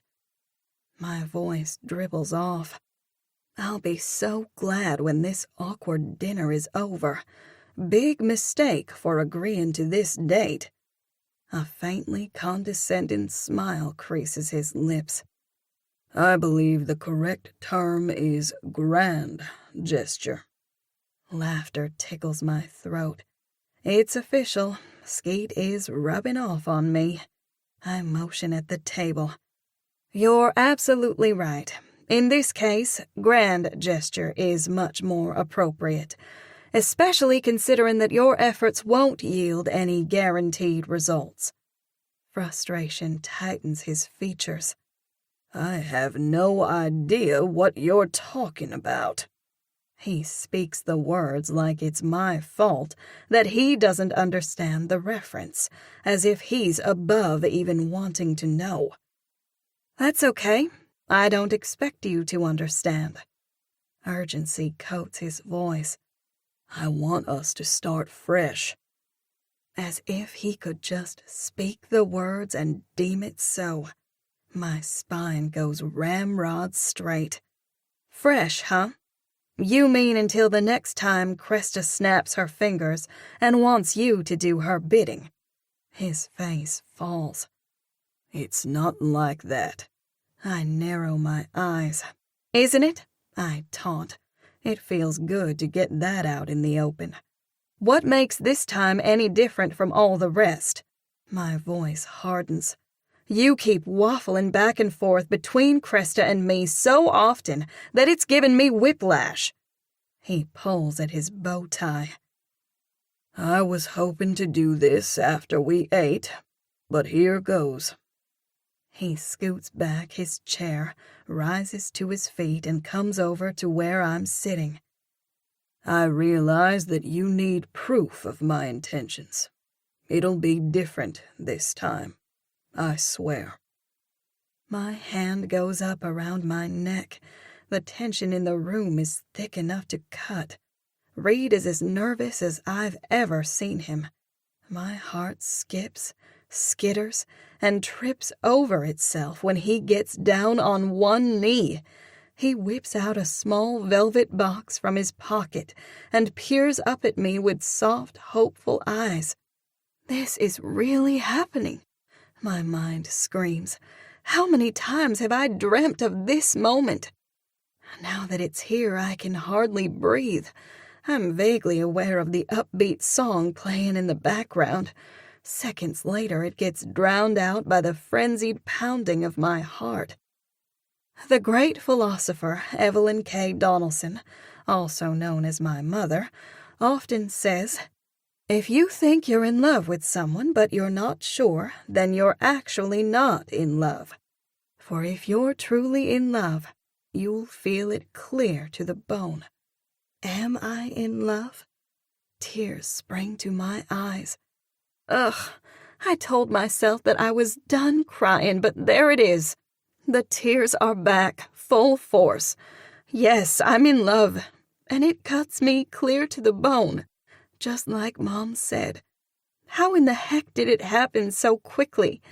I guess time truly is irrelevant when it comes to relationships, and especially love. Blakely Catherine Donelson, Reed says solemnly. Will you marry me? Two roads diverged in a yellow wood, and sorry I could not travel both, and be one traveler. Long I stood. Thanks, Robert Frost, for that high-definition visual. Am I sorry I can't travel both? Heck no. There's only one road I want to travel. I want it with my entire heart. I bring my hands together and place them over my mouth as tears splash over my cheeks. Reed graces me with a noble smile as if to say, "It took me long enough, but I finally came around." Scratch that. Knowing Reed, he is probably thinking, "It took you long enough." He's right. It did take me long enough to come to my senses, but I'm finally there. Blakely, he prompts, his expression pleading. I love you. Please, give me a chance to prove it. A knock sounds at the door. This is followed by a persistent pounding that rattles the windows. Reed looks past me in annoyance. Are you expecting someone? I glance back over my shoulder as the door bursts open. Chapter 17. I hiccup out an incredulous giggle. Corbin? He charges into the room and marches over to me in long, confident steps. What are you doing here? I squeak. A cocky grin slides over his lips. What does it look like? Coming to claim my woman. Giddy laughter flows from my lips. My heart floats right out of my body and up to the ceiling.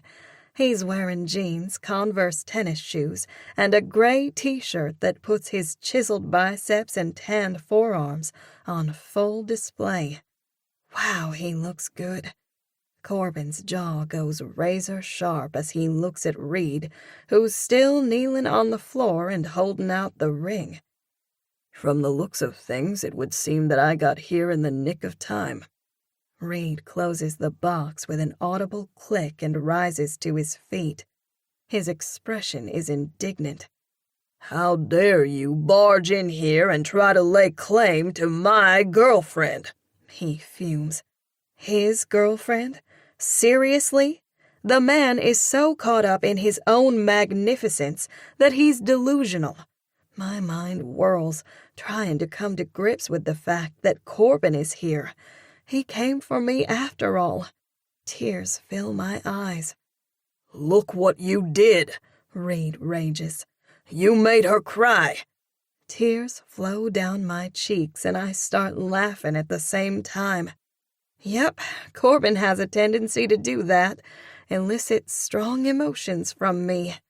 I sniff as I wipe away the tears. You need to leave at once, Reed demands. Before I call the police. The muscles in Corbin's jaw flex dangerously. His body pulls taut. A panther about to pounce as he points at Reed. Shut your trap, Professor, before I shut it for you. I'm awed by the sheer power that Corbin wields. Reed feels it too, and is immediately quelled into silence. Corbin turns his attention to me. The fierce look in his jade eyes ignites my cells. Even the air sizzles with excitement now that Corbin is here. How did you know where I live? I bluster. I might have told him. I whip around to see Jasper leaning against the frame of the door. His hands are stuffed into the pockets of his jeans, and he's grinning like a goober. Skeet is beside him, also grinning. This guy is relentless, Jasper drawls, motioning to Corbin. He shows up at the station. I'm ready to bust his head, and then he demands that I take him to your house.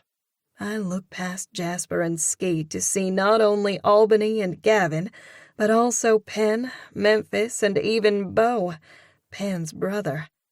What are y'all doing here? I sputter. Skeet's cheeks redden. I might be the one to blame. When Jasper called and told me that Corbin was making his guaranteed gesture, I might have jumped on the phone and called Penn, who then called Albany. She rolls her eyes. Of course, the guys also had to come along to watch their MAM hero in action. MMA, Bo corrects. Whatever, Skeet waves a hand.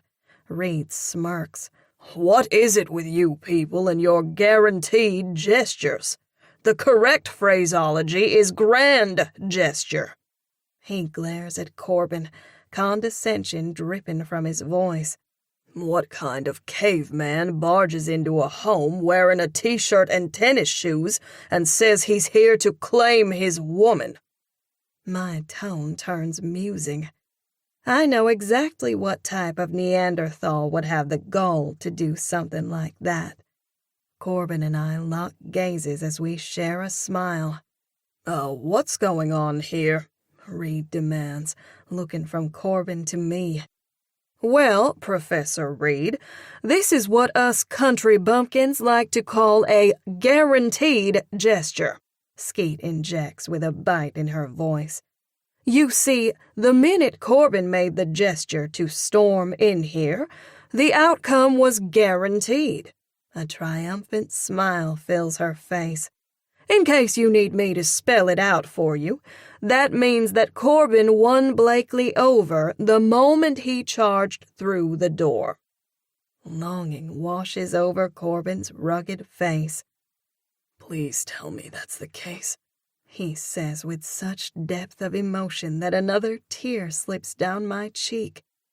Everything in me wants to jump up this instant and fling my arms around Corbin's neck. I want to kiss him until I can't breathe. However, I need something clarified first.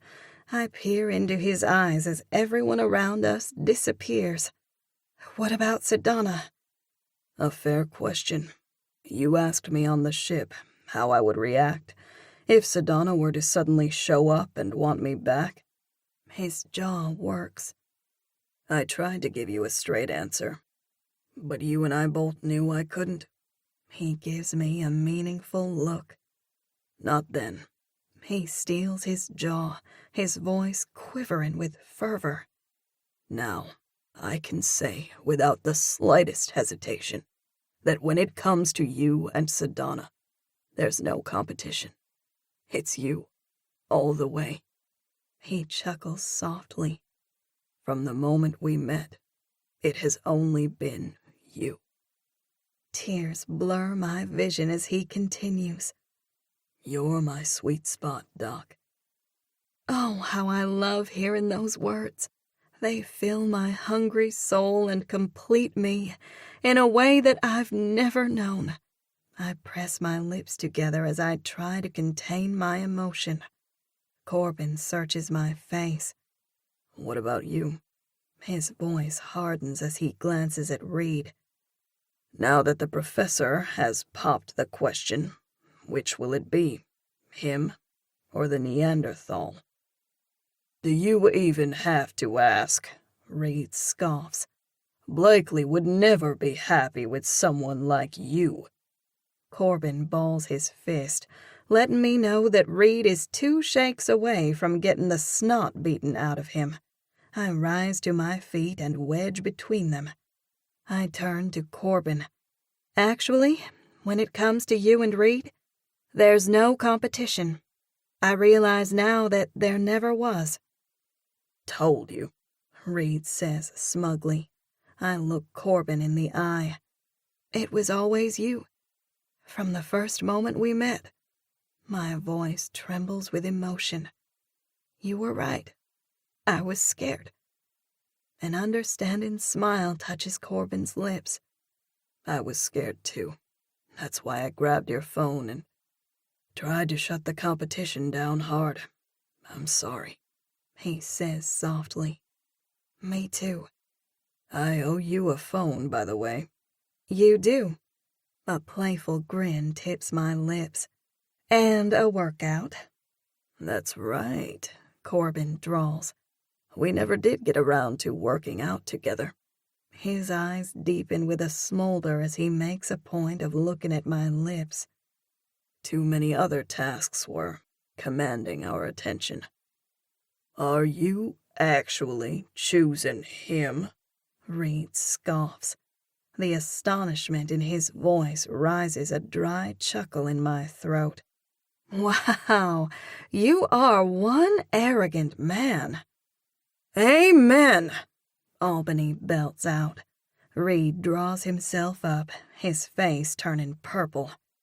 You're making a mistake, he says coldly. He throws Corbin a contemptuous glare.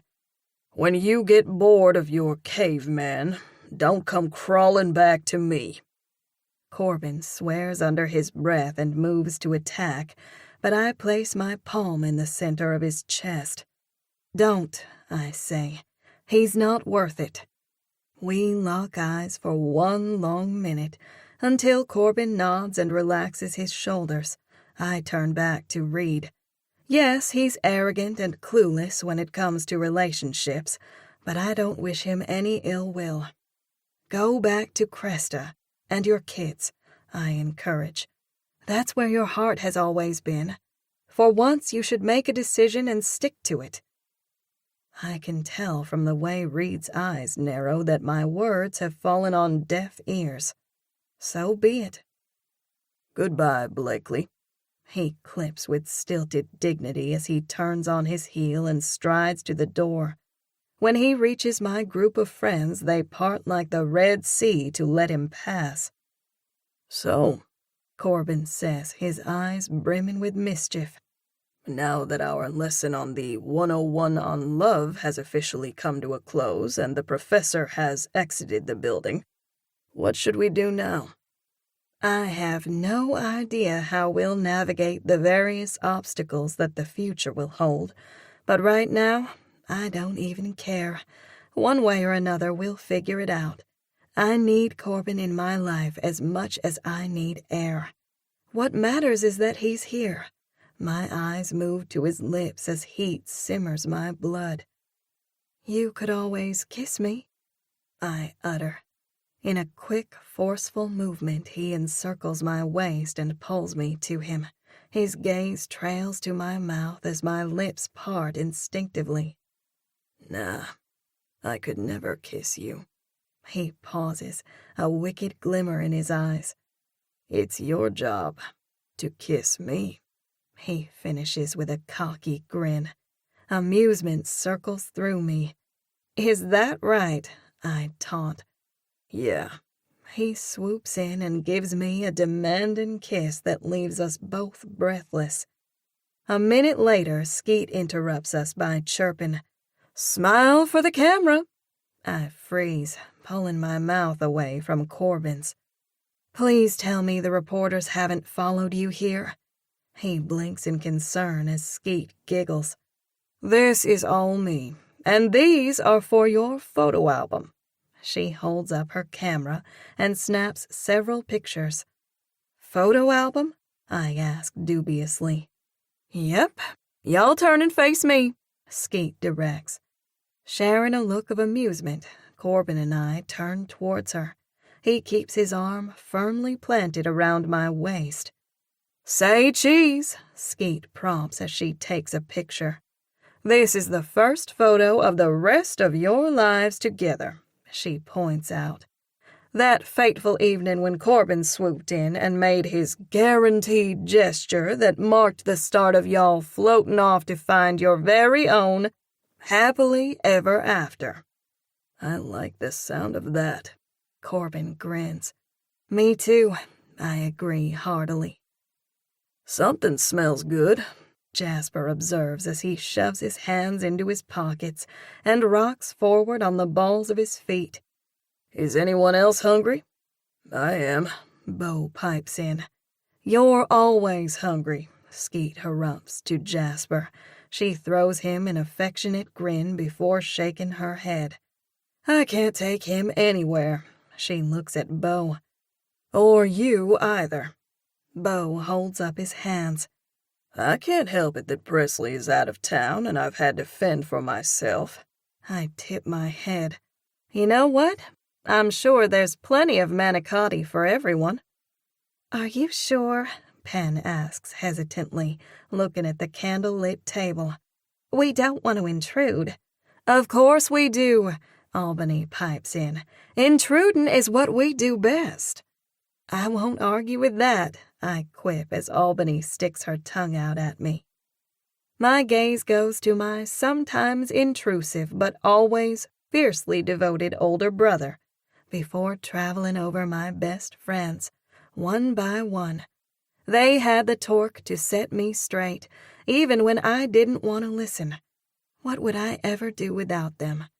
I stop at Corbin, my heart overflowing with gratitude over this manly warrior who thrills me from head to toe.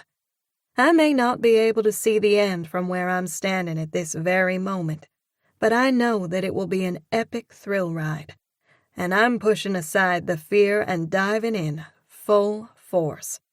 More moisture prickles my eyes as I say exuberantly, "All joking aside, I can't think of a better way to end this day than by sharing it with y'all."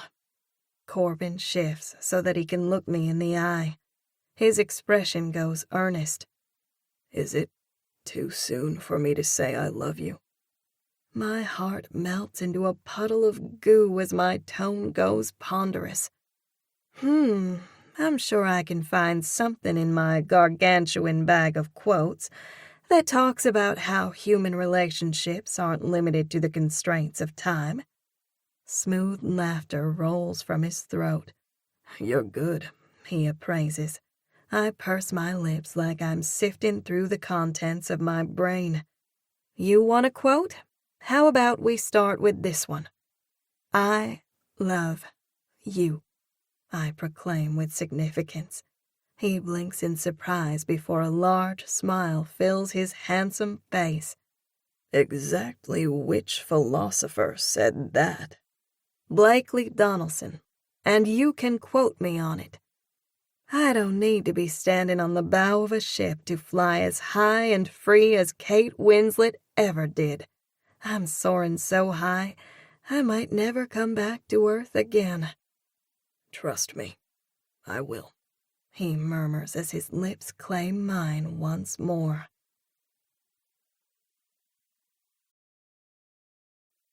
This has been the 101 on Love, Good Girls Don't Come Last. Written by Jennifer Youngblood. Narrated by Lori West. Copyright 2023 by Jennifer Youngblood. Production copyright by Jennifer Youngblood.